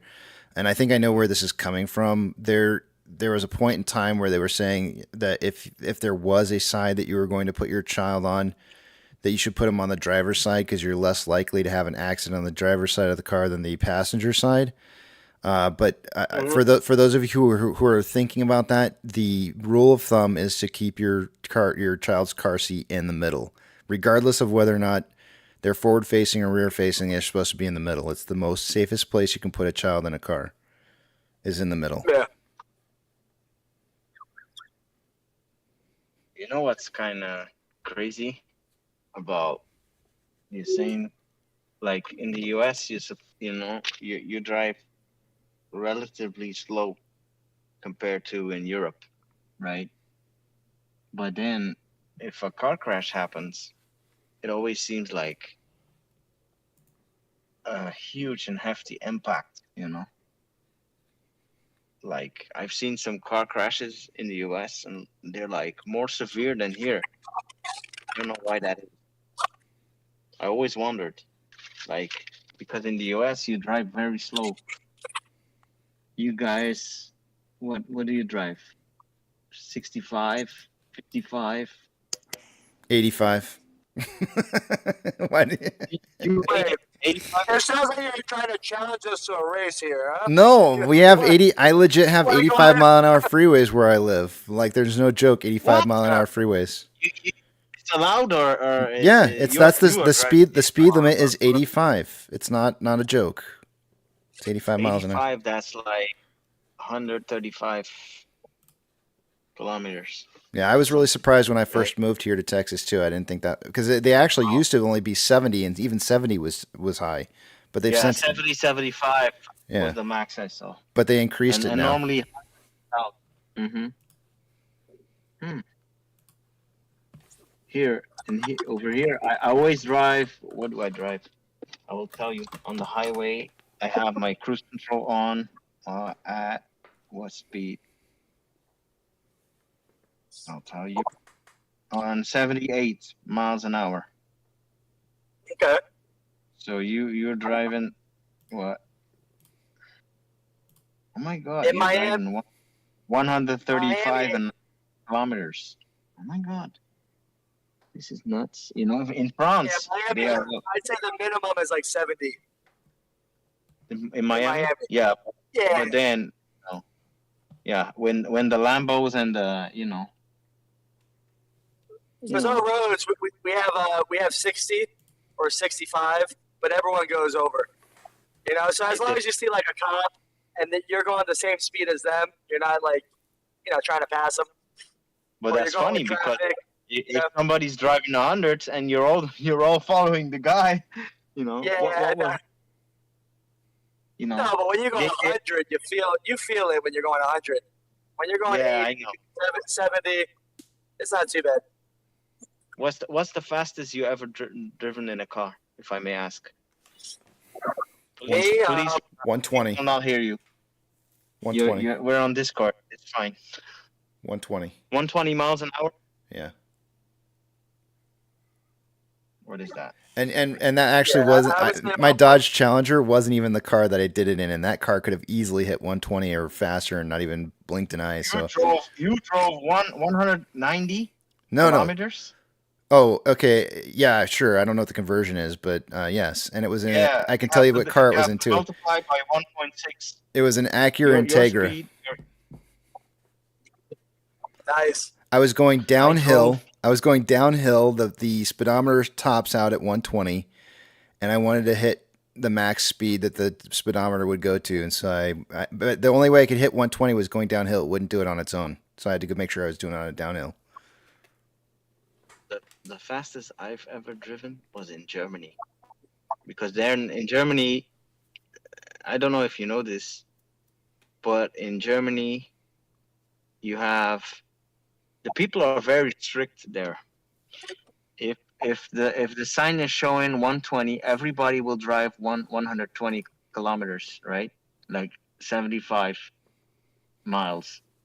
Or if it's showing like 55 miles, everybody will hold their speed. But then there's a sign that says end of all restrictions, meaning you can drive as fast as you want. They don't care if you drive 200 or 250. They will let you.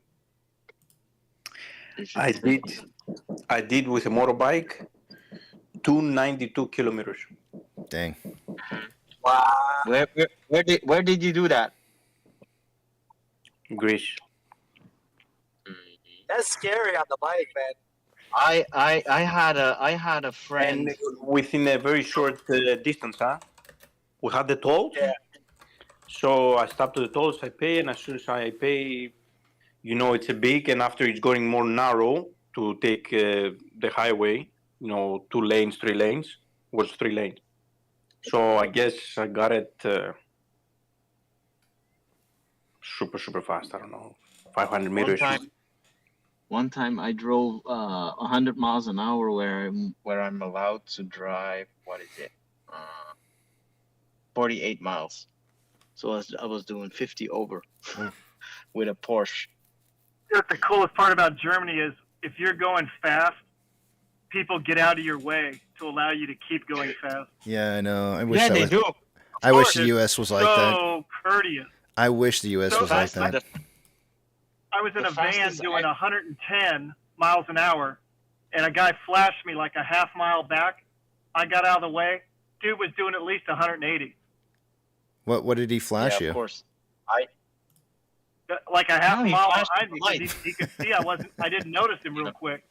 Move. Get out of in Yeah, Germany exactly. you have to move. You have to move to the right. No. Yeah. Or you're done. You risk losing your life. Yeah, but I he think- was so courteous. I got better at it moving out of the way because I realized, you know, obviously how fast people were going, but it was so courteous of people moving.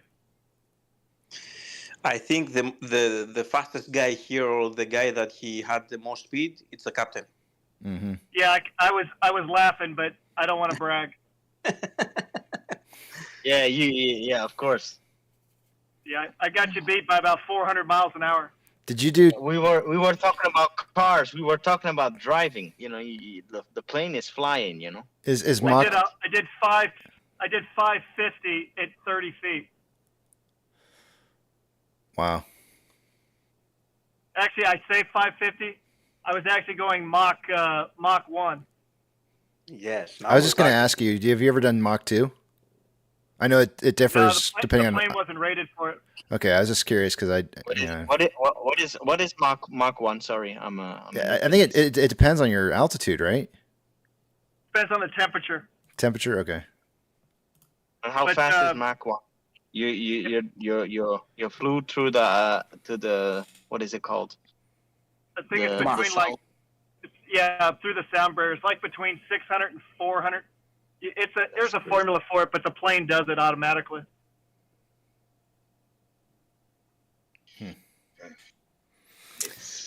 All right, I'm gonna go to break, guys. I'm gonna leave you guys talking here, but I'm gonna step aside for a few. Those things, yeah.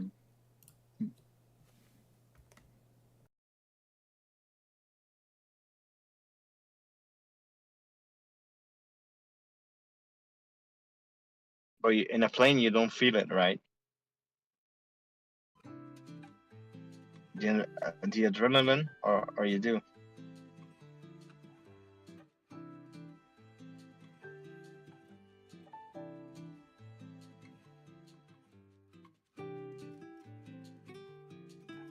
Oh, I'm sorry. My wife just called me and always mute you guys. What's up? I said in a plane, you don't feel it when you're like doing crazy speeds, right? You do when you go through the sound barrier. You can feel the plane burble. Okay. Hold on, I gotta order some Zaxby's. I'll be right back.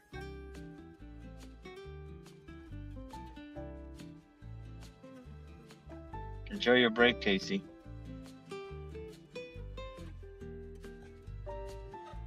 Casey left already? Thank you, sir. I'll enjoy it. I'm still trying to set everything up to leave, but thank you. Casey is thinking about what to eat during his break. Or is not time for lunch yet? It's 11:36, right? Nice candles, That nice is- volumes. Yes, what's happening? What is going on? Let me see. Finally, we're running with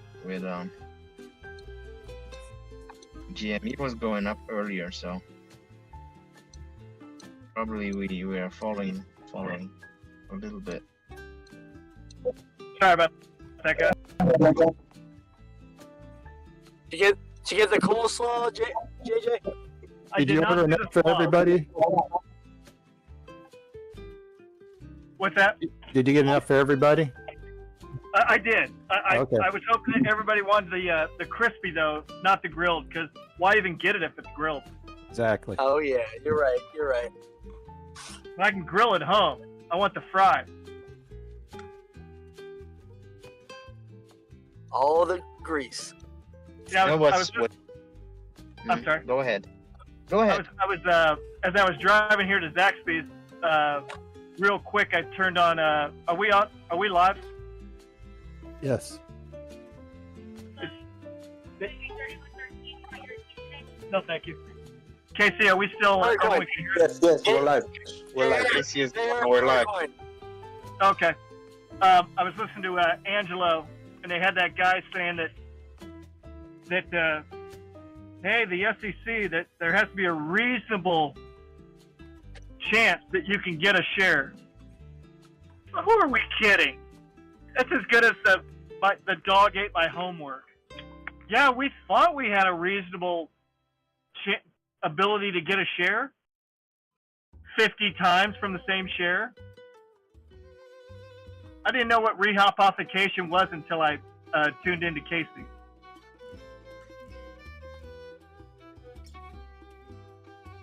It's crazy, right?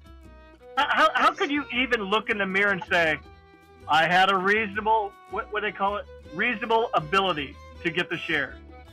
They For don't real. care, you know. Like Hey, you saw the video of what was it? It was on another channel of the Butcher Wall Street that I saw it. He posted that clip about Yeah, probably the somebody same guy. that was working in a hedge fund. Yeah. And they had to do the same trade all constantly, like repeat, rinse, repeat, you know. And then he was saying, yeah, don't ask questions. It's the boss. If the boss is asking, just execute, you know. Yeah, I remember That's that what one. That's right. That's what they're doing. Hayden, it reminds me of like Halloween where you put the bowl out and you say, "Everybody, please take one." See how far that goes. Right, and you watch the kid on the camera take the bowl Yeah. and just dump it into his pillowcase. Yep, that's Kenny boy. Yep. And it's not like they could even eat the candy, which is even funnier. But even going farther, as if Kenny G could spend $40 billion. I'm just wondering if there was an interview between him and somebody that, you know, some media, and they ask him the question, like, do you think it's normal when you sell 100 million times over something that you only have one thing of? What would he say? Liquidity. For liquidity.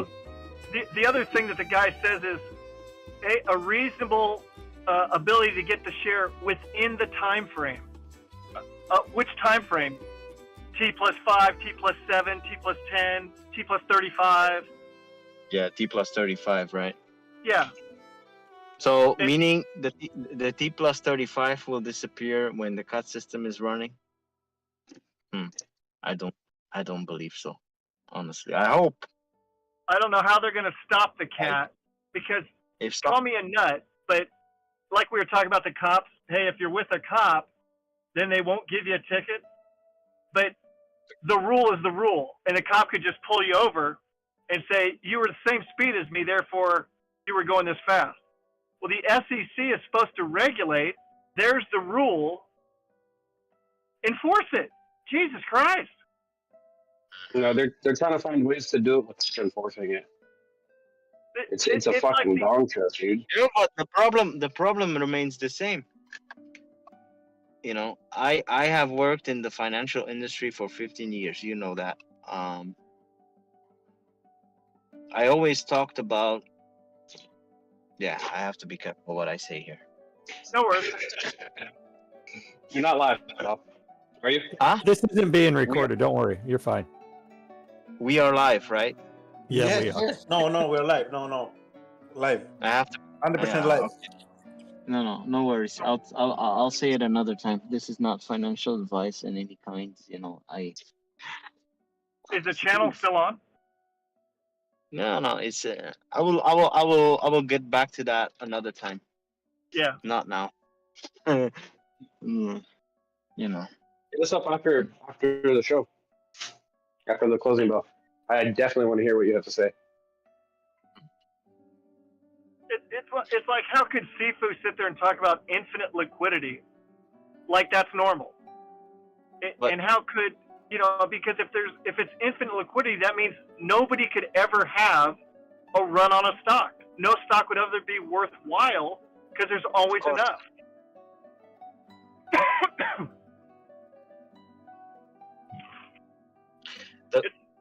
The thing is, imagine if you have 5 stocks. It doesn't matter which name, which company, right? Imagine if they allowed, let me put it that way, that, you know, imagine if they would allow retailers become wealthy over time, right? Meaning they let a certain stock run up without doing any intervention, or just, you know, like not in a day, not in a month, but because let's say you have 50 people that become millionaires because of stock, certain positions they have, and at a certain time they press the sell button, right?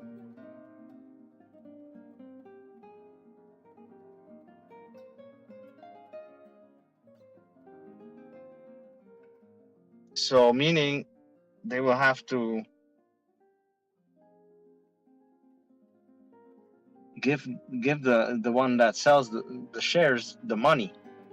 So meaning if a lot of people become rich, somebody will always pay the bill, right?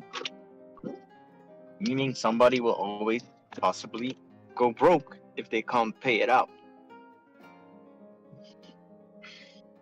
It's always attached to the banks, the brokers, and if they allow certain things to happen, it will eventually collapse. That's what they're so afraid of. So they want to keep control.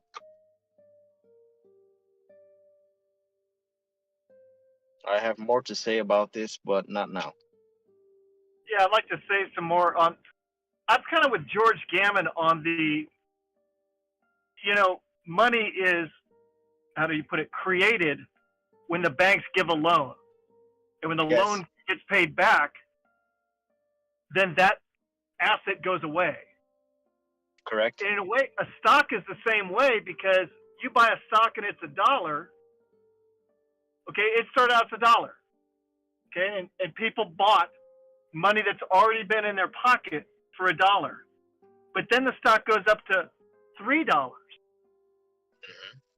When they sell that stock for $3, it didn't cost anybody anything except for someone to put another $3 towards it. Yeah, but somebody needs to put $2 extra. Let's say you have 10, let's put it that way. Let's say you have 10 people buying a stock and it's $1, right? And then at the end, and they keep it for a day, right? It's going to $5, meaning you have $4 profit, right? And all of a sudden, if 1,000 people did that, or 100,000, and all of them sell at the same time, what would happen? It's the same thing when all the people at the same time go to the bank and say, "Hey, I want to get my money," right? This is a bank run. This is a type of bank run, right? Yeah, the money has to be created. Exactly. They have to No, they have to. You know, like in my time, when a client came and he wanted to withdraw funds, you know, a large amount, you would have to tell him it's not going to be possible today, but we can get you the money then and there, right? I have to order. Money comes in. Money comes from somewhere, right? You know, the money the money comes from the Fed, the Federal Reserve. There's the money coming from. In my country, it's the National Bank. So when you're in America, it comes from the Federal Reserve, which they, what is their function? They fund the banks, right? That's why they use the repo for, right? And if at a certain point all those clients take out money, that's the type of bank run, you know. It could potentially, you know, have bank failures. The stock whiz, what I don't understand is, I thought with every sale there's always a buyer and a seller, is what the theory behind it is supposed to be. Every stock, when you buy it, that means if you're selling it, somebody else is buying it. So it's always supposed to be 1-to-1. But we know that's not true anymore. That's not how it works. No. But I can't take my car and go make a copy of the title, make 10 copies, and then sell it to 10 people and say, you know, hey everybody, I'm going to sell you this car. You know, you can't do that in anything other than the stock market. You're allowed to do that. Correct. In a normal market, when I'm talking 30, 40 years ago, because I wasn't even alive, but in a normal world, let me put it that way, in a normal world there was always indeed a buyer and a seller. But in this world that we're getting in, it's like that's what I was saying. Like, it's like when you would put on Facebook, hey, let's all get our money at this time, this day, meaning a one-day bank run, or trillions of dollars. The bank would go bye-bye, you know. That's what happened in Iceland. In Iceland, there was a bank that went bankrupt because all the people, something went wrong in the selling and overselling things. But one thing we know, whatever they sell, they're gonna have to buy back. It doesn't matter. That's what the real theory about shorting is, and that's their problem. Because if they let this run, the money has to come from somewhere. The money will come from their assets, and then it comes from the Federal Reserve, which the Federal Reserve is giving liquidity to the markets and to the bank system. Eventually, the banks, certain banks will collapse, and that's the reason, in my opinion, why they don't want this to. If they would let this run now, it will be a catastrophe. A catastrophe for a lot of institutions. That's my opinion. That's not financial advice. Let me comment. AC, are you really back, or is the system messed up again? Blow your horn, Casey. KC. Horn for us. That happened the other day. It kept blowing the horn, but he really wasn't back in the chat, so I think it's happening again. It's gonna be an issue again. All right, I guess we can talk about him now that he's gone. Yeah, I thought he heard us talking about rehypothecation. He wanted to come in and correct us all on our incorrect understanding. I just know, like I said, in the real world of buying and selling items, it always was, you know, you had a physical thing, and so you couldn't get into this mess. And why they let it get to the way they let it get is beyond me. But the more I understand about the market, the more I realize how messed up it is and corrupt. And like I said, it's like making a copy of a car title 100 times and selling that same car to 100 people. It's like, Who thought that was a smart way to go?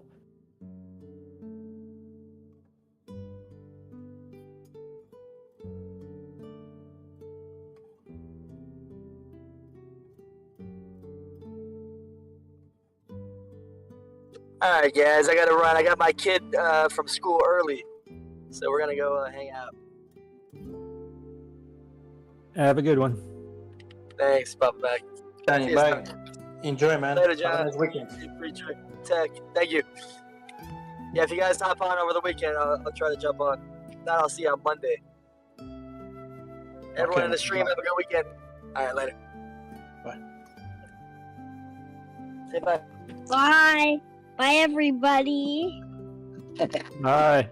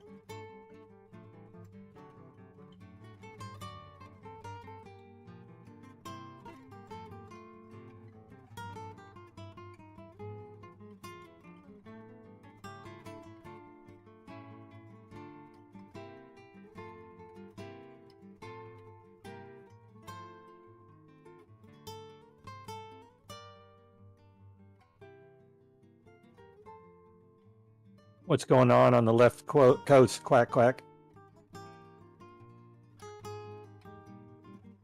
Just some beautiful weather and the day off. Yeah, that's one commonality of California's beautiful weather. Yeah. The weather finally changed, but I think it's supposed to rain this weekend, which is pretty interesting.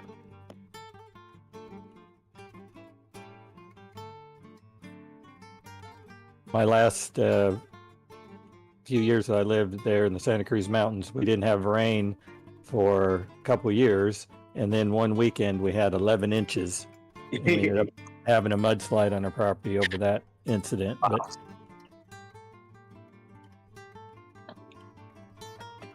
yeah, I mean, this year's rained pretty good. We got a lot of water here.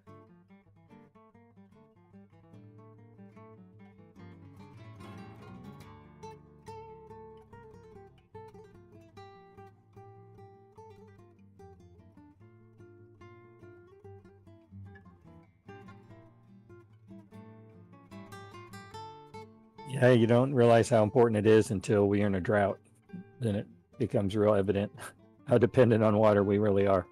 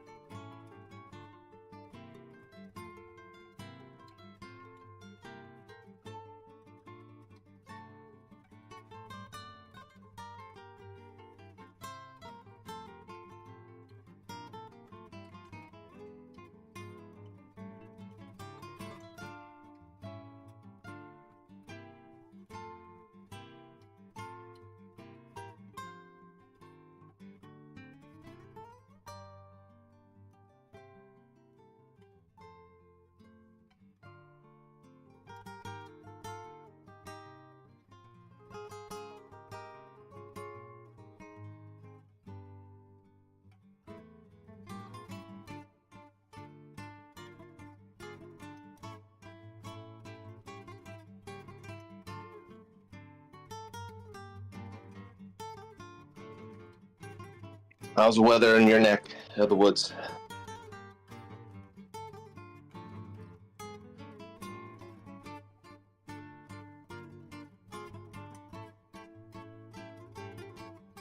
In southeast Missouri, today is 78 is our high, but cloudy. And we got rain for the next 3 or 4 days, but in the upper 70s. Oh, that's not too bad then. Yeah, this is one of the better times of the year. April, May.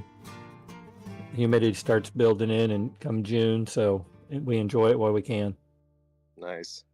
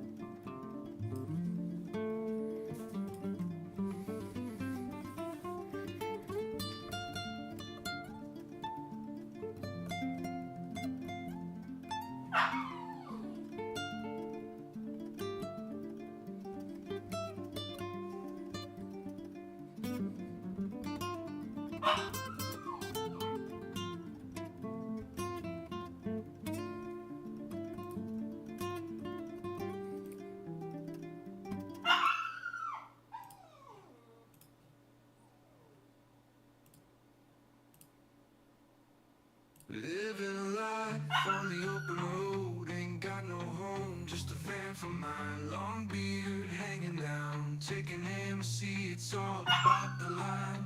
No ties, no suit and tie, just dark circles round these tired eyes. Sipping coffee, crunching numbers, technically analyzing. Windows roll down, the wind in my head, I embrace the gritty grind. There's my castle, roots my kingdom, no place else I wanna be.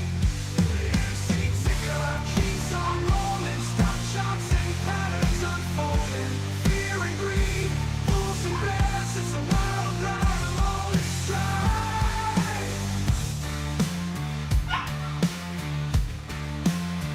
Our ticker in my sights, AMC's my fight.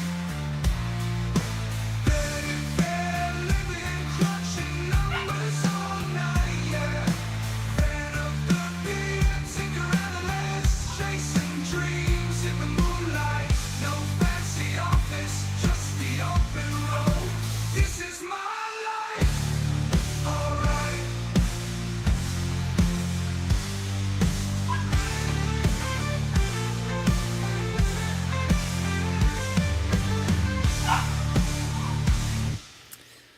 All right, guys, let me take you guys over the other page here, and we'll take a look at the numbers. If you hear a dog crying in the background, she's okay, trust me.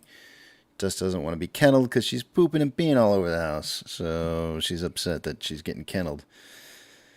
Let me take you guys over the other page. Remember, I think I already said that. Let's move on to doing the numbers here. Starting with off-exchange numbers. By this time of the day, I would expect to see, what are we at, 12 o'clock? 63% going through off-exchange and EDGX combined. We got about 45.23% going through off-exchange, EDGX coming in at 7.39. The combined total on that's 52.62%. That is 10.38% less than it should be by this time of the day. So if you're wondering why price is moving up, a lot of our volume is not going through off exchanges, which is good. CHX volume for the day, 138,956 shares. That number is massive. Anything over 30,000 is a lot. GME CHX volume for the day today, coming in at 17,509. Elevated, but not over 30K. Shares available to be borrowed has not changed. There's still 800,000 shares available to be borrowed there. Fees have gone up by 0.01 to 2.29 from 2.28 in the last hour. And actually, you know, I think maybe there was, yeah, actually 11 o'clock there was 350,000 shares returned, but that was over an hour ago. Let's see here. Ortex, an hour ago, was suggesting there was about 210,000 shares returned for the day today. It's now 202,000 shares. That's going to cause the estimated short share interest of the free float to pretty much stay the same. It's not changed any. It's at 19.46. Cost per ends at 1.04. Average is 3.79 and max 4.72. There's currently 96.07 million shares on loan for the day today. That is a new all-time high record since the reverse split and conversion. There is 2.18 million more shares on loan today than there was yesterday, and Ortex is estimating about 773,000 of that was in closed short interest. Or, I'm sorry, opened short interest, newly opened. Highest amount of call volume was at a $3.50 strike as of an hour ago, and there was 7,000 contracts. It's now 7.6. Highest amount of put volume coming in at a $3 strike. There was 3.3 thousand contracts an hour ago, still 3.3, no change. Market is suggesting a closing price between $3 and $3.50 by the end of the day today.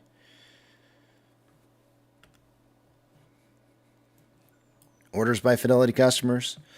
AMC and GME are the only two I'm looking for on this list. Neither of which are on here.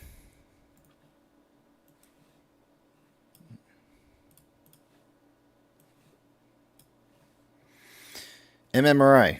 An hour ago was at 293.62. It started to rise back up again. It's at 294.73.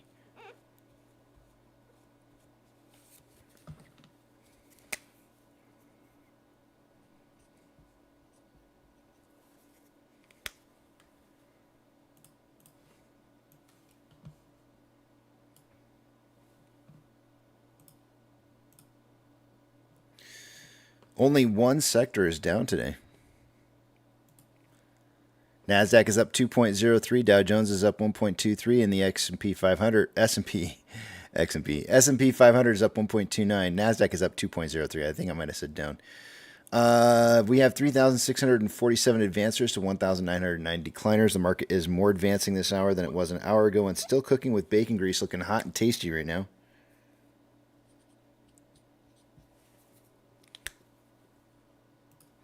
The one sector that is down right now is energy. The best performing sector for the day today appears to be technology, followed by communications. Although materials is a close runner-up. Of the Mag 7, 6 out of the 7 are in the green, and it looks like we may have 7 out of 7 if we have Google head in the same direction that it is, or was. Let me see. Is it was or is? Is. Financial institutions plus or minus 2.5% or more will get a shout out. We've got Coinbase down 3.72, FRC is up or down rather 15.63, Silvergate up 2.44, NYCB up 4.45, Stank of California up 2.99.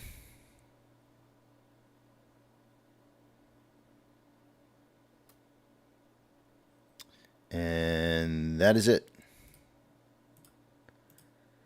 Gold is down 0.28 and consolidating after a trend up. Silver is down 1% and starting to trend slightly down after a trend up.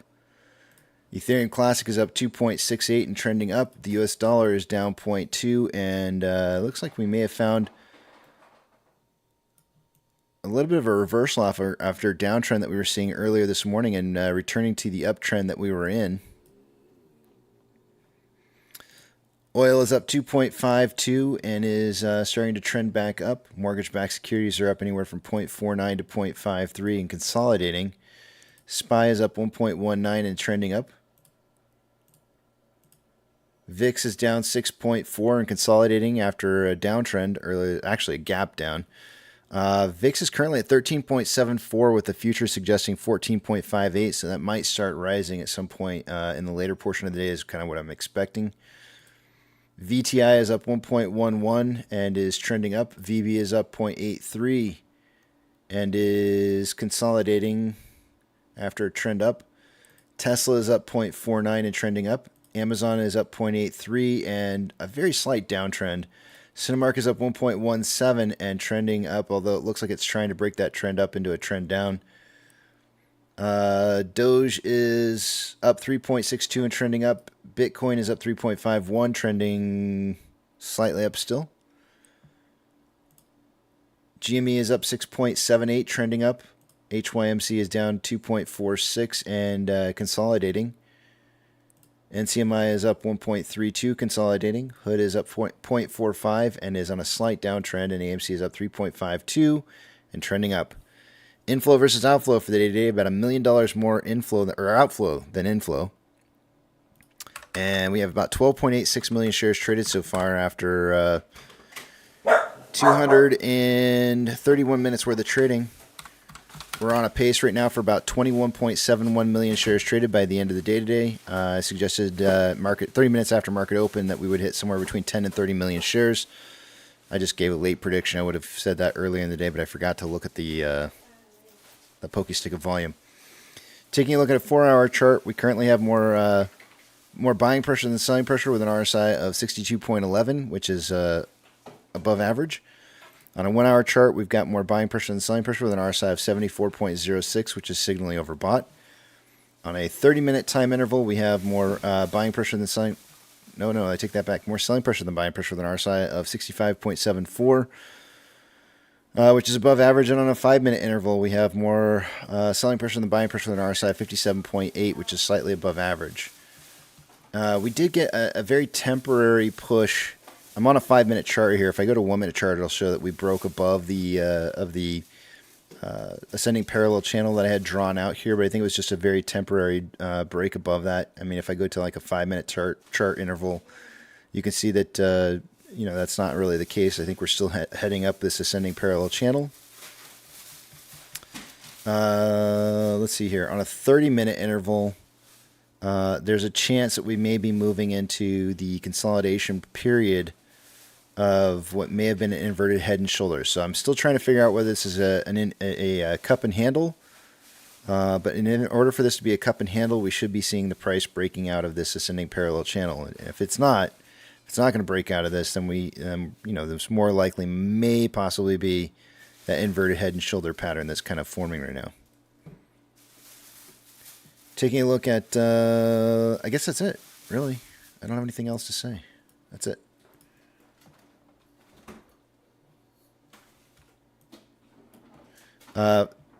At $3.23, there was a strong level of resistance. We did manage to kind of break past that a little bit and kind of seem to be consolidating just above it, which is great. Consolidating above is better than below. I feel like, kind of, maybe. I want to see it. I would rather see 323 become a level of support than a level of resistance that we need to punch through. So that consolidation above it, I think, is a good thing. There's a little bit of, as you can see here as I kind of scroll out, there's a little bit of a gap down here just underneath 323, which is where I'm kind of expecting price to close today at 321. There's a little bit of a volume gap in there that maybe price is going to come back down and kind of fill that towards the end portion of the day with larger quantities of volume being traded at the end of the day. We'll see if that unfolds or not, or if we can manage to keep up above 323. That would be awesome. The closer to 350 going into next week, the better. And I guess that's all I got for you guys. Let me head back over to the back of the big tramp.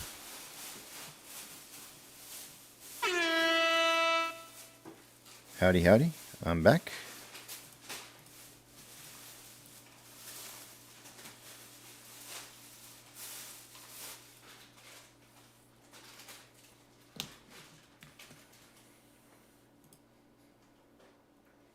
Well, hello.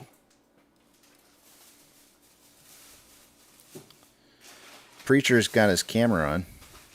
I hope he's waving. He looks like he might be out on a ride or something like that. And he looks like he's got bicycle gloves on. That's pretty cool.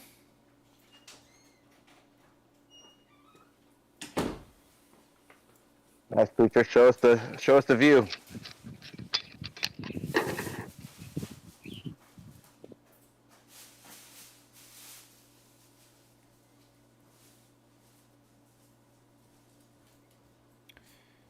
Let's see here.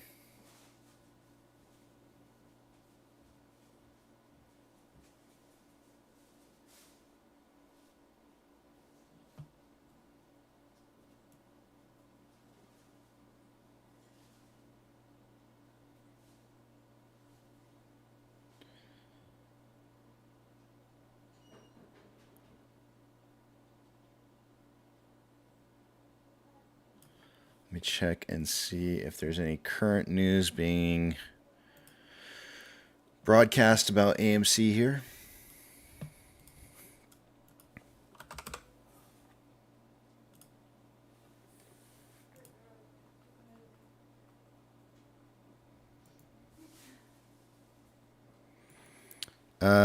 I think 22 hours ago I read you guys the one from, I think this might have been the one from Investor Place, but basically they had an article out saying, should you buy AMC Entertainment stock before May 8th?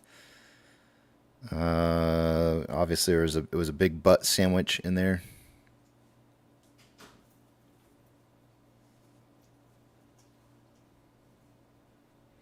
"19 hours ago, from 5newsonline.com, they posted something saying AMC movie theater in Fort Smith closes. The AMC Classic Theater in Fort Smith officially closed at the end of April 2024, leaving the Malco Theater as the only other place to watch. If AMC's cutting off stores that are not, or I say stores, movie theaters that are not performing, that's certainly what they should do to make the books look better. We got to get those books in line first, and then hopefully we can pick up maybe other prime locations from other companies that might be shutting down. I know, like here in Austin, there was a place that actually Melissa and I really like to go to before we got involved with AMC, called Flick's Brewhouse. And they actually have a very prime location that had a lot of business that was going to it pre-COVID. And then once COVID hit, they kind of closed down for a little bit. They've started to reopen. I'm not sure if that actual site is open or not yet, but it would be a perfect place for AMC to pick up if they ever had the ability to. Because they already do have a kitchen. They probably have everything that AMC would need. And it's also, they don't just call it a brew house for no reason at all. They actually do have their own brewing distillery there, I believe. Which would be one heck of a thing if AMC decided to get into their own, making their own brews.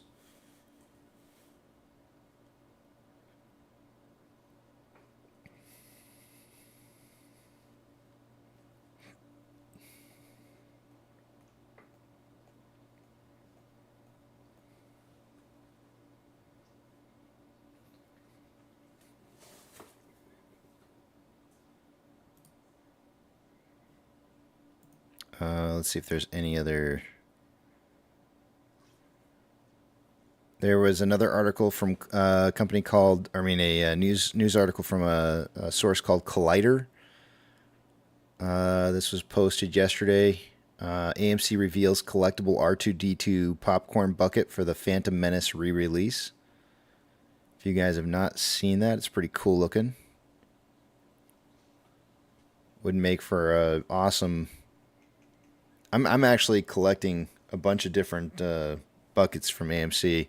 What I want to do is I want to put up some of those like corner wall mounts that you can put into the corner of a room, and put it in our downstairs TV movie room area, and have the buckets like kind of displayed on there, because we have one entire wall on the TV screen wall is got a bunch of Marvel pictures that we have up on there that were drawn by artists, I think locally. I don't know. I'm not sure. But it'd be kind of fun to put those up in the corner and just have like a bunch of different movie buckets there.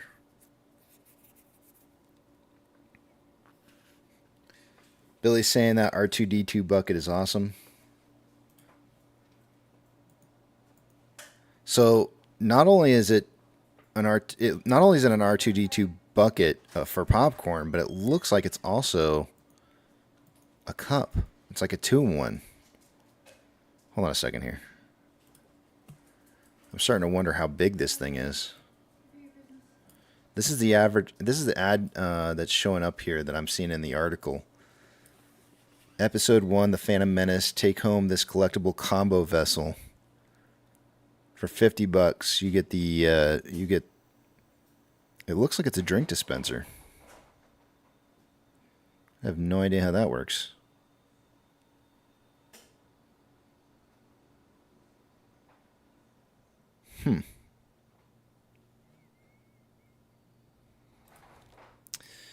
Well, you heard it here first. You can suck on R2-D2. These are not the droids we were looking for.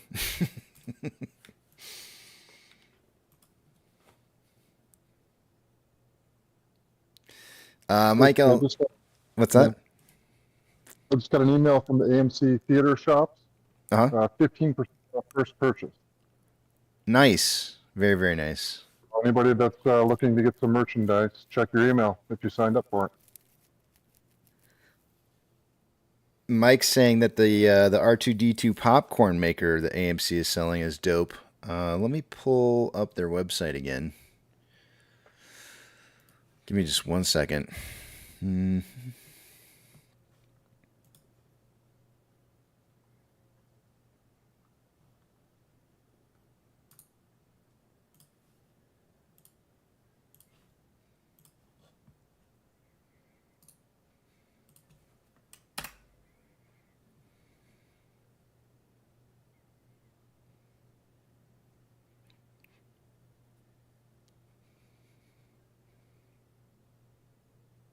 Let me see if I can find that. I think it was on the first page when I went in last time. Because it is pretty dope looking. Yeah, here it is. So it's like, it's legit a, it's a popcorn maker. Which, I don't know, does, I guess AMC does technically just sell the kernels. You'd have to, I mean, you'd probably have to break open a bag of their popcorn, but you could use those to like make the popcorn. But you can see here that the top of the lid comes off, and then you can make it the old school style way with the lid over the top of it there.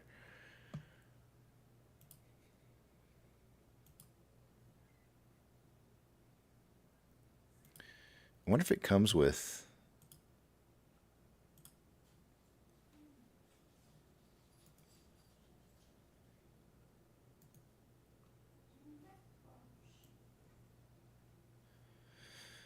let's see here.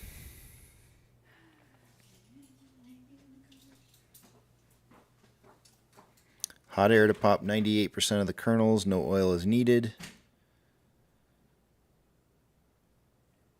Measuring cup to prevent overfilling.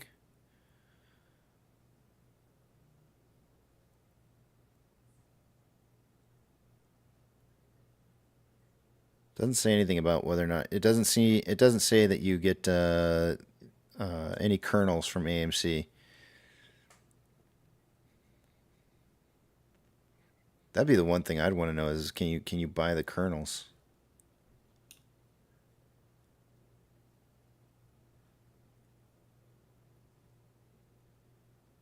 What the heck is this? Is this just this must just be a poster board kind of thing.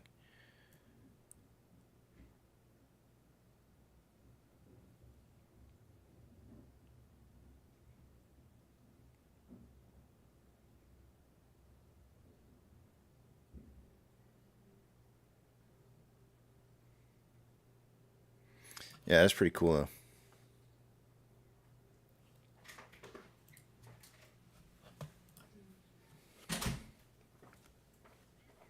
It says no oil, Papa Mac. It says it just says you need well, if you want butter. I need my popcorn to have oil and salt to taste good. Okay, I got you. Well, this is the more healthy version. Yeah, this is the one that R2D2 says these are not the calories you were looking for.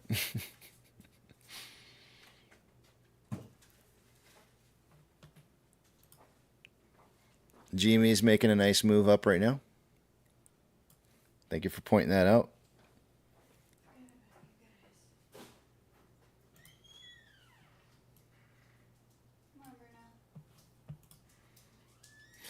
Hey, hon, I'll let out the dogs when I take my next break, which should be in about 30 minutes. I just let those out. What's that? I just let the 2 of them out. Oh, okay.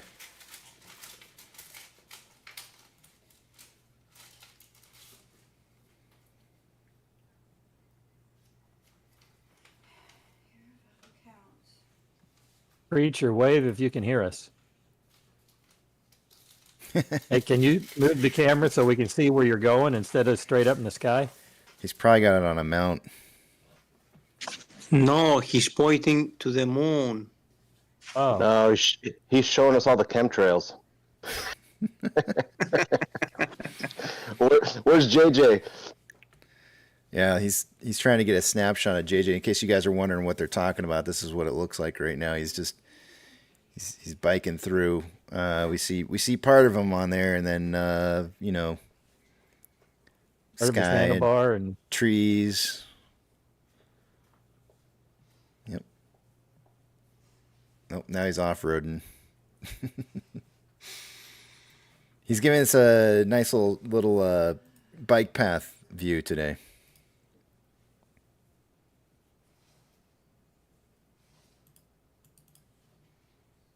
It's almost like remember when you were showing videos of just that plane flying or the sky going through mountains? Right. When it was Christmas time? Yeah. Yeah, there you go. That's what he's giving us today. All right. I could put He gets better internet. He gets better internet connectivity than KC does, and he's out on a bike trail. Yeah, no kidding, man. I wish. Is yours pretty good too, Papa Mac? Do you have pretty good internet where you're at? Yeah, I have fiber, a gig up and down. Must be nice. Yeah, I went from a cable modem in my other house to fiber here. Fiber is pretty sweet. I upload videos. I sell videos online, so having fiber, your upload speed is the same as your download, so that's pretty nice also. Did you say you sell videos online? Talk media, yeah. You're a OnlyFans guy or?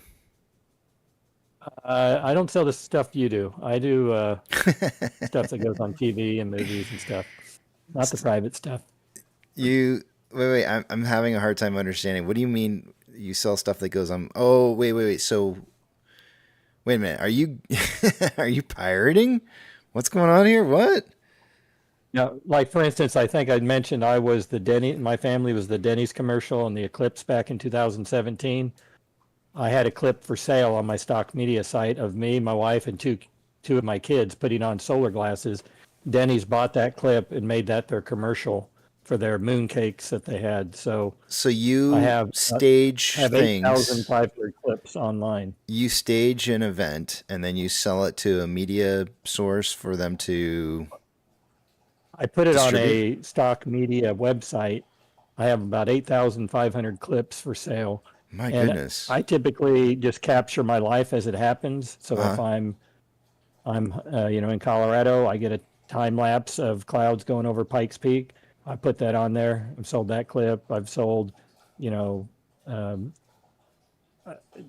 kinds of stuff. Driving through they set up flags here on 4th of July and different holidays here in our park. They have hundreds of flags. I mount a GoPro in my car and drive through that. I've sold that clip. It ended up on a Rihanna music video. What? I got a clip of my son playing video game. It's just a close-up of his face and a game controller. That made it into a movie. I'm so fascinated right now by the idea of this. This is crazy. Does this pay well? I mean, I'm having a hard time imagining this paying like really well. Well, when I started out 10 years ago, it was making my car payments and my vacations. It's now only doing my car payment. Okay, all right. One more question. I don't want to get too in depth here, but one more question. What do you need like special? Like, are you recording this on a phone, or is this like do you using like special media to record with, or like how most technical? Most of my stuff was done with DSLR, $3,000 cameras and stuff. But with the phones now, I've sold some clips for stuff just because I happen to have my phone with me when whatever the event was that I captured. But it's getting really hard to make money in stock media now with everybody having a high quality cell phone in their pocket and everybody becoming an artist is what you're called when you sell stock media, everybody being an artist now. And with AI, between those two things, it's really becoming difficult to make money at it.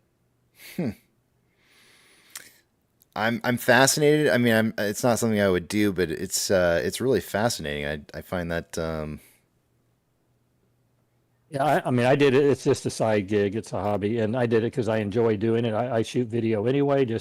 That's just my nature. I like to capture things, and so I just take the footage that I already have anyway and clip it into usually 10 to 15 second segments is what they're wanting. What you sell on the stock media. The most minute is the longest they really want, but it's typically just a few seconds.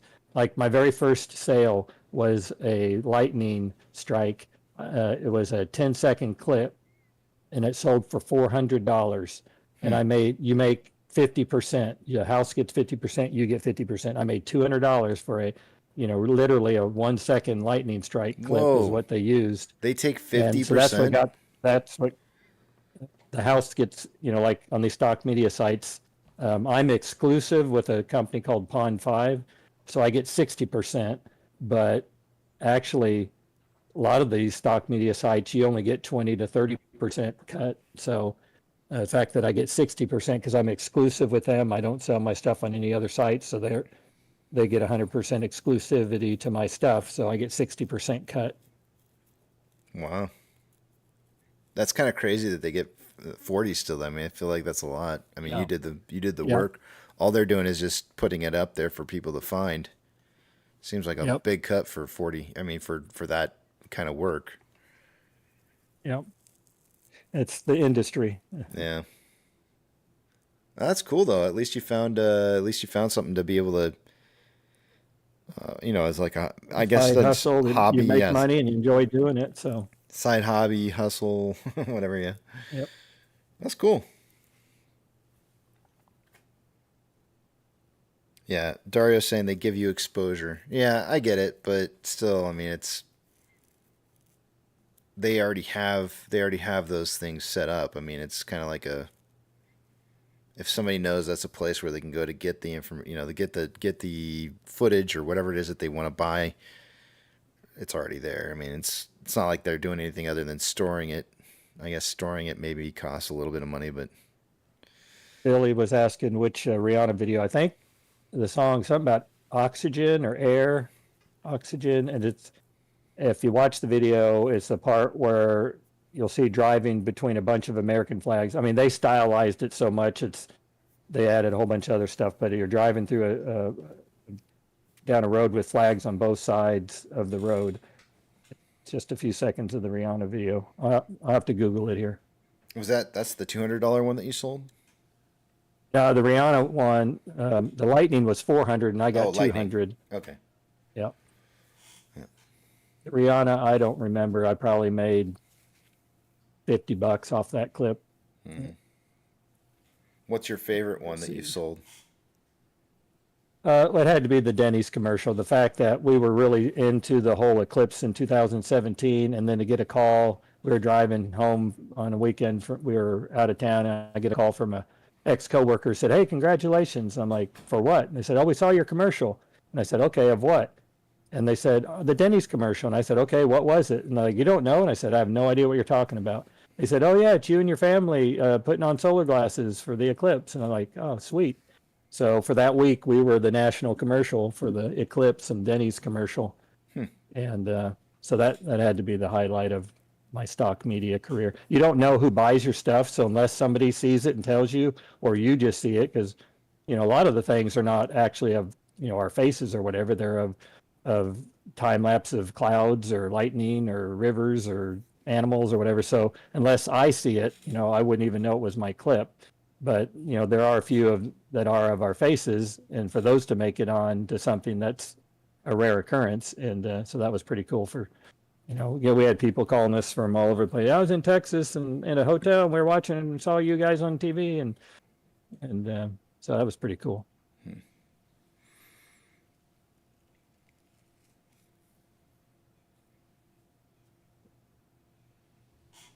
Interesting.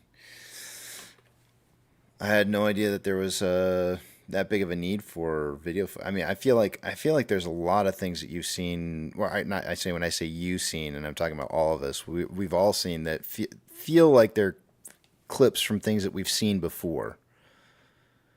So yeah, there's a clip on this site. There's a clip that one of the artists has of a crowd in New York walking. That clip has probably been sold 500 or more times. So it's they use it in so many, any kind of commercial where they're trying to express crowds or lots of people or activity. That clip is in so many. And so as artists, we notice other artist clips and we see them in the real life, and right. And that one, like I said, it's been probably sold at least 500 times. Some of my top clips have sold over 20 times. So it like getting blood pressure check. I have one of a blood pressure check. Nice sunset. Hey, there's a pretty sunset on Preacher's or sunrise. Oh, hold on a second, Preacher. Hold on. Yeah, there we go. Sunset, not sunrise. One of the things that I recall is when you go on like the Universal Studio tour, and then they show you kind of like, for example, like the downtown area that they use for some of their sets. For example, like Back to the Future or whatnot. But they'll drive you through and show you like, oh, well, we use this and this in this movie, and then they talk about it. And I always get a kick out of like watching a movie or something. And you'll be like, wait a minute, is that and then you start going like that. I think that might be Universal Studios set. I've seen that before. Those buildings kind of look familiar. It's funny how often you can find some of the same backdrops reused in different movies. Yep. Yeah, that's how these clips are. When you sell them, but when you sell them, other people can buy the same clip unless they approach you and say, "We want exclusivity." So you might have a clip that you're selling for $100, and it could get sold 20 times. So if somebody approaches you when you put a clip, they might say, "I want to buy that, but I don't want anybody else to be able to use it." Well, you might get $2,000 for that clip. Wouldn't you say? You say no to that though? I feel like you would want to say no because you're like, okay, then that must be a valuable clip, and I'd be like, no, I'll. I've not had people approach me for my stuff to want it exclusively. They actually bought out my brother's whole portfolio a couple years ago. He had such unique stuff that they made him an offer he couldn't refuse and just bought him outright, just bought his whole collection. But it's a different market. I mean, like on the sites that I sell, people know that they're not exclusive. So there's other avenues if you want to try to do unique things that you charge those different rates, but that's a whole different process to try to get those sold. It's American Oxygen is the Rihanna song. I just Googled it here. Somebody had asked in chat about it.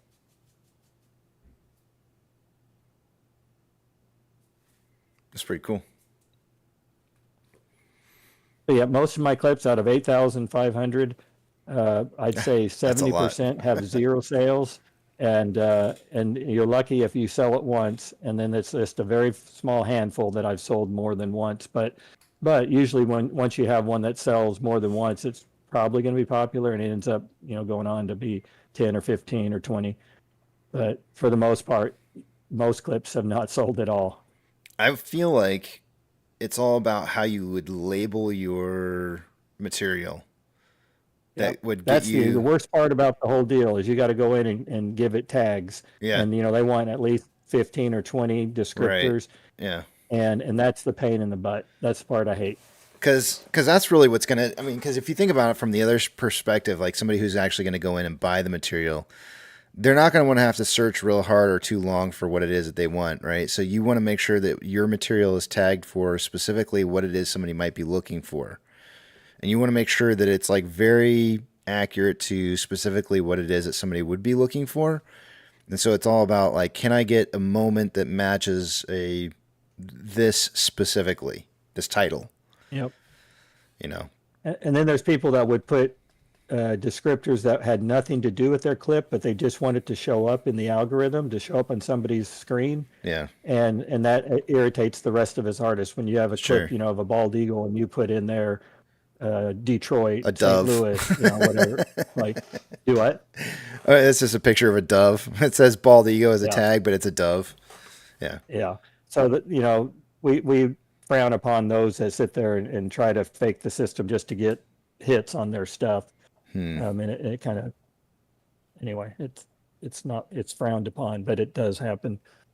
But yeah, going in there, giving it the tags is the biggest part of the work of doing this particular side hustle, and it's the least favorite part of it, but it's almost the most necessary part, like you said, for people to find your work. Mm-hmm. Very, very interesting. I find it fascinating. I'll tell you what, I really like hearing a lot about like people's different types of jobs, and I've always like one of my more favorite things to watch is do you remember that show Dirty Jobs, where you'd go around? I wanted to do Micro, with Micro. I was like, man, if only I had a voice like Micro, because I would actually go out, and this would be like a fun hobby of mine to do, to just go out and video people doing the opposite, because I worked in a clean room industry, right? So, and I thought, man, he should do the opposite for 1 week and call it Clean Jobs, where he goes out and he finds jobs that are like super, super clean and the exact opposite of what he normally does, and do some videos on that kind of stuff, because there's actually some really cool stuff out there that use clean rooms. When it could be anything from surgical to NASA. There's just military. There's so many different things that require clean rooms. That he could air it on April Fool's Day, because it'd be like, hey, what? Dirty Jobs. Yeah, or Shark. Or no, I wasn't gonna say Shark Week, but opposite day week, whatever day that is. I don't know. Yeah. Again, it's a date. I had no idea what day that is. Yeah. Yep. That's pretty cool, man. Thanks for sharing. Yep. You bet. You didn't have to, but I appreciate it. Well, I'm hoping somebody in streams now is going to go to Pond 5 and look up my clips and buy my clip of the blood pressure so I can make a couple bucks. I got one of those machines right here next to me. And along with like 3 different CVS pill bottles. Oh, speaking of Denny's, I know what I was going to say. You were mentioning Denny's a minute ago. Speaking of Denny's, I was going through my when I woke up this morning, I was going through my news feed. Did you see they're closing down a bunch of Denny's? I was like, oh man, really? At first, the very first article I read was making it sound like they were closing Denny's, all of them. I was like, no way. There's no way this is true. Then I started reading in the article. It was more of just a aha gotcha kind of title, where they're closing down some of their stores, not all of them. Well, the 7 years ago with the eclipse and the day of the eclipse, we went to Denny's afterwards for dinner here in my local town. And of course, then my brother had to say, "Do you guys realize who's eating in your store or in your place right now?" You know, they joked. We called me Mooncake Mike because anyway, being in the solar or being on the Mooncake commercial. But anyway, they ended up giving me an employee discount. But within 6 months, that Denny's went out of business, so we don't even have one now in our town. No, so that's terrible. I feel like Denny's is a staple as a kid in high school. It was just our thing to do. I mean, I didn't do it very often. My friends did it more than I did because I didn't really quote unquote study, but they would go for study groups to, stay up really. Some of my buddies that had honors, honors chemistry. They would go to Denny's and stay up till like 11 o'clock at night, and they would just drink coffee and study at Denny's. And I don't think Denny's employees liked them very much because they would just. That's why they went out of business. They let them probably loiter. Probably because they would buy. I think way back in those days, I think they had unlimited coffee, right? And so they would just pay for the coffee, and they just kept getting unlimited coffee the whole time while they were studying. And yeah. It was a frustrating thing because the Denny's here locally, they actually bought out a different building and really redecorated it and really did it nice. And it didn't last but a couple of years, and it was gone. Mm-hmm. What do you prefer, Denny's or IHOP? Wait, I'm gonna poll this actually. Denny's, IHOP. Okay. We should probably put a third one in too. We still have an IHOP in town. Do you? Our Denny's didn't make it, but IHOP's still here. Denny's, IHOP, and I feel like there should be a third one in here. Is what is that called? That I always think of them as the same. It's what's the one that the old people like a lot? That's Cracker Barrel. Mel's? What is it? Cracker Barrel. Mel's. Cracker Barrel. That is definitely one of the ones. I'll put Cracker Barrel in here. What? I've never heard of Mel's. There's another one. There's another one. I'm trying to think what the name of it is. Or Bob Evans. That's the other one I was trying to think of. Thanks, UPS delivery guy. Bob Evans is the other one I was thinking of. Mel's? Waffle House. Waffle House might be one to put in. Although I don't know if those are around the U.S. though. I think that might be more of a southern. Yeah, Mel's.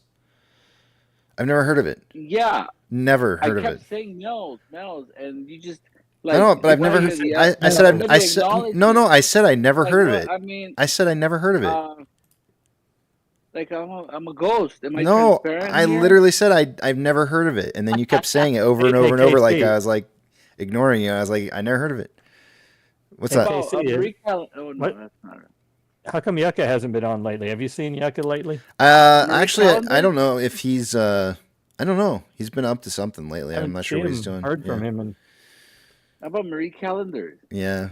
Oh, I know. I know a really good one. How about Mel's?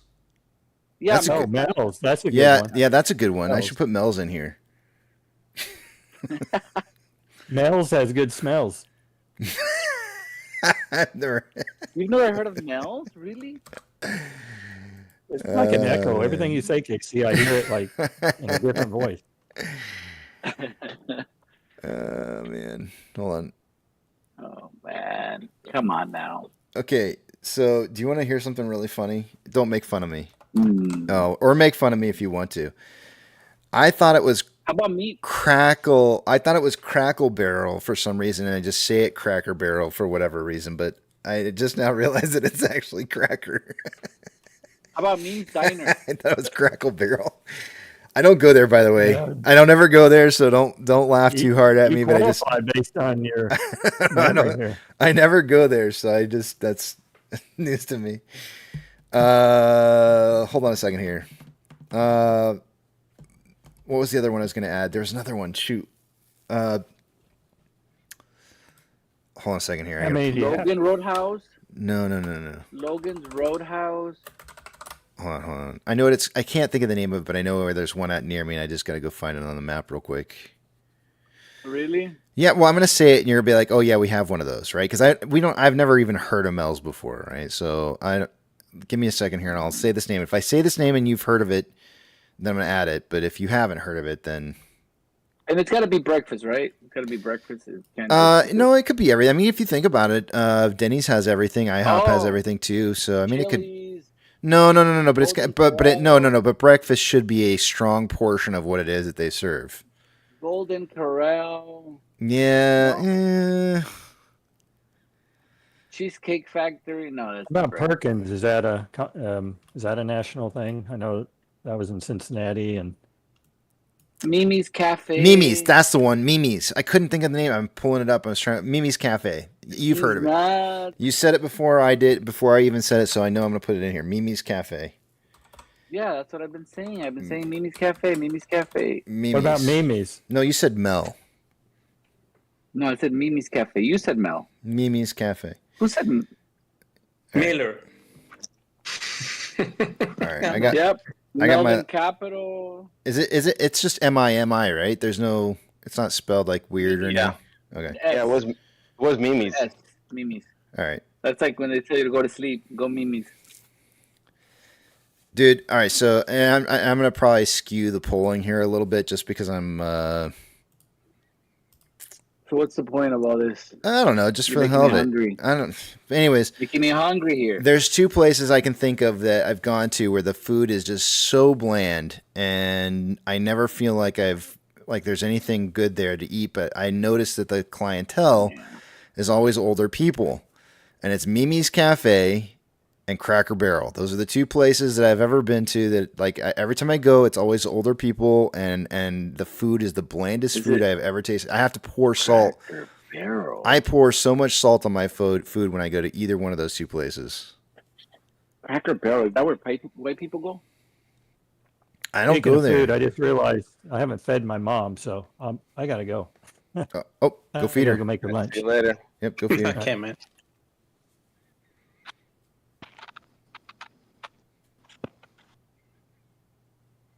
Yep, but why am I doing this poll? Just because I just want to see what people have to say, man. Just this is how you get to know people.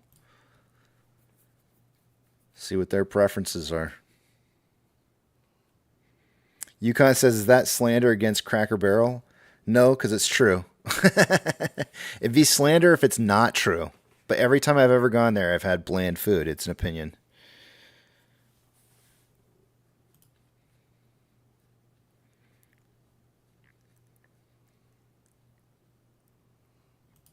Yukon says, I think IHOP has bland food. Haven't eaten there in years.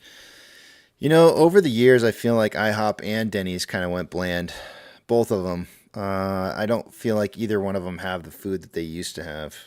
For sure, they've gone downhill. What? I mean, the cakes are still good, though. You can order the cakes and that's... And Marie then, Calendar. yeah, Marie Callender's was always good. I don't ever remember. Are you talking about the Sunday brunch? Is that what you're talking about? I don't know. I'm just I feel like talking they have about like names. Okay. I don't eat there. I only eat at IHOP. I don't really eat at Marie Callender's either.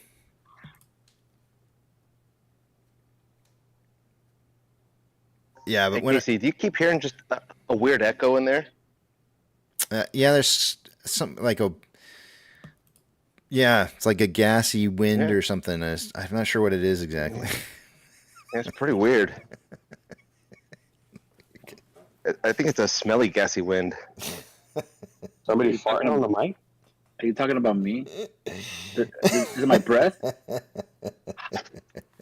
it my Really breathy noise. It is my breath, huh? Bastards.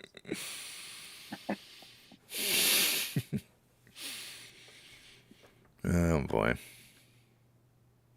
Wait. Oh, I had my legs open. I'm sorry. Boy, that wind made me laugh. It was so funny. It was breezy.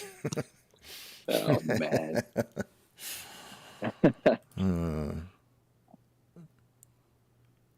Yeah.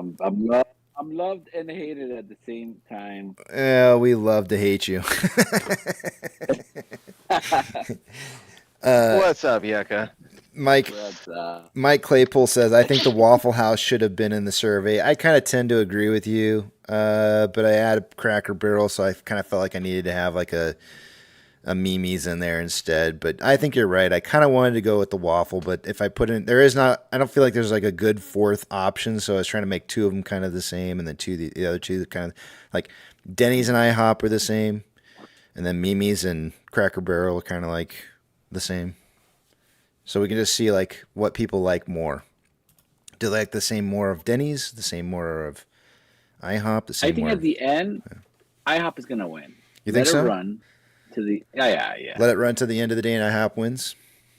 Yeah, I bet you. Do you think it's because of the syrup choices? Because of the pancakes. Those cakes are good? Pancakes, man. There's so many different pancake styles. Yeah, I guess. Heard of toasted yolk? Who? What the one-legged servers don't do it for you in IHOP, Casey? Wait, what? The one-legged servers won't do it for you? You have one-legged servers at your IHOP? Oh, I get That's it. a pirate. Oh, come on, I'm not the only one. We never call them one-legged servers. Come on. We've never done that. Have y'all heard of a place called Toasted Yolk? Testy yolk? No, but I've heard of Tasty Yolks. No, there's another one called like testicles? The something yolk. I can't remember what it's called. It's called the broken yolk. Broken yolk. Yeah. Oh. That's actually that's I would almost put that up there with like maybe like a Denny's or something. Maybe.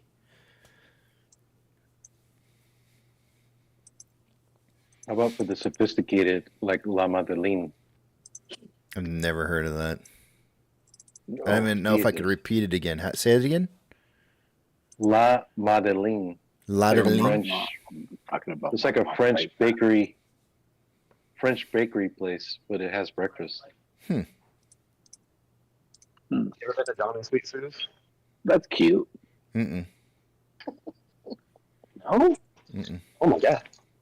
Never even heard of it. You ever been to Donna's Sweet Sue's?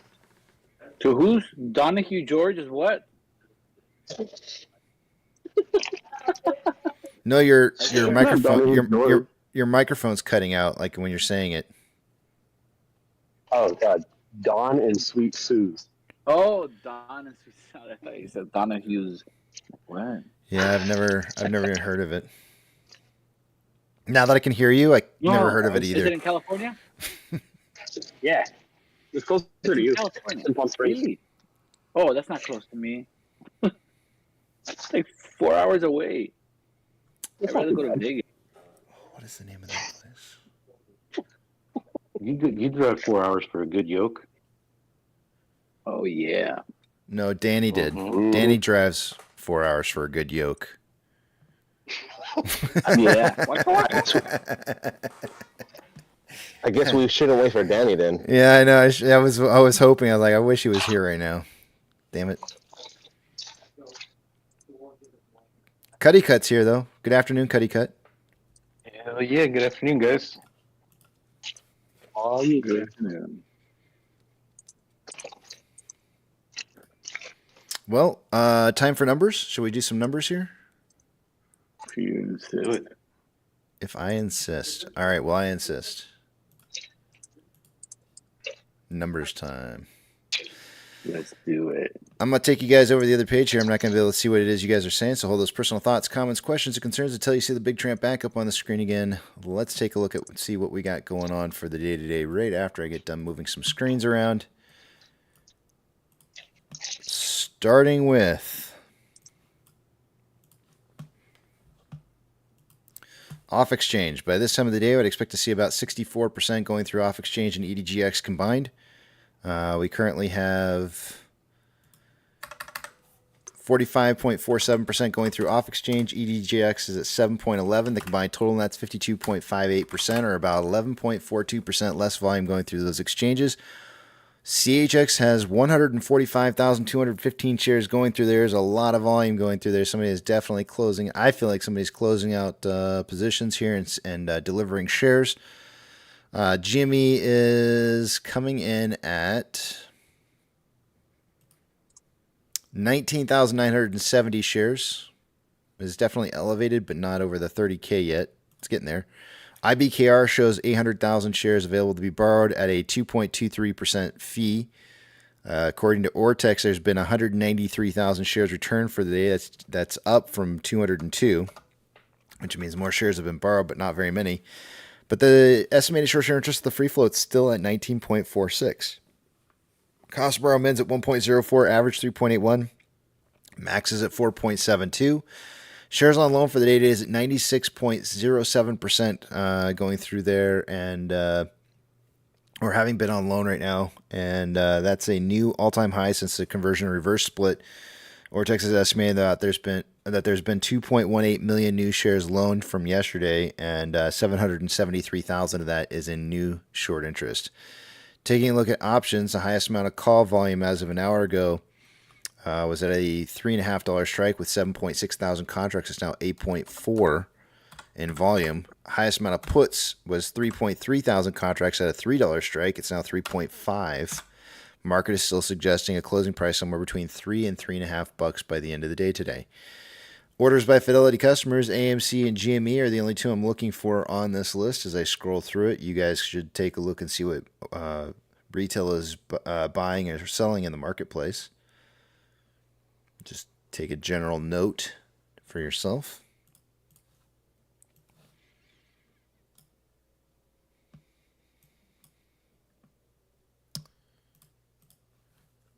MMRI an hour ago was 294.73, is now 293.98.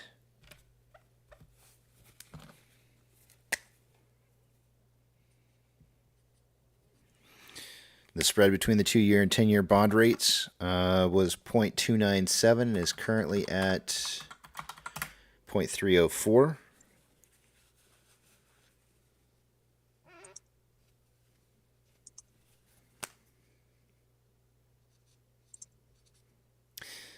Do you guys remind me to talk about a subject matter after I get done with this, because I have some questions about getting older.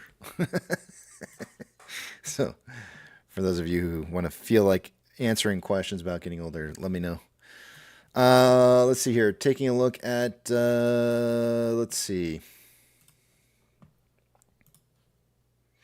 NASDAQ is up 2.13, Dow Jones is up 1.28, and the S&P 500 is up 1.37. We have 3,723 advancers to 1,874 decliners. The market's more advancing this hour than it was an hour ago. 3723. The market's cooking with bacon grease right now because there's less than 2,000 advancers looking hot and tasty. The only sector that's down for the day today is currently energy. The top performing sector is technology, followed by materials, and a close runner-up at communications. Mag 7, only one is down, and it's about ready to cross over to being green. We may have all 7 of the 7 being in the green side here. It's very, very close. Banks or financial institutions that have changed more than 2.5% in price since yesterday will get a shout out. Coinbase is down 2.76. FRC is down 9.38. I'll mention this one because it's close enough. Silvergate's up 2.44. NYCB is up 3.86. Stank of California is up 2.95.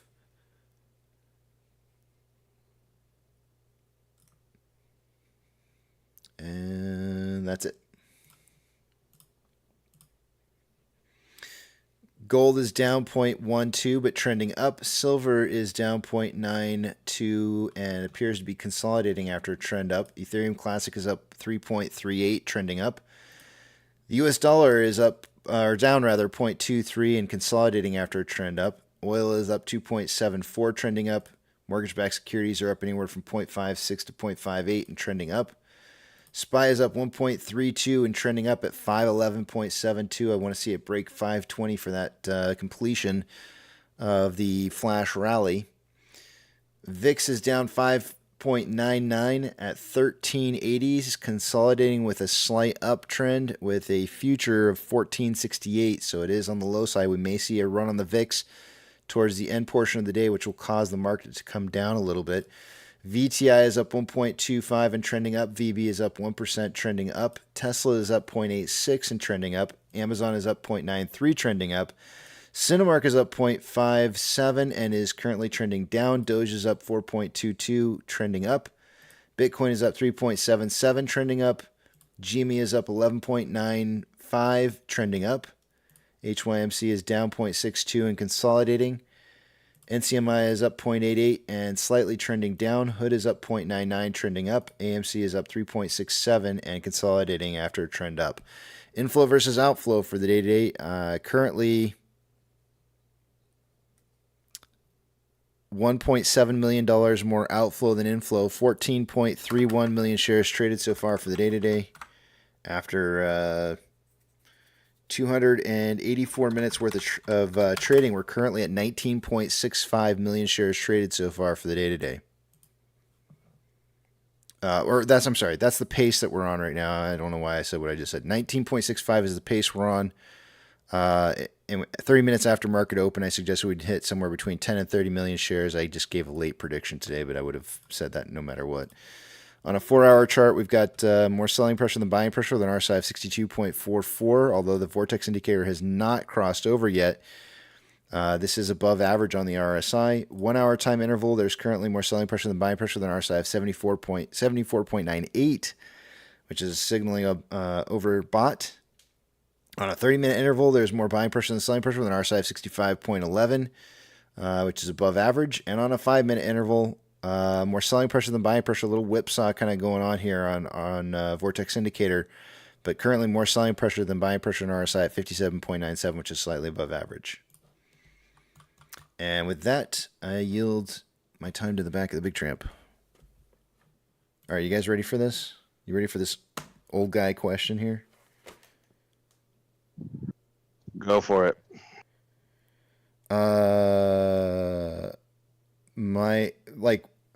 Do you ever notice as you're getting older? So I've been using Head and Shoulders for most of my life because I just generally have like flaky skin on my scalp. Yeah. But and it's not a big deal. It's like, the Head and Shoulders takes care of it, no problem. That's not my problem right now. My problem is this doggone beard. I'm starting to get flaky skin. I'm not sure if it's because it's becoming summertime and it's getting drier out. But I'm getting like flaky skin under my face, underneath my beard. Is it just because I'm not using enough oil, or is it because I'm getting old? That sounds so weird. Huh? You might not have to worry about it too long because you're gonna hit that $90 mark and you'll be able to shave it off. I've never had flaky face skin before, though. It's so weird. Well, I was about to say the same thing, man. Yes. The second thing, use some Selsun Blue, the medicated one for the beard. Just wash your beard just with that. See if it'll take care of the face. Okay. Yeah. Okay. Or do you use olive oil? No. I use beard oil. Okay. Yeah, but it's different with olive oil. I've never had a because- flaky face before, and so like when I look down at my shirt and I see little flakes, I go like, "What the heck is going on here?" It's it's a new thing for me. Yeah, I've always used Head and Shoulders also, and then when it does get itchy, when my hair gets long, I switch to Selsun Blue a couple times. Takes care of it. Then I go back to my Head and Shoulders. Yeah, my dad used to use the Selsun Blue because the Head and Shoulders stopped working for him when he got older. But I haven't had that problem. The Head and Shoulders works perfect. Yeah, but that's why I said you switch back and forth, because if you stay with Selsun Blue, then Head and Shoulders will not work for you. Because I use Head and Shoulders also. So Okay. just All right. when it gets out of control, because the Head and Shoulders doesn't take care of it, Selsun Blue, then go back to Head and Shoulders. But try the Selsun Blue on your beard. Yeah. Castor oil. Damn it. Yeah, there you go. All right. Castor oil does wonders. Cold press. I don't know if you know that, Casey. What's that? Castor oil. Castor oil on my face? Does wonders. Yeah? Yep. Is this a joke? No, man, it's for real. For real? Castor oil on my face. Yeah, you can Google it. Whatever you want to do. I'm looking. It's pretty remarkable, man. Okay. Maybe I'll check into that too. Anti-inflammatory properties which can reduce swelling and puffiness. Okay, well, why not? I don't have any swelling or puffiness other than the fact that I'm, not as skinny as I used to be. Rub it on your belly. You say your face is flaking. Casey, is it hurting? No, not at all. It's not hurting at all. Okay, It's just it's killing us. Yeah, no, it's not hurting. That was my brother in me. MCon says, "Are you drying your beard completely after washing?" I mean, I'm not taking a blow dryer to it, but I dry it with a towel. I dry it enough because I usually apply the oil after I take the shower. So because I don't like you shower. Yeah, and so I'm applying the oil after the shower. I dry the beard pretty good, but I wouldn't say that it's like a blow, like it's not blown dry. So. But it's dry enough to be able to put the oil in without having it be impacted. Did I trick anybody with my icon? I saw it, but I was trying to figure out why you were putting that up there as your new picture. I didn't click on it thinking that you had a stream running or anything like that. I just was like, why did he do that? Just to be, silly. Okay. I know Danny clicked on it. Did he? Yeah. That's funny. Dab a little preparation H on it. I feel like that's got to be a joke. Although I've heard you can use, I've heard it's not something that people recommend that you do, but I've heard you can use preparation H for puffy sags underneath your eyes. I've never had to do that before, but I've heard about it as being a remedy. WD-40. Oh yeah, WD-40 for squeaky for knees. Yeah, squeaky knees. Elbows. Sore jaws.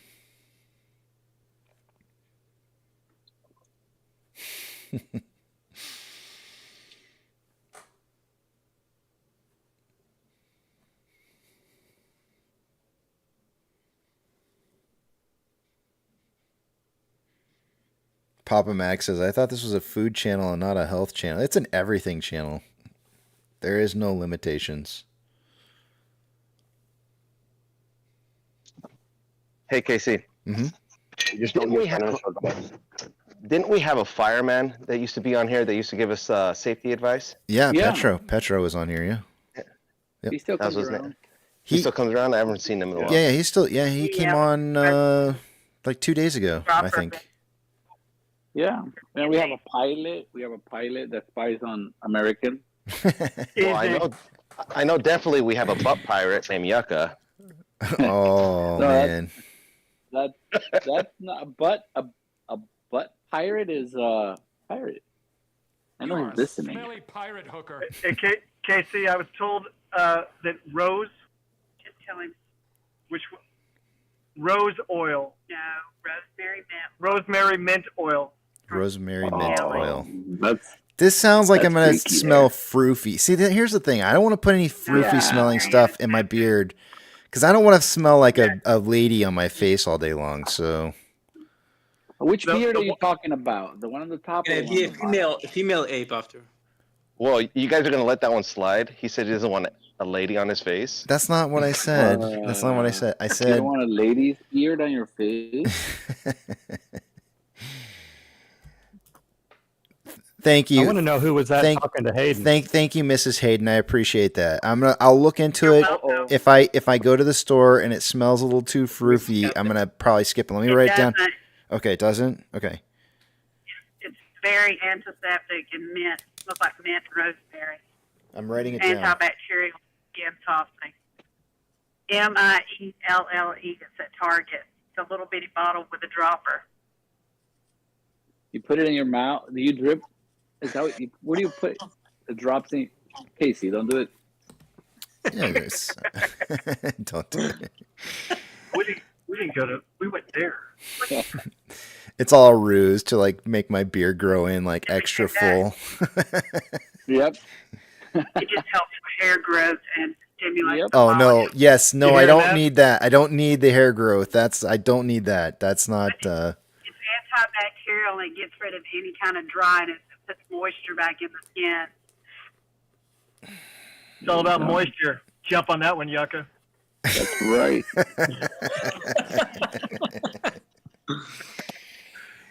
Huh. I am loading up some softballs on that one. Mm-hmm. Yeah. Mm-hmm.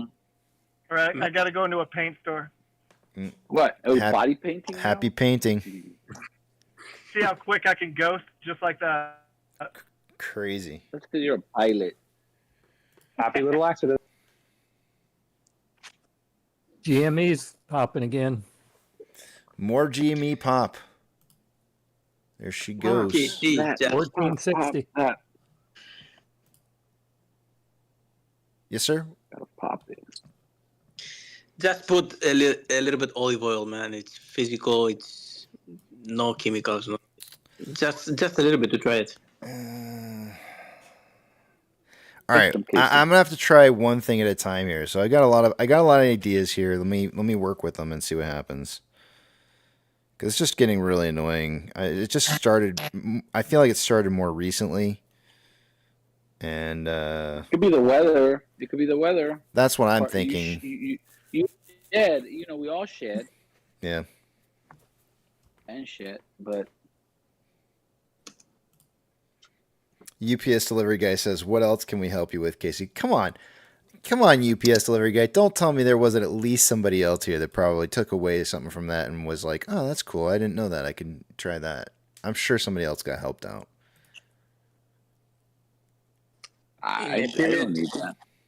Thank God my wife stopped. In the period that my wife she used to do her hair, as soon as she's finished in the shower, she used to put after, olive oil. It's crazy. On her hair? 2, 3. Did she, Yes. did she ask you for your help? Afterwards, yeah. He said it needs to be extra virgin olive oil. KC, do you know where they get virgin olive oil from? Yep. Ugly olives. I have the oil. Young, Ugly olives. unseeded olives. Ugly olives. Come on. Ugly olives. That's funny. Oh man.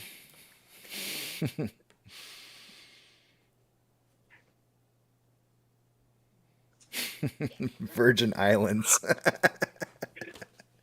I went to the wrong paint store. How embarrassing. What kind of paint store did you go to? I went to a PPG, not the Sherwin-Williams, because you can't just buy paint, because if you go anywhere, it's full boat. So these stores you go to, they've got all sorts of discounts. Why don't you So just get go to on Home someone's Depot? account. Can't do that Why not? because the Home Depot. No, don't do that. Music. He's not manly enough. Did you hear that? No. Yep. I did. She farted. What was that? A fart.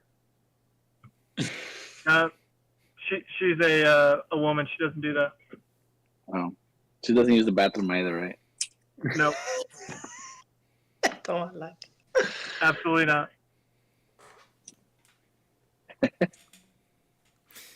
But they Sherwin-Williams has this hybrid No. that You you didn't. put on oil. Okay. So it has to be an oil-based paint that you can't get anywhere else. No. It's got to be a hybrid that sticks to oil and latex, and they have the best one. Okay. Because if you put latex on oil, it may not do it this week or next week, but eventually it's going to delaminate. Mm-hmm. And the guy that I have helping me, because I'm an airline pilot and I've gotten lazy and can't do anything, he likes to have the premium paint. Yeah. Oh, that's cute. I feel like those paint places like the Sherman-Williams or whatever. I feel like that's like the rich person's like place to go to pick up Are you paint saying at. Sherman? Whatever Are you it's saying Sherman? whatever it's called. I don't know what it's called. I don't ever go there, so I get the same thing. I say Sherman also, and it drives my wife crazy. yeah, whatever it's Mr. called. Peabody probably Who works there, cares? too. Whatever it's called. But I'm just a Home Depot kind of guy. I don't really care. I'm just going to Home Depot, picking me up some paint. So I get my brushes and my what do you call it? The little plastic inserts. Got to get all that stuff there. Let's grab a video. I had my Arizona house when I was getting ready to sell it. I had it repainted, and I found some guys that they would give a really good discount if you bought the paint yourself. So I went to Home Depot and picked up the paint and just had it sitting out there all ready for them to use, and they painted up the house and it looked beautiful afterwards. It was great. Saved myself a lot of money by picking it up myself. Yeah, that's what I'm doing. The guy that helps me paint, he's got one of those. I'm always too afraid to put how much mud on the wall, to smooth it out. Mm-hmm. And he just does the entire wall, and he's got one of those Milwaukee sanders with a vacuum on it. It's almost like a floor sander that you hold and smooths it out. And he's a genius on that stuff. Because we had with that shiplap on the wall, which is like horrible wood paneling to cover up the wall, the sheetrock. And he just buds the whole thing and it makes it smooth. So it vibrates and sucks at the same time? Yeah, vibrates and vacuums, yeah. Anyway. Yeah, hold on a minute. I can't let that go. What about these plastic inserts? What I can't are let you that doing go. with these? It vibrates and sucks at the same time. Yeah. And what are the plastic inserts for? Well, that's for size-wise censored, of course. Plastic inserts are for protection. Yeah, you don't want to you don't want to have it too loose, or something could get vibrated off. You got to keep it contained. Yeah, you can't have something too loose when it's vibrating, or else it'll rattle it off. Yeah, it'll squirt everywhere. We don't need that. Yeah. You got to have some tarping everywhere. Yucca. Behavior. Yeah, I'm just playing into your hands, Yucca. I'm trying as hard as I can. Hard. What she said. Hold on a second here. Let me move you guys to your own room. There we go. There we go.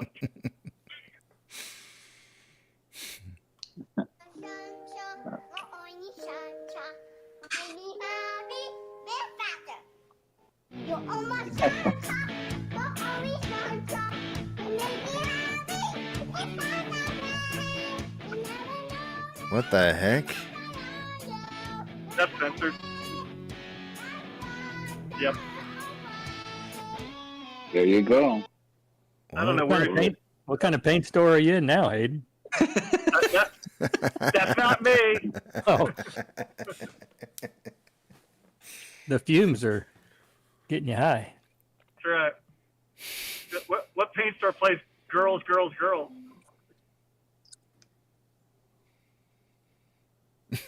I don't know. You tell You me. tell us.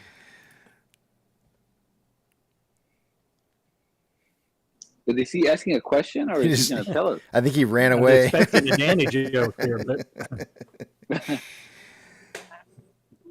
Yeah. girls, girls, girls, isn't that poison?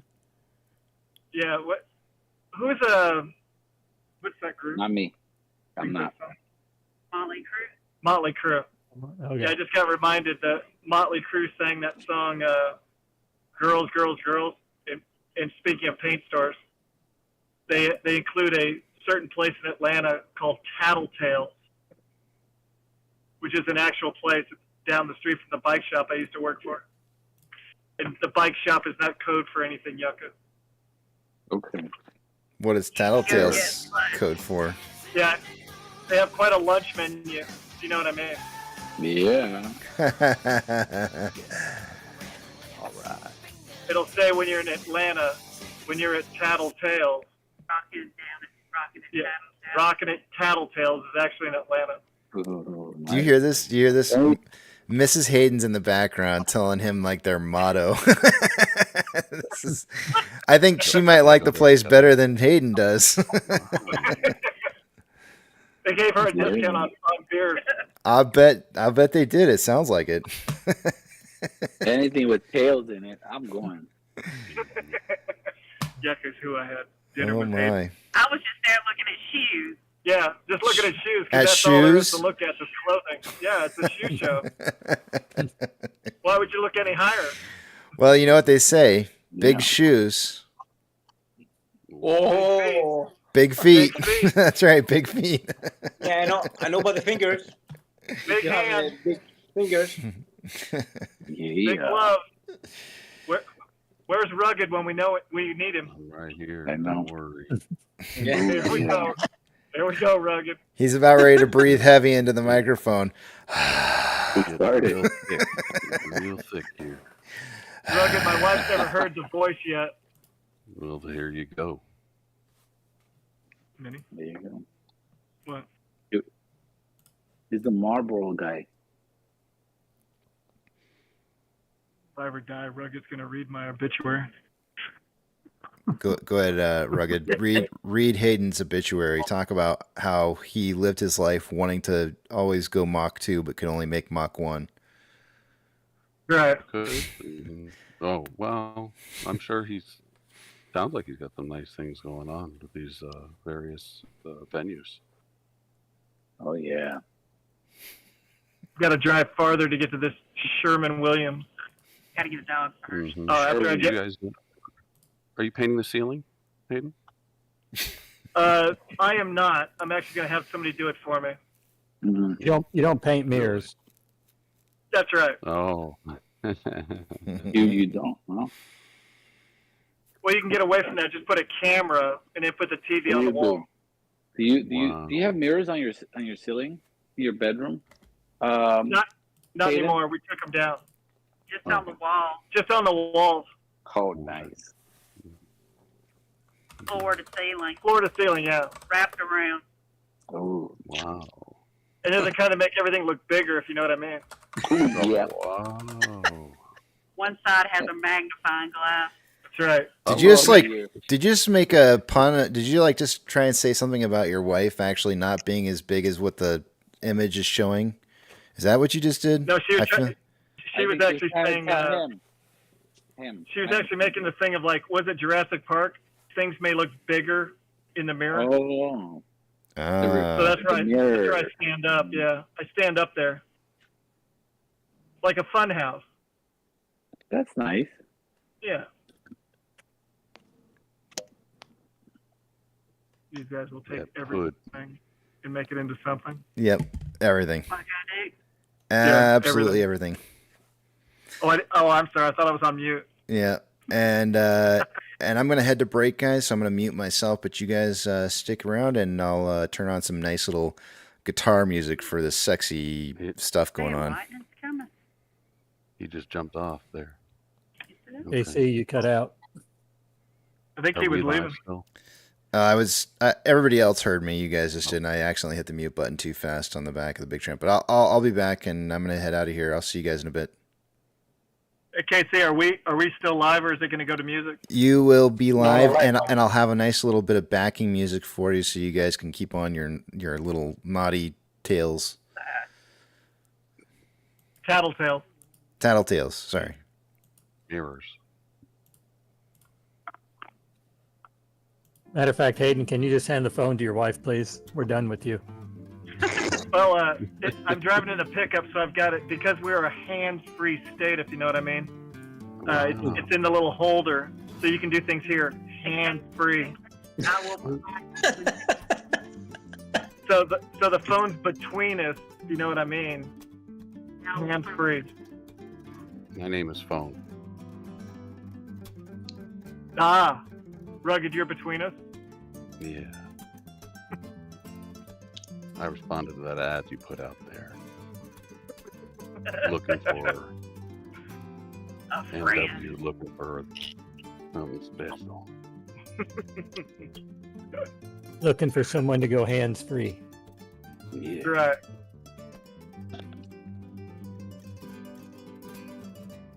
Well, you're pretty brave, Hayden, putting your wife on hands-free with this group, I'll tell you that. I mean, what could happen? Yucca? Yeah, exactly. She's already heard the pirate. If she withstood the pirate test, I guess she's probably going to be all right today. The pirate sounds like he's overboard. We need to throw that man a life preserver.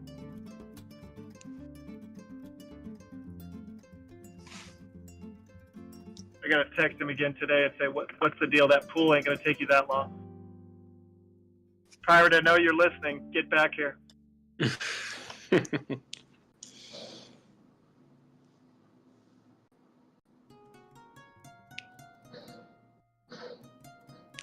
I'm sure Mrs. Pirate's probably saying the same thing. That's right. She's being bothered by him. Yeah. Ned Smith. Ned Smith, yeah.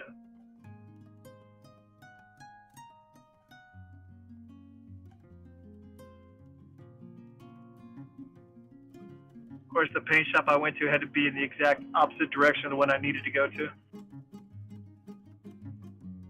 Are you getting the same colors you had before? Yeah, everything's gonna be City Loft. We never had that before there. Oh, so you have everything. So it's nice when it's already on record. You just say, give them your name, and pull it up. Yeah. That's nice. I get the, for some reason, it's so weird about the Sherwin-Williams. They always, like, you just walked in and bought paint, okay. But if you say, hey, do you have any discounts? Oh, well, yeah, we got 30% off. You know. Nice. There's always this discount, and I have no clue why. That's Hobby Lobby, man. If you don't get your stuff 50% off, you're getting ripped off. Because it's always 50% off. Oh, I'll go past that. Where do we get the paint? Michael's, which is basically the same thing. I've gotten some stuff framed at Michael's.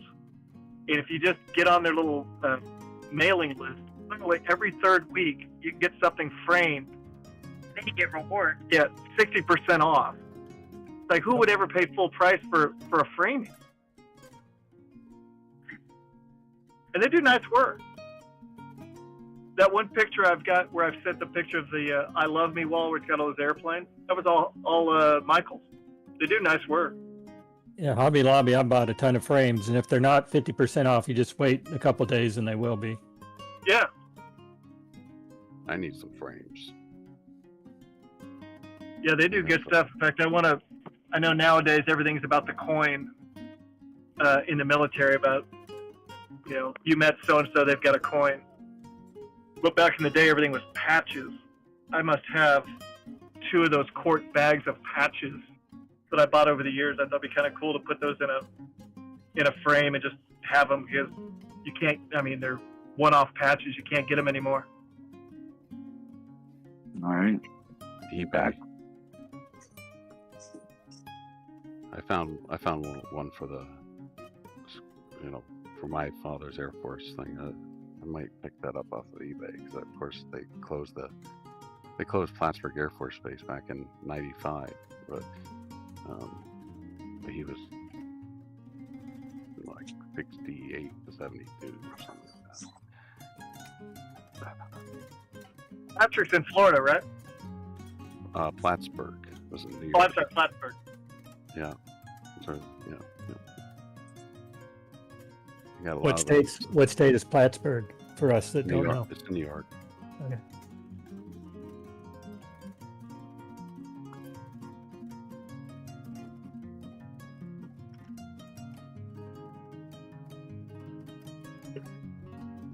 Oh man, IHOP is losing. No, Mimi's Cafe. Oh yeah, I know. Maybe. Yeah.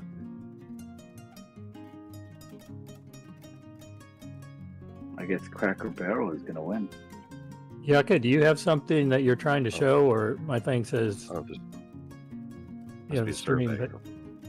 But, oh, Oh, that's just it's just just my icon.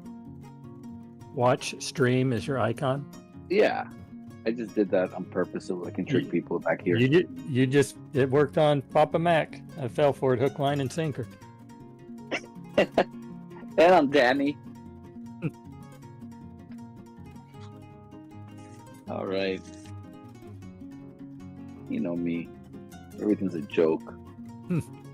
Can't wait. I can't wait until I'm on my deathbed. I'm gonna be joking about it.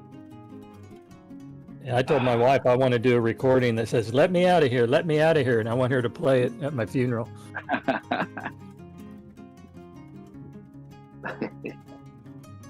Yeah. I think I'm going. Maybe we can have Cirque du Soleil come out. Big circus, man. I don't want anybody crying and being sad. That's why I had a celebration of life for my father. Yeah. And, we did it at a vineyard. It was nice. Very casual. I'm just like, you know what? Who wants to go to, to this? Nobody. Respectfully, anybody who's in the funeral home business, okay, cool. We still leverage their services for different things, but the venue we chose was a vineyard, and that was pretty cool. Still kind of curbed the drinking though. Just you don't want people to have like too much, but kind of such a theme. But whatever. That's not a bad idea. Damn right it's not. I think you're gonna see a big vineyard. Yeah, open casket. I want everybody to taste the wine, taste it, and then instead of spitting it out, spit it in the casket so I can take it with me. Well, that idea. I don't think. I thought, how could Yucca take this topic and turn it into something weird? And he does. They won't. I don't think they'll allow it, huh? I have something. Another funny thing. Another funny phone call. That if Censored could play it would be fantastic. I don't know if he's in here or not, but is he in here? He's it is everywhere. It is pretty funny. Yeah, I was actually thinking of I'm going to be making bread here in about the next 45 minutes. Maybe I could just live stream it. Ooh, we would like that. There are mirrors all over. Because you know how I roll. Yep. Ooh. You're going to show us how to make a bed? No, bread. Bread. Because I can tell you, he ain't going to show you how to. That's right. When I went in to get my disability, I tried to get ED, and I said I didn't make it. My wife said, "You want me to call him?" Boom! That's a double. You got ED. That something sounds like KC. That's another 10% on your disability. I don't care what they think.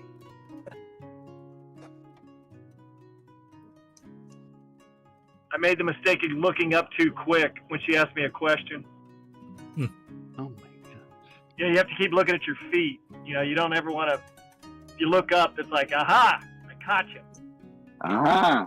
All right, this must not be what I thought it was. No. Erectile dysfunction. Oh, okay, that's what I thought it was. Yeah. I said from pulling too many G's, it broke the muscle off.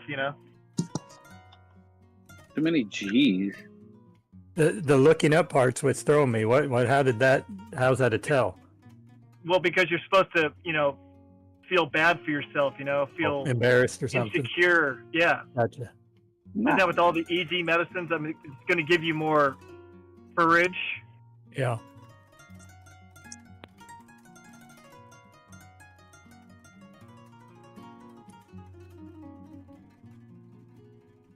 Road jeweler can't wait till Pirate comes back so he can tell him to shut up.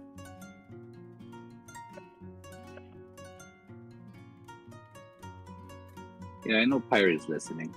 Yeah, that's I why know he is. I said it audibly in case. Well, I said if he's listening. Not the Pirate's same without the pirate. He's always listening. He's like Big Brother. Is he like the police song? I'll be watching you. Yeah. Like the other guy too. Like I feel like somebody's always watching me. Oh God! In the corner. Yep. like the invisible guy on The Boys. Oh, what? Yeah, I don't remember that guy. Oh my God, he ended up dying. I think in the is it season 2? They just finished. Is it season 3 of what? The Boys. You didn't watch that one because it was like what has the girl that can get big or small. Oh, is that the guy that goes in the butt and he explodes? The beginning? Yeah. Yeah. Oh, okay. Yeah. Yeah, I saw that and I said, no, this is not. Is that transmitting? Not for Can me. you guys hear that? We can hear them. Yeah, I can hear that.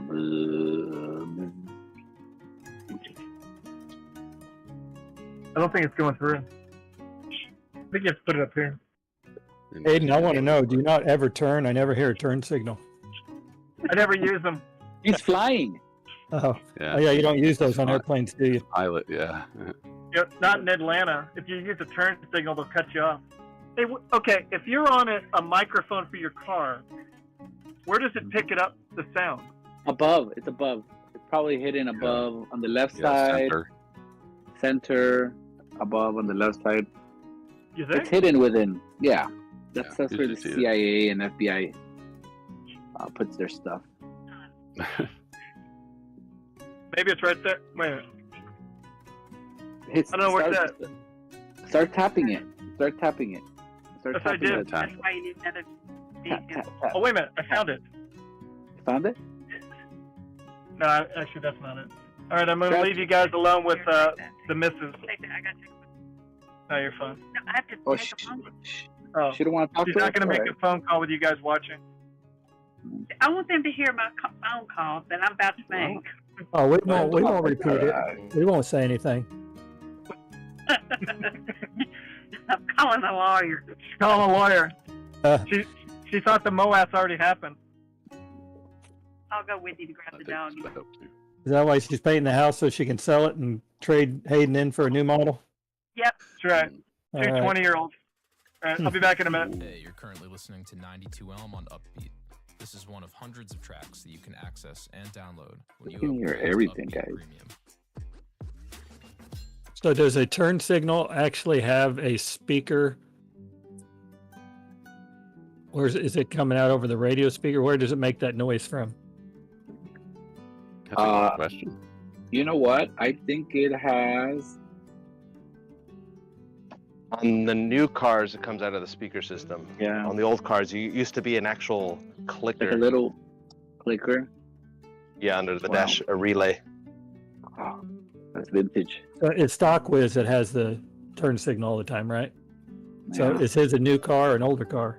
Can he adjust the volume? The way of the sound, I think it's an older car. I don't know if it's old car or not, but you can adjust the sound now. Oh, you can turn it off?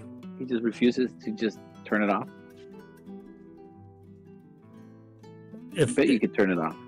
I wonder, does he have his phone literally right next to the speaker? Is that why it's so loud? Or is it coming over? Does he have it? Must be on speaker of some sort. I think he's on or hands-free in his car. Yeah, probably.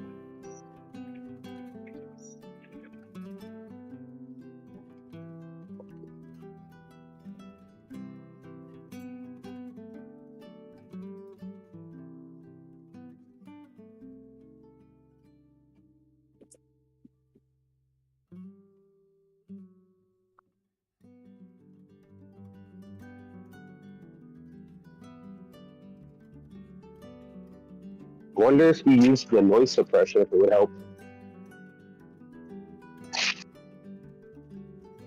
You'd think it would see it as background noise, but Right? but it comes in loud and clear, I can tell you, on his system.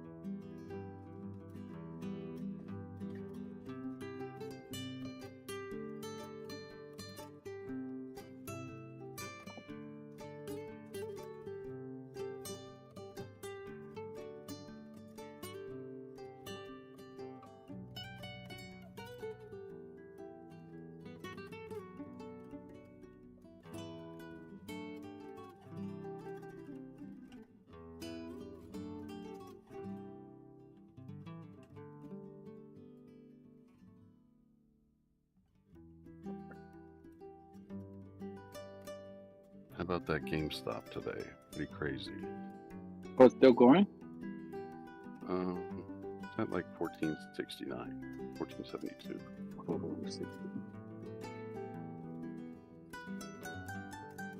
It hit a high of 1515 so far. What do you think is happening? I don't know. Oh, we just think it's happening. I think just, I don't know. I'm not really sure what's driving it.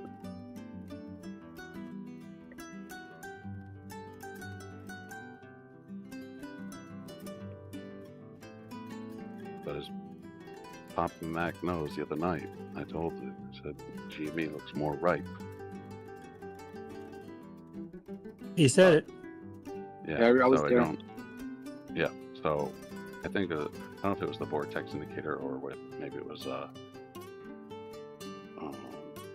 You think the algos heard you? Hmm? I think the algos heard you. Yeah, maybe. But hey, there's got to be a sympathy play going on. I put the algo filter on my stream that night, but maybe it didn't catch it. I thought we were in a secure stream, but maybe not.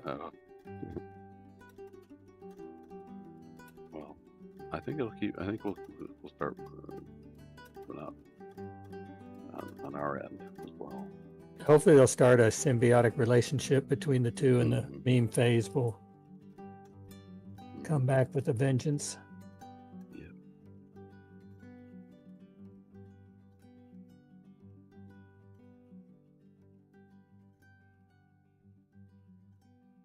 Yeah, I mean, how long can you hold a beach ball underwater for?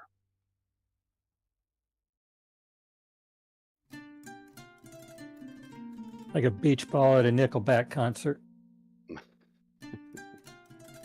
Sure.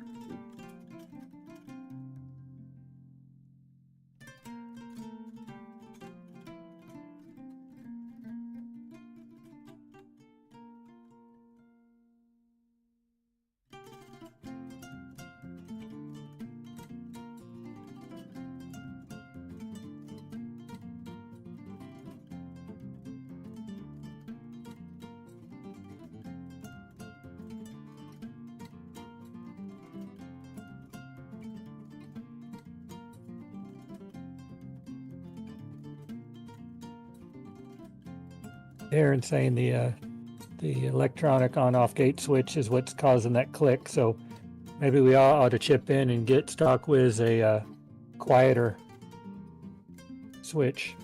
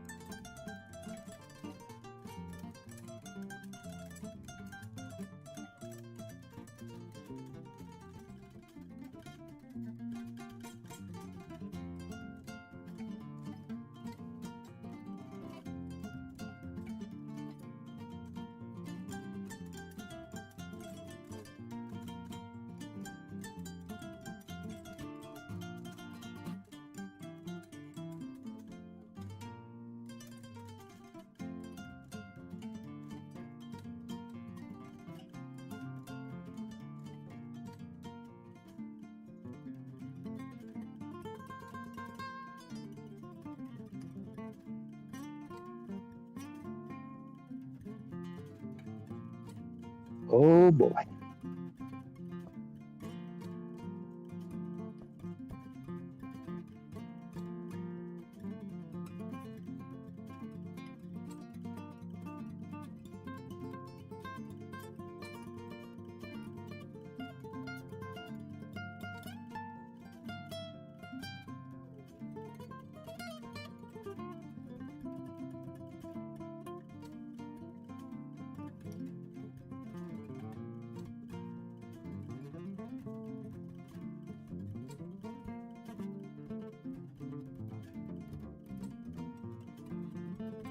Preacher, are you back from the bike ride?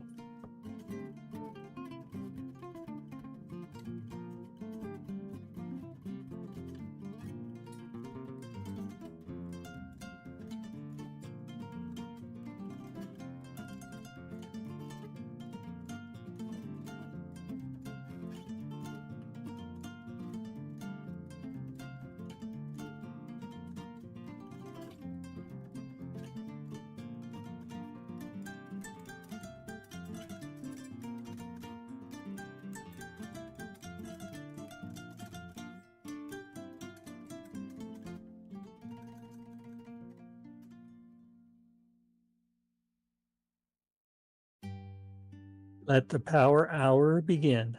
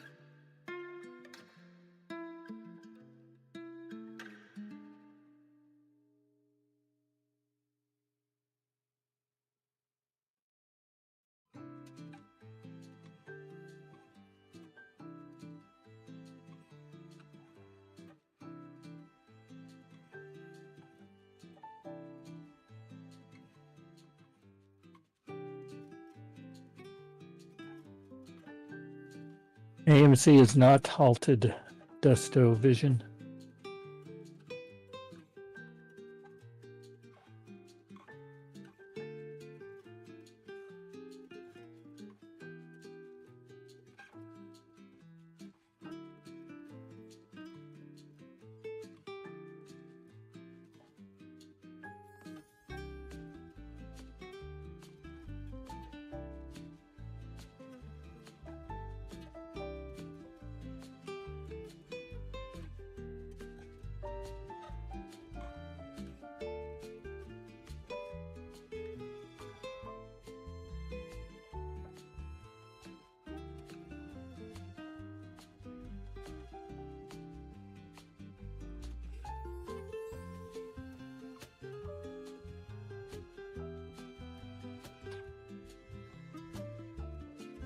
GME's back on the march, approaching back to the high of the day. It's 1508 at the moment.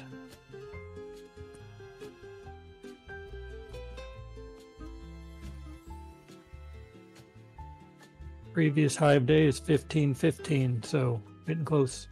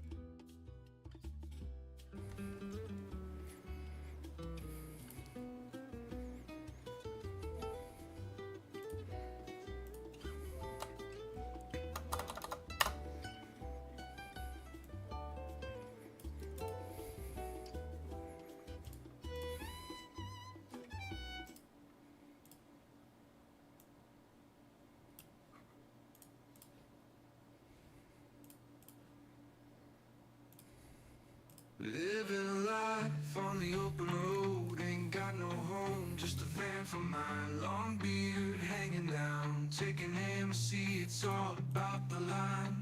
No ties, no suit and tie, just dark circles round these tired eyes. Sipping coffee, crunching numbers, technically analyzing.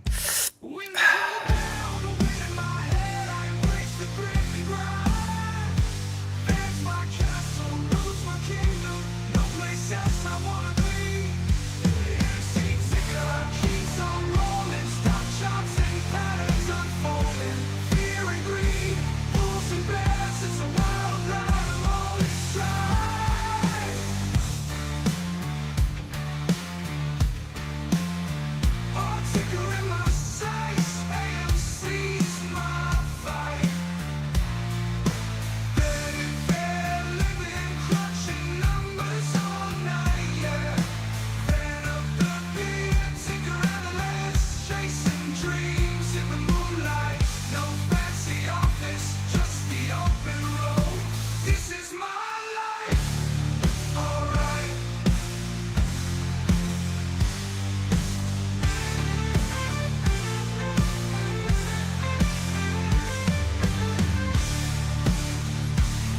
All right, guys, let's take a look at these numbers here. This is the last time for the day and the last time for this week. As we're getting ready to close out the week, we have Cinco de Mayo coming up. I hope you guys are ready to celebrate Cinco de Mayo. We have an extra, actually a nice little toast that we'll do after the numbers for Cinco de Mayo. But let's see what we got going on here. Starting with off exchange. By this time of the day, I would expect to see off exchange somewhere right around 66% going through that, and EDGX combined 44.33% going through off exchange right now. EDGX at 7.24. That is 51.57% between the two, or 14.43% less volume going through those exchanges than normal. That is extremely low. And if you're wondering why price has been up as much as it is today, well, part of the reason is that we have seen more volume going through the New York Stock Exchange than usual. CHX volume for the day today is well over my number of 30,000 shares. It's at 148,427 shares as it stands right now. GME CHX volume for the day today is coming in at 75,671. It finally broke that 30,000 mark, and we're definitely seeing shares that appear to be being returned through those exchanges, or through that exchange. Taking a look at borrow fee, IBKR was reporting 800,000 shares available to borrow an hour ago. They did borrow out another 50,000 shares here towards the end of the day, so that's going to put them at about 800,000 shares borrowed. Fees are at 2.23%. According to Ortex, there was 193,000 shares borrowed, or returned, I should say, rather, for the day-to-day. That's now 203,000 shares. That's not going to change the estimated short-term interest of the free float any. It's at 19.46%.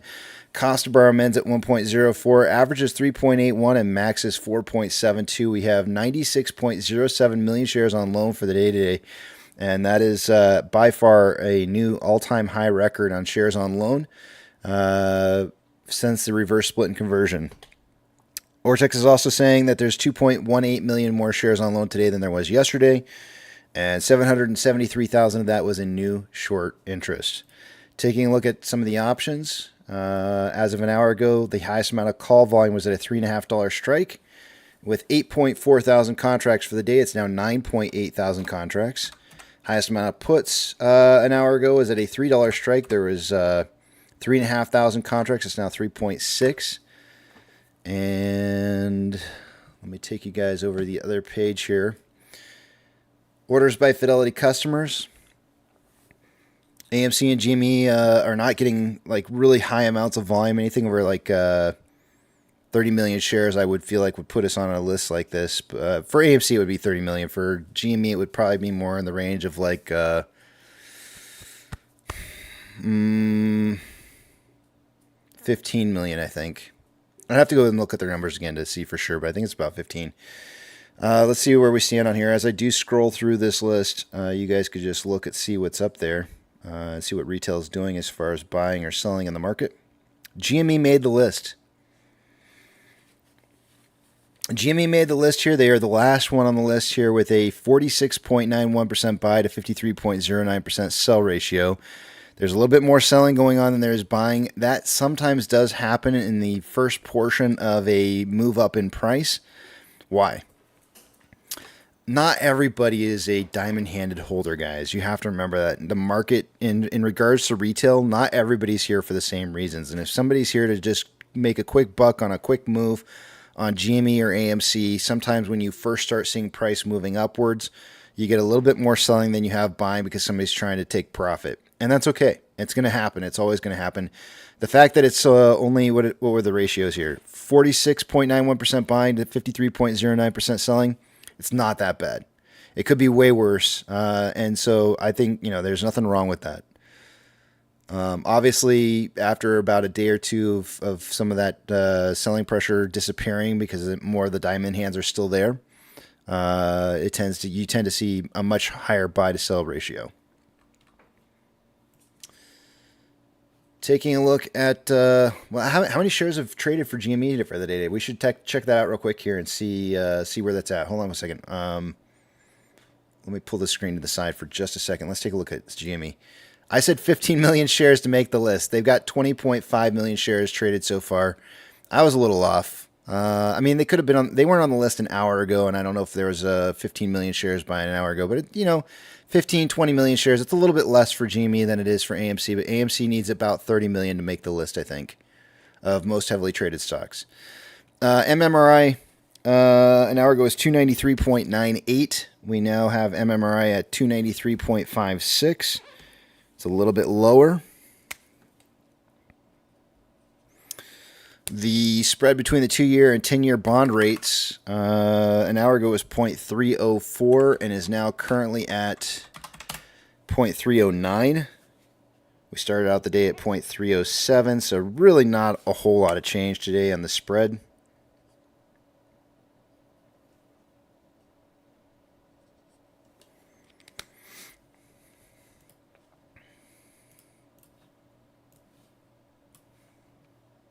GME is getting some good moves at the end of the day here. Go GME.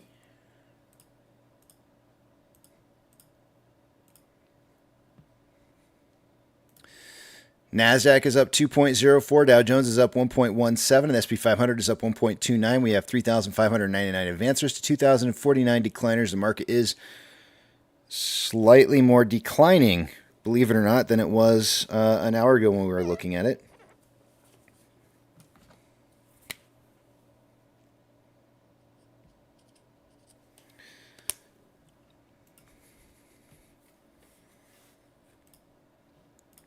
Sectors. Only one sector is not performing very well today, and that's energy. The top performing sector for the day today is technology, followed by materials.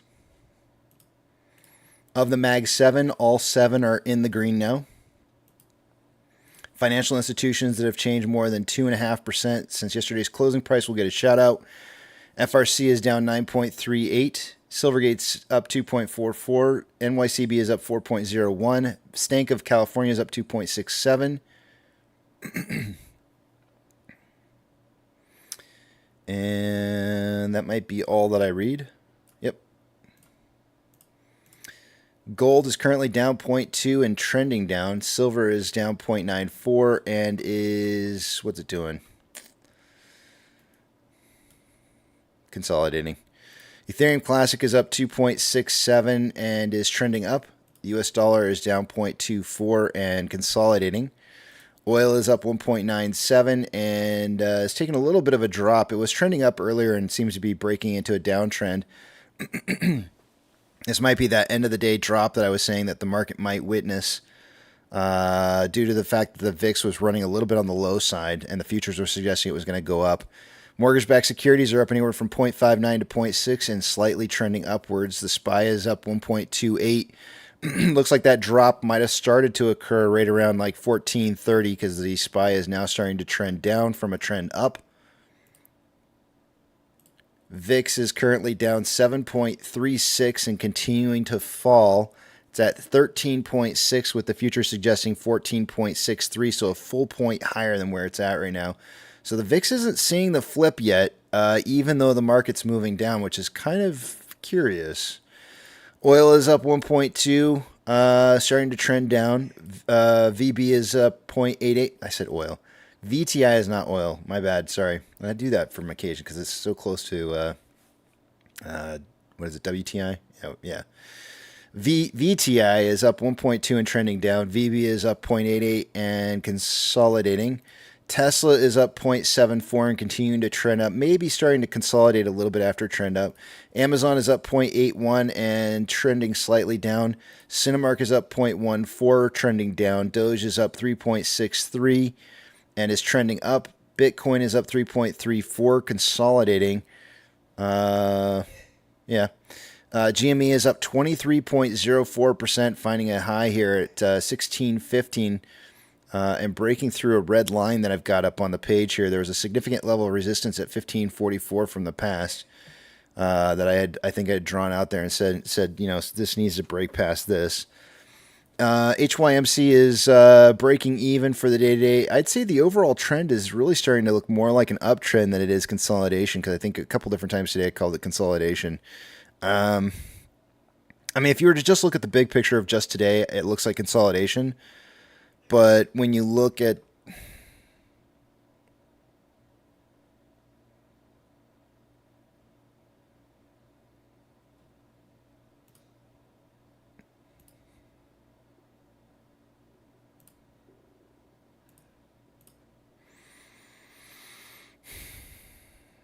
when you look at the average price for the day-to-day, I feel like the average price is kind of traded right maybe around like 322. And it's on the top side of 322. So I feel like it's kind of trending up here, and it's like prices literally like falling like on this trend channel that I've got drawn up here. It's falling right down on the average of a trend up. So I feel like I want to say this is trending up, but the overall price movement for today is consolidating. NCMI is down 0.55 and trending down. Hood is up 1.53, trending up, and AMC is up 4.15 and appears to be consolidating. Inflow versus outflow for AMC for the day-to-day, there's approximately $1.7 million more outflow than inflow. 18.82 million shares traded so far for the day-to-day. After, let's see here, 359 minutes where the trading has expired. We're on a pace for about 20.46 million shares traded by the end of the day today. In 30 minutes after market had opened, I had forgotten to look at the pokey stick, and I went back and looked at it and said, we'll probably hit somewhere between 10 and 30 million shares today. And so, yeah, we're on pace for that. On a 4-hour time interval, there's currently more selling pressure than buying pressure with an RSI of 64.31, which is above average. On a 1-hour time interval, currently more buying pressure than selling pressure with an RSI of 77.17, which is signaling overbought. On a 30-minute time interval, there's more selling pressure than buying pressure with an RSI of 68.31, which is above average. And on a 5-minute time interval, more buying pressure than selling pressure with an RSI of 60.93, which is actually just moved down a little bit, 59.09. It's still above average. So we're getting some good movement here. This is higher than the 321 number that I suggested we would close at today. And I really like where this is going. The higher this can close, the better. It really sets us up nicely for next week. What specifically does it set us up nicely for? Breaking 350.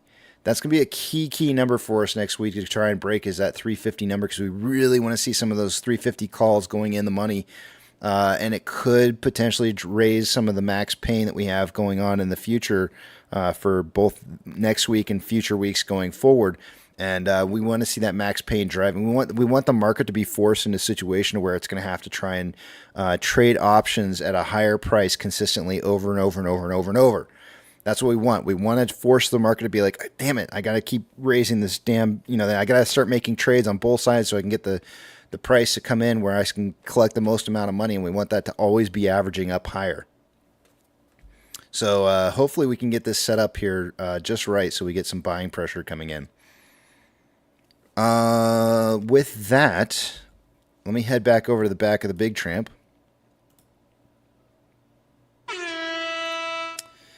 Gentlemen, I have a special toast to make. Oh. What's up? And? I have made, it's been a hot minute since I made one of these, but I went out and bought some Kahlua. I actually bought a different kind of Kahlua than I normally do because it was it was stronger.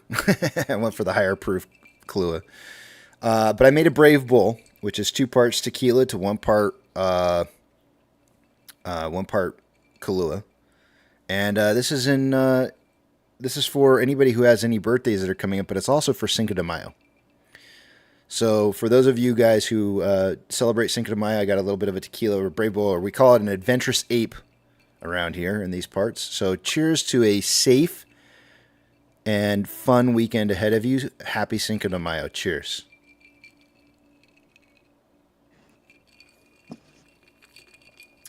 Oh, that is such a good drink. Oh, it's like a smoky whiskey. It's so good. Cheers. Here. Cheers, everybody. Yes. And I don't know if you guys can hear this or not. Wait. I missed it, man. Oh. Cheers. Cheers. For what? Oh, cheers again. Cinco de Mayo. Oh, that's today? Mm. No. No. Tomorrow. Work today. This year it's on the 5th. Sunday. This year it's on the 5th, When is yeah. that? That's going to be Sunday, and I've already stated that Melissa's going to be working that day. All right, so let's play. So yeah, I'm going to show up in the back of the Big Tramp. Anybody that wants to show up And we're gonna be after 6 p.m. my time. So after 6 p.m. my time, and I'll drink with you guys. And this, I only want people to show up who have nothing else to do. Like, you've got nobody to hang out with, and you just want a place to hang out. You want to be if you're lonely? Nerds go only. back there. I only want the nerds. Oh my gosh. Yeah, that's what I'm trying to say. I only want the nerds. With glasses. Yeah. Yep. Do you want us in shorts? Do you want us in sweats? Suspenders and glasses that have tape around the middle. All right. I hope Melissa's listening to what you'd like to have. Does she listen to us when she's at work, or? No, because she works nights. She's sleeping when we're talking during the day. Usually, not always. I mean, if it's her day off, then she's not. But What do you think of these sympathy plays, Casey? I know I'm not. They are related. But no comment. Oh, sorry. Mm-hmm. Specific Notion says, am I able to join the Discord? I asked before, but I don't have a Twitter to send a DM. If you have Discord, you can send it to me in Discord. Send a friend request to me through AMKC. You can look me up. You'll see a picture of a bearded ape with a red background. And when you see that, send a friend request, and you can request access to the Discord there.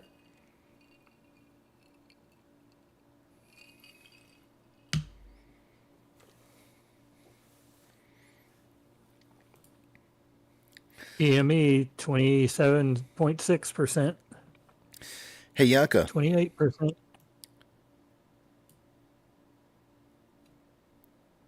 He might be busy. He may have a customer. Does anybody know what I see here that ProJiller put Mexico defeated the French 5th of May. So big deal. Everyone beats the French. If you're French, sorry. Does anybody know what Cinco de Mayo celebrates? And defeating the French, apparently. Mayonnaise. Did you say mayonnaise? Bad joke, I thought. Oh my gosh. Yes, it was 5 mayos to be exact. Not just 3, not just 6, but 5. I don't know why I said 3 instead of 4. There we go. That's what I was looking for. Ape said the Mexican Independence Day. Did you know, interesting fun fact, that it's not actually their Independence Day? It was actually the celebration of a battle that was won. And so I bring this up just because I think that it's fun to just kind of learn something new every once in a while. I actually have to go and look this up here to find out the exact specifics on this because I don't know the specifics. But I do know that it's not their Independence Day. Hold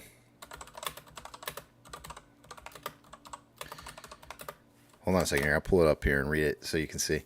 5th of May, in Spanish, commemorates the Mexican victory over the French at the Battle of Puebla on May 5th, 1862.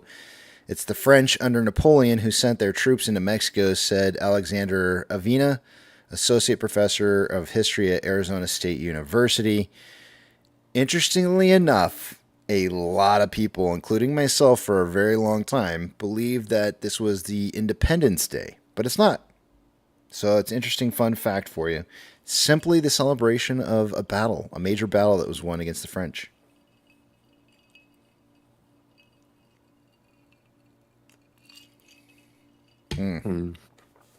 Sorry, too. Yeah, apparently, well, I know it's not AMC, but our brother Jimmy moving. Yep. Jimmy is looking really strong right now. Yeah, they're ripping like a crazy. Yep. 31.73% at 1678 right now. El Gato says another reason to drink day. And why not? You know what? Why not? I love it. I absolutely love it. I don't get it. Wine at what? What are you whining at? What are you supposed to whine at? You said whine at. Why? Yeah, why? Why not? Another bad. Another. Why not? Yeah, another bad joke. Bad lip reading.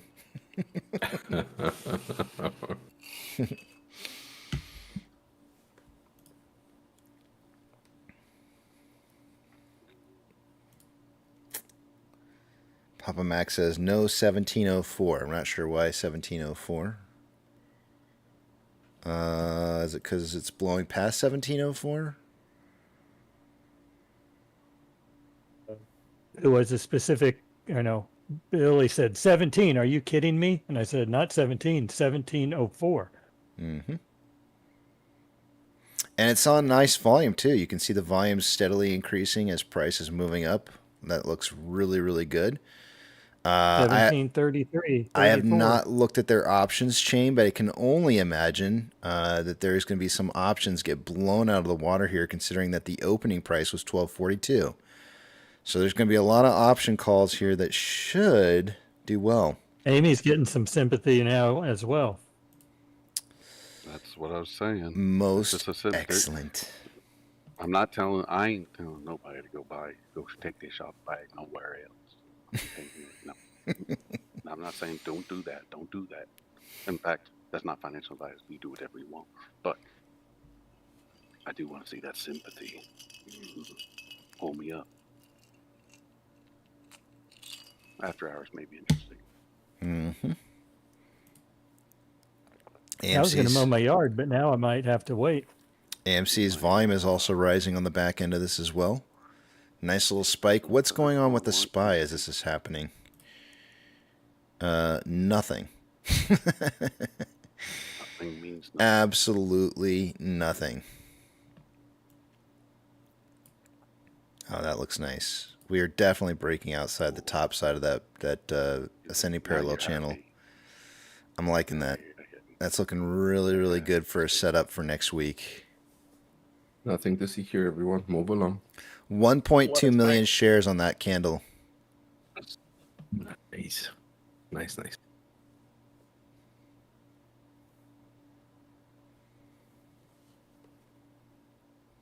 Wow. Mm-hmm.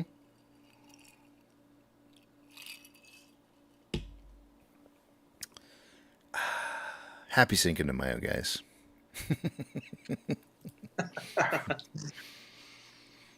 Happy Cinco de Mayo. May the 4th be with you tomorrow. May the 4th be with you. Oh, look at that.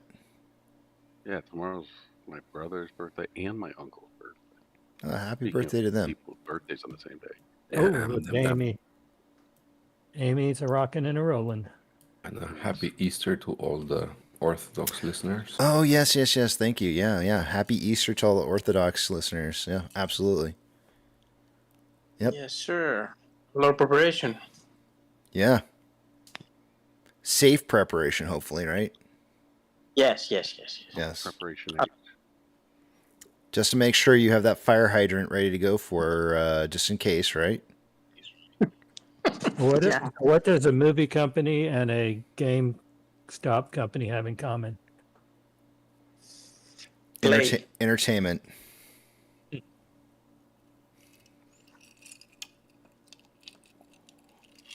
As they are both surging.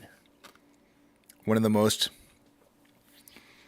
things that people enjoy the most during recessions is entertainment, because in life, when things are rough, you need just a little smidgen of release to get away from it all. That's what I tell her on a Friday night. That's right. Sherman Williams is back. We got which do you prefer, Denny's, IHOP, Mimi's Cafe, or Cracker Barrel? Cracker Barrel's winning the race here, but it is actually kind of close between Denny's and IHOP. Those are pretty close there. I voted Cracker Barrel just as a random because I thought it's a inside joke or something. You can't compare Denny's to Cracker Barrel. Yeah, I know. We discussed that earlier. We discussed that earlier. Mimi's Cafe and Cracker Barrel are kind of fighting each other here for first and second for those two. And then Denny's and IHOP are fighting for those two. It's like two different sections. You can choose. Do you want the more upscale places, or are you looking for like just the quick sit down and eat kind of stuff? They're picking up on that. Oh, sorry. Yeah, no, I'm okay to eat like on the ground, on the floor. So I was actually just looking for time. Cracker Barrel in the winter, when you pull up, they always have a fireplace with real wood burning. ooh, that sounds nice. Do you like the taste of the food though? No. Yeah, me either. Sorry. It's bland, Casey, right? Have you had their chicken fried steak, Casey? I have. Exactly I have. What I was gonna say. Have you been to the South? Where are you from, Papa Mac? You don't have to say if you don't want to. California originally, but now I'm in Southeast Missouri. So Yeah, you need to come down to the South down here and see what. I never had chicken fried steak before I moved to Texas. Just wasn't a thing for me. And when I came here and I had chicken fried steak for the very first time in the cafeteria at the workplace that I was at, I was like, holy crap, this is the most amazing thing I've ever had in my whole life. And everybody hated the cafeteria food. And they're like, you think that's good? Wait till you try the real good stuff. I do have to admit, I think Cracker Barrel's the only place I've ever had chicken fried steak outside of my home. Yeah, I hadn't really tried it before other places, so it's hard to beat some of the chicken fried steak. In fact, my wife makes chicken fried steak probably twice a month, and it's amazing. Chicken fried steak with Heinz 57 to dip it in. I need to go buy some. You know what? Thanks for reminding me. I'm supposed to have Not A1. It's gotta be Heinz 57. Yeah, no. I need to have her buy. She's gonna hate. Melissa's gonna. She's gonna boo you guys for that. By the way, I'm just saying. I mean, I'm not saying mask the flavor of the breading, but just a little dip of it. Yeah, And Darius said we should make chicken fried steak tonight. Hayden's running a 100-meter sprint tomorrow morning. That should go well at about the 90-meter mark. No, don't give him the gut. Don't give him the gut weight on that. That's not good. Carbs. He crosses the finish line with a dirt on his leg. You need carbs the night before. Give him spaghetti. That's what I thought. He doesn't like spaghetti. No.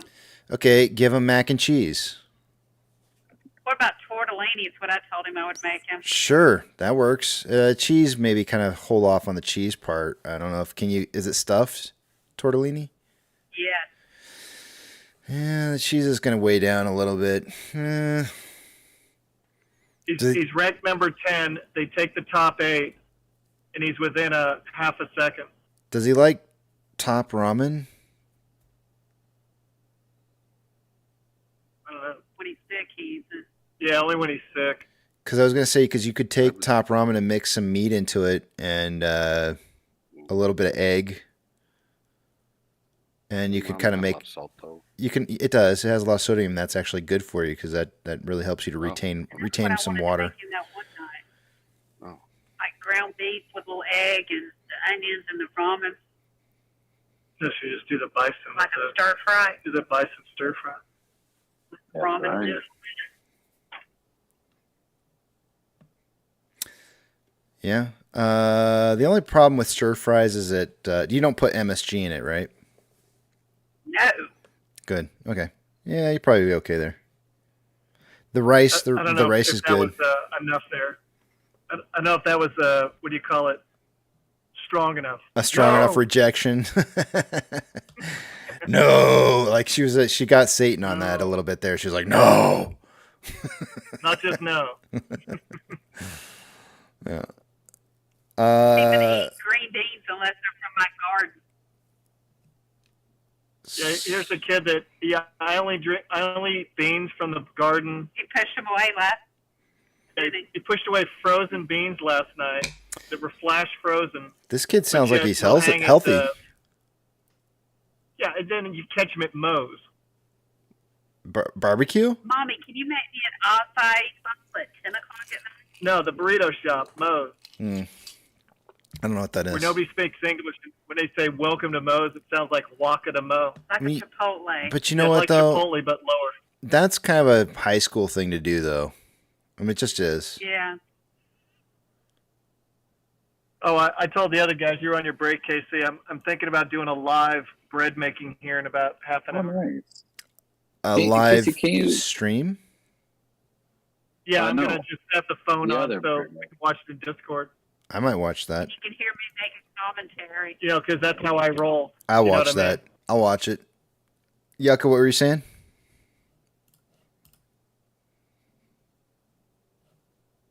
Hey, Casey, how often are you feeding your starter? Yeah. Yucca's breaking up. I feed my starter. Are you talking about in the fridge, or are you talking about room temp? I guess fridge. Once a month. So when you're gonna go make one of your large boules, how much are you using to make that bread? The last time you made 2 big loaves, right? Yeah, I have to pull out my recipe, but I think it's like half a cup. That's all. Yep. I'm pretty sure it's a half cup. I've been dragging my feet about doing sourdough because I want to do the class, but I'm just gonna have to man up. I even tried to get him a class in Arizona, but he. Can you believe that? I wouldn't travel to Arizona to take a sourdough class. Oh, that's ridiculous. Just go. I know. Hey, I found that. Get into one here, and there's only one offered. Yucca, you're cutting out, man, real bad. No, you're cutting out. Now you're not. Go for it. Say something real quick. Go. Cut it out, Yucca. Cut it out. Keep it tight, Yucca. And now we can't hear you again. Oh, I hear the ice. Yeah, that's me. That's some good sounding cubes. It has nothing to do with the cubes. It's the glass. I know it sounds weird, but I've tried those same. I've tried those same cubes in different glasses, and it doesn't sound nearly as good. It's literally the glass. I got to show you this. You're not gonna believe it. Hold on a second. And by the way, I am wearing my Bob Ross shirt today. By the way, guys, I don't know if you noticed that. No mistakes. We've made no mistakes here. But this Jack Daniels glass here is amazing in the sounds that it makes. And You dust off the dandruff off of Bob Ross' face, please. There you go. Hey, dusted. Thank you. You're welcome. You're saying those are not crate and barrel glasses? No. That's where we get all our glassware. And I actually don't even know where. I think I got this Jack Daniels glass at a yard sale. Don't ask me why I bought it. I have no idea. I really don't know why I bought it.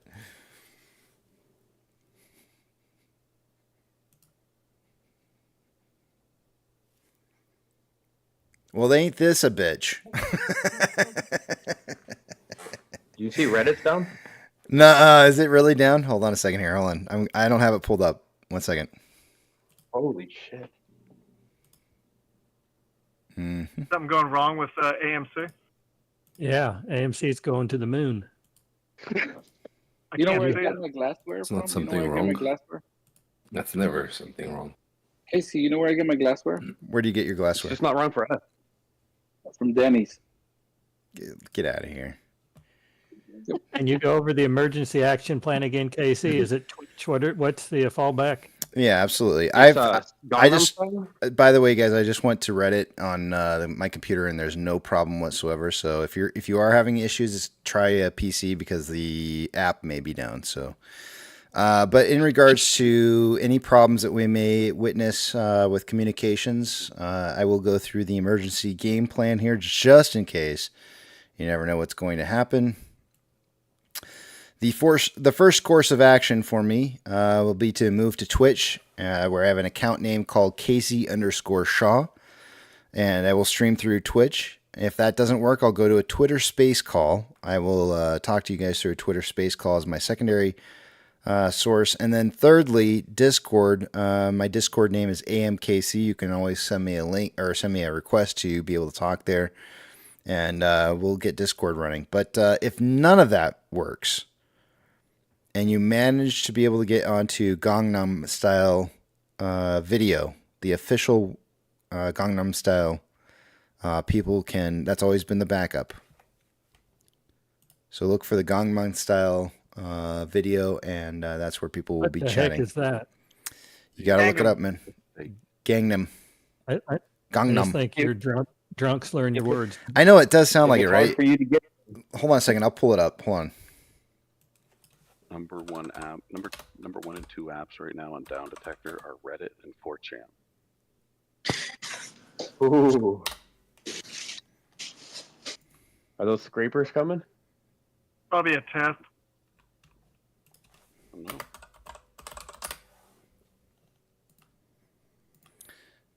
This is the official website for Gangnam Style, in case you haven't, and it's going to be in the chat for the live stream, and I'm also putting it up in the chat in the bubble in case something should happen there. You guys will have the link for it.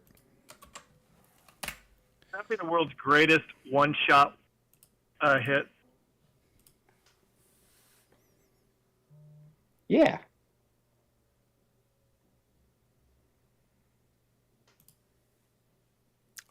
Can you do a search in the comments?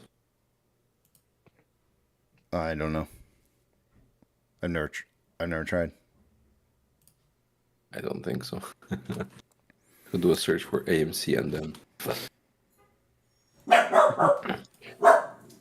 Well, get him. Here comes the FBI. And the CIA is coming after me. Here we go.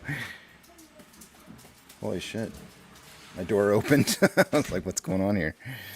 All right. It is that time of the day, unfortunately, guys. I hate to break it to you.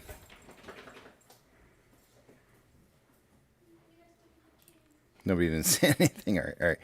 It's that time of the day. Everybody's just watching. Yeah, do what you have to do. Gangnam Style. No, we'll close out here with the normal. Aww. Yeah, I know. Papa, are you going live or not? Damn. I will see you guys later. I'll come back to the back of the big tramp as soon as I'm done here. Boo. Yeah, boy.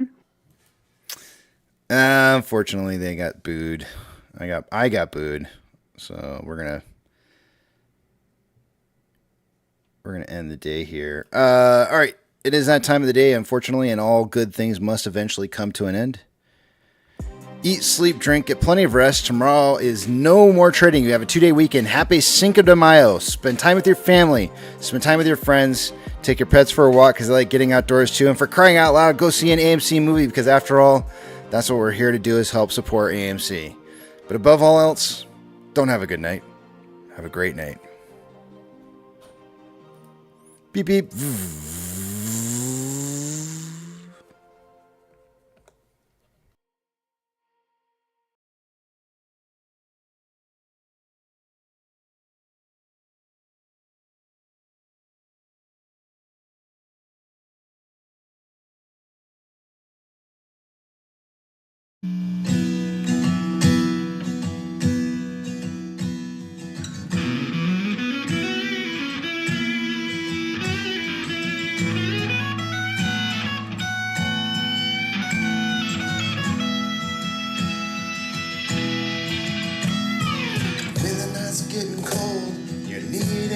Shoulder, puff out your chest and be a little bolder.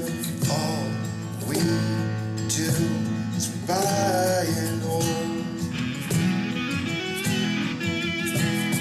There will be shells who want to steal your thrills. There will be friends who hold to the end. There will be doubt, fear and cloud, but it's all in your head. Those hedgies are dead. Panic and fear really are near. It's not ours to own. We have shown that all we do is buy and move. Oh,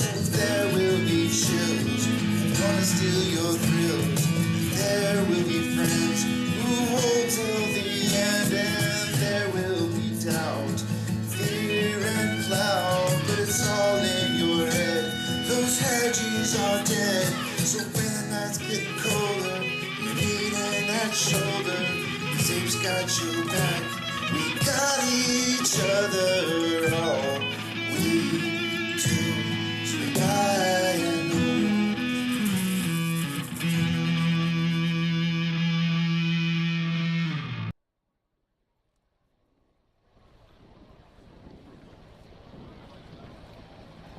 T-minus 90 seconds and counting. All systems are go. We're about 90 seconds from the launch of Space Shuttle Discovery.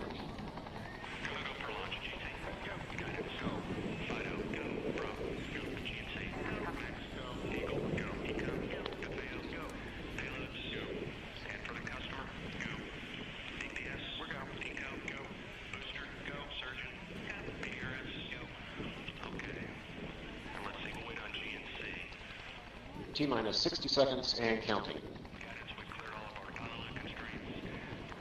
We are transferring to orbiter internal power at this time. Discovery is now running off its 3 onboard fuel cells. Coming up on a go for auto sequence start.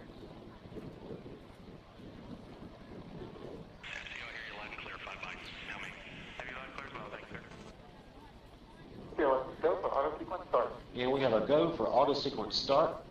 Discovery's onboard computers have primary control of all the vehicle's critical functions. T-minus 17 seconds and counting. 15, 12, 11, 10, 9, 8, 7, 6,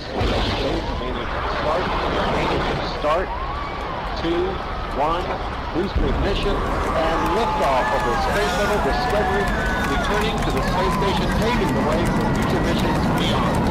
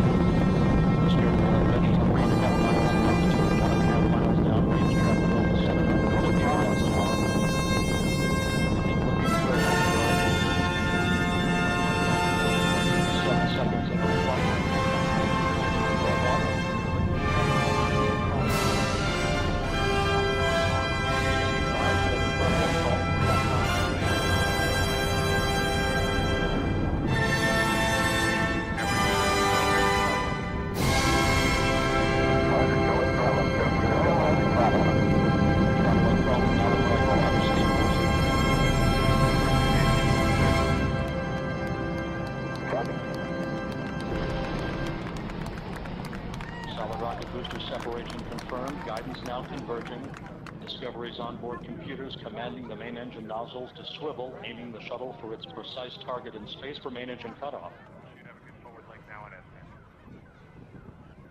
You sound good.